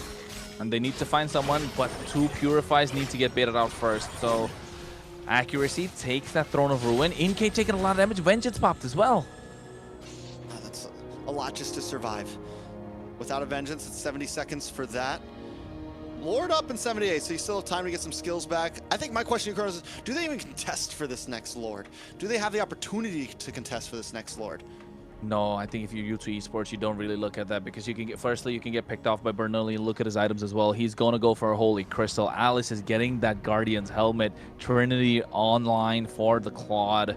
Glue is already a menace. We're just, oh no. Okay. Hey, or you could get a pick off. I was gonna say the only way they could possibly make it happen is if they get a pick off, because they have a +1 on the other side, with Leon having the ability to get a pick off. But if U2 Esports catch somebody off guard like that, they can. But good thing for Leon, Hayase is still gonna make it back in time for the Lord. And look at the towers; they haven't lost a single one. Yes, topside's barely hanging, but the minions are going to stay strong. So U2 Esports needs to apply pressure in the far lane, which they're not able to do because they don't have that high mobility heroes. They have big ticket ultimates, but they need to layer it really well. They get one on the top side finally, but the bot side is going to pressure in. And by the time they're doing the lore dance, the cha-cha when it started, the waves of the bot side will be crashing into that inhibitor. Ooh, a lot of damage on Raquel there. Inkay is starting to output finally. On the bot side, though, you know, you said it. It's a dangerous, U2 Esports, for them to send someone off into the off lane, it's a dangerous place to be. You got Bernoulli as a threat. You've got everyone else as a threat. But you go by yourself somewhere, and you're pretty much asking for death. So U2 Esports is forced to stick together right now and hold strong. Zultra might get caught out. Here comes the throne. Of any point, Hayase, Black Dragon goes in. Ooh, does finally pop out. Blaze Duet in the backside. That was Lean Hard. Shreds down onto Sykes. There's no escape. Ziggy falls as well. And now they're going to collapse down onto Accuracy and Zultra. Zultra does have the ult maybe to help out, but no. Accuracy, you're on your own. I can't save you here. And it came all from that play on the bot side, right? It all came from that push on the bot side, which was started by Leonhardt early. They saw Inkay go down to defend and instantly popped that balloon, pulled that trigger, and now looking to go and march down the mid lane and possibly get an end as the Lord is coming down the top side. If they're able to pop the inhibitors early, it's going to be difficult for U2. Oh no, Zultra. He's on! Oh, he was one step away. He was one flickered. step away. he, that's rough. That's rough. Oh, That's no. what happens. Oh no, they find another. But this is match point. And Leon don't want to stay up late tonight. They're looking to end it, and they do. Leon, the underdogs here, up against veterans like Zultra and Ziggy, prove that they can take the dub in 3-1. Bernoulli got it. Bernoulli's on fire. He's able to bob, he's able to weave, he's able to juke, get that Hakeem Olajuwon bang bang fade away. Yeah, exactly. Surprise. Huge surprise. But, you know, if that was the time to pull the, you know, the jungle, his name? The little kid with the hat. Harley. No, the Harley. There we go. Oh my Hey, goodness. little kid with That the hat. escaped. Oh, okay, long day. If that was the time to pull it, that would have been the time. So now we know he's got some other heroes in his tool bag. Mm-hmm. And honestly, at any point, they can sub Bernoulli in. Like, knowing that they have that backup player who can play so many things so well, at any point, they can even throw in a curveball and be like, Bernoulli's jumping in game 2. You know, things like that. So, pretty hype. Yeah. Very much. Definitely did not think that was gonna happen. But good for them. Definitely good for Sad, them indeed. Layla. I know, right? I was about to I'm say. a little. Let's check. Oh, 12 kills against the 3 that they pulled. I really feel bad for Sykes because his YSS just could not. I mean, this is the reason, right? You were asking the draft tracks you were asking before the second phase started. Is it good for the YSS? No, it wasn't. I think we can see clearly why, because they picked up an Alice, a Glue, and a Jushin early on. You're looking for trouble, my guy. I mean, I love the YSS. I always want to root for the YSS, but not against a Glue, an Alice, and a Jushin. I might as well just press surrender and probably close my phone and leave the game, because you have no way to walk up into the opposition, and it is going to be a problem. Looking at the highlights as well, Zultra Bernoulli in the early game really waited, right? He waited so much to pull the trigger on the Deadly Magic. Why? He was looking for Zultra because he knew you give Zultra some trouble, you take away U2 Esports playmaking ability. And this is what we were talking about. Goes in, goes out, able to secure the turtle.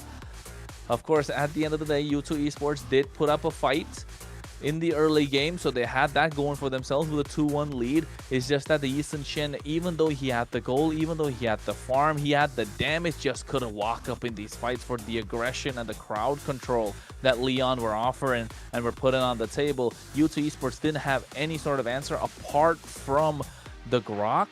And when the Grok is just melted down like a minion, a cannon minion, just doesn't help. And definitely agree. And I think at this point, ooh, sorry, Bob juicing. Oh, let's go. Ding ding Jushin. ding ding ding ding. We got to see how many Jushins today? 2, 3, 4. 4? 2 in the last Maybe. series and 2 in this Yeah, series. I think so. And we haven't seen her at all so far. Yeah, they've been. I mean, we've seen it at least a really- couple times for sure. They've been trying to Just ban today, her though. That's every the game. only time. Yeah, she got to come out and she got an MVP. Jushin. Well, 307 KDA, 36.4k total damage. You can see a lot of the items that's built. Clock of Destiny being there as well. A Purify picked up, and you can see why.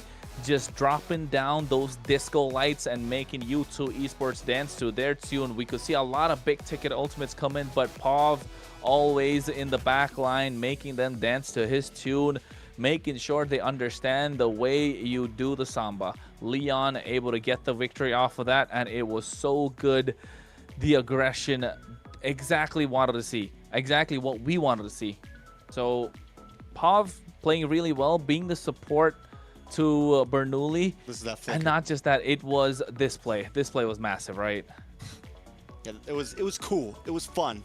Bob was able to really, I think everyone on Leon was just in their zone today. We saw so many great, like, one-off plays like that, right? We saw some great plays from Hayase all day. We saw Pav with a beautiful flicker play like that. We saw Bernoulli with the fadeaway. We saw Leon. I mean, like, everyone had some highlight reel moments today, and that's something we haven't got to see from Leon yet. Mm-hmm.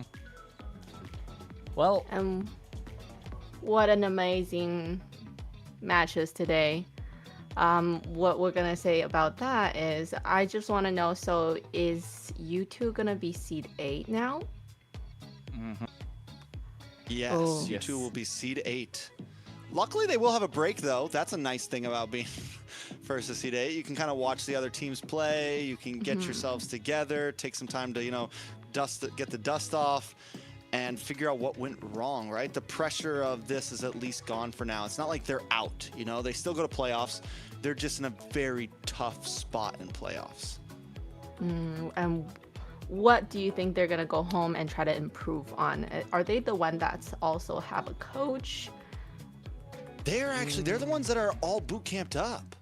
yeah, Oh. Bear, Right? Coach Bear. That's why it's surprising that sometimes their comms just seem off. Like, some of the plays just seem off because they are all together. At least we had the one time that it looked like they were all together on camera. I think for U2 Esports, Zultra's probably got to step up a little bit more, right? He was taking a little too many hits, and knowing that he's kind of the linchpin of the team, if you pull the rug underneath them, they just kind of trip and fall. And Zultra's the one that's holding them together, and they knew it. Bernoulli knew it. That's why he didn't put the Deadly Magic early onto Sykes as well on the Eastern Chin. He was an easy target. Yes, he had the traceless, but to be honest, he could have chased him down and still got the kill, but didn't go for it. Opted to wait and wait and wait for Zultra to show himself just before the turtle, because he knew he was going to show up to try and contest it. Knew he was going to come there and at least get some space for a jungler. The moment he showed, boom, pop the Deadly Magic, get the kill, and all of a sudden, you're looking at if you're Zultra, you've been looking at the half of the previous game on a gray screen and half of this game on a gray screen. It's not looking good. So maybe mentally stronger if you are U2 Esports, and look to find a way to make those meta picks work when they're on your side. And I like it. I agree. I think overall it was super strong. Did you have a question or something, Layla? No. Go ahead, continue. No, I'm honestly at You're the point good? where I just feel like, U2, I mean, U2, there's a lot of things that need to get looked at because it feels like, to whereas Leon, I feel like they've gotten better every day. U2 seems to be getting shakier and shakier. I don't know if it's the pressure. Ziggy is one of the veterans. So is Zoltra. These are the guys that should be really leading the paths. And I couldn't have said it better than Kronos. Yeah, Zoltra needs to be the one on point. He's been doing this a long time. He's played with some of the greatest players in North America, let alone South America. I want to see more from him. And that's going to be what matters. You know, earlier today, Layla, you asked us what some of the most important roles are, and Rome is a hard role, an important role.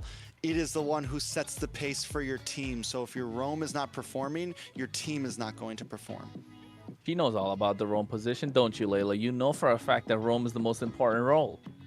Well, I wouldn't say that, but it's very important that you're able to zone and you're able to provide vision, which is something that I don't do because I do not play the tanky roams. I play the supports, the healer. The Angelas, the KS Angelas? Nuh-uh, bro. No. I'm not that kind. Raphael? You hate those. I know that. Yes. Actually, one of my highest matches for a hero is actually Matilda. Oh, nice. Okay. Good call. All my Venus inspirations, eh? Mm-hmm. Yeah, definitely. But my very first hero was Rafaela. What about you guys? Zask, bro. The first hero I played is Zask. First hero I played was Clint way back. Really? Cowboy? Way back. Yeah, come on, man. I'm a Florida boy. Florida man. I know. The You American. look kind of like Clint, I feel like. Thank you. I'll take that as a compliment. Mhm. Thanks, lady. Yeah, I feel no. Actually, I would say the first hero for everybody is Layla. Fair enough. Nah, Fair enough. I mean, yeah, fair enough. Yeah. Fair enough. All right. So, you two, Leon, have finished their matches, and that means we get to take a look at the results overall for today. We started off with a best of 3 between Leviathan and Nighthorde, and it went the distance. It did not disappoint, but Nighthorde did come out on top 2-1. After that, a best of 5 finished 1 game short. You two tried to put up a fight, but Leon ends up cleaning house 3-1, stopping Kronos from getting his best of 5, best of 3 prediction in the beginning of today's schedule. Close. I was so close, right? But then again, it's all right. You get a 2-1, get a 3-1. You got to keep everyone happy at some point. But the Mexican face-off, the Mexican standoff, Leon kind of getting that one. That's a surprise for I think a lot of us. We did not see that coming, and I want to see more of Bernoulli. I think he definitely I want to see a lot more Bernoulli. Surprised us, and then we want to see what else he has in store, right? Mm-hmm. So what? Yeah, it was great games. Yeah. So what are we gonna have coming up tomorrow or? Oh, not tomorrow. Next week. Yeah, we're done for the week. It's Friday. I know. It feels like it's all blurring together. Is everybody gonna go? It's moving fast now. We're done for the week, but don't forget, MCT still continues. The AMER Championship Sword still continues because we got South coming in tomorrow. And of course, we got Xena, Rico, and Private. They're going to pull up as well on the desk. So make sure you join them, folks, because the South is packed with a lot of action, unexpected results. The only team unbeaten, Octa Gaming. I don't know if, and you know what? Octa Gaming made it from the ADT. They basically made it through the open qualifiers from the South all the way and then finding their groove, of course. So I think that's a good thing to watch out for. Alpha 7 of the South lost, so that's another big thing. So I guess things are getting shaken up down there, huh? Yeah, they are 100%. So I'm pretty excited about it. They had a lot of roster shuffles before the season started, and I think they're taking their time to find their groove, of course. But the same thing in the north side of things, a lot of roster shuffles happened. Teams were kind of made on the fly as well, getting to see Shark and Cold World in the same team playing at the same time. Who would have ever thought that would happen a year ago? But I think with everything that's gone about, MCT AMER, yeah, the hype is real. It's not just on paper. It's not just on graphics. I think the excitement is there. The games have been crazy. The teams are living up to the expectation that we've had. Maybe not yet exceeded, we'd say, right, Trex? Not exceeded. Not exceeded yet, but I think one of the things that you just said that really excites me about this is the qualifier teams are popping off. We got Vendetta and Nighthorde over here that are honestly challengers. Like I could see Vendetta or maybe even Nighthorde getting to grand finals. I could see one of them stealing away grand finals. And now we have down south, we got Octa Gaming, another qualifier team, just shredding through all of these organizations. That's hype. It is super hyped. So, I mean, Layla, have you been following the South? I have been watching a little bit. I do think what's happening down there is definitely something that I don't follow much, but I really do should. I'm definitely going to be watching tomorrow. How should I follow it? How should you got to follow the socials. That's how you do it, right? Look at this. All of a sudden, I got a magic trick. It's going to pop up right underneath. MLBB Esports. See, I told you about it. So make sure follow us. And then make sure you follow us on all the socials, MLBB Esports. And then we're going to have now a look at tomorrow's schedule, see what teams are going to be going up against each other. And take it away, Kronos.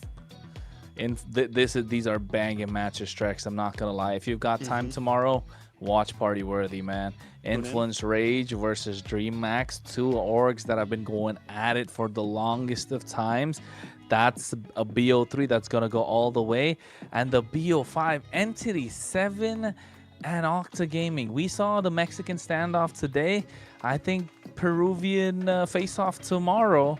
It's going to be a banger still. Entity 7, they've got a strong lineup, a good core in the mid trio. Same thing with Octa Gaming. So yes, I think Private, Rico, and Xena, you've got a treat tomorrow. And I'd say 8 possible games tomorrow as well.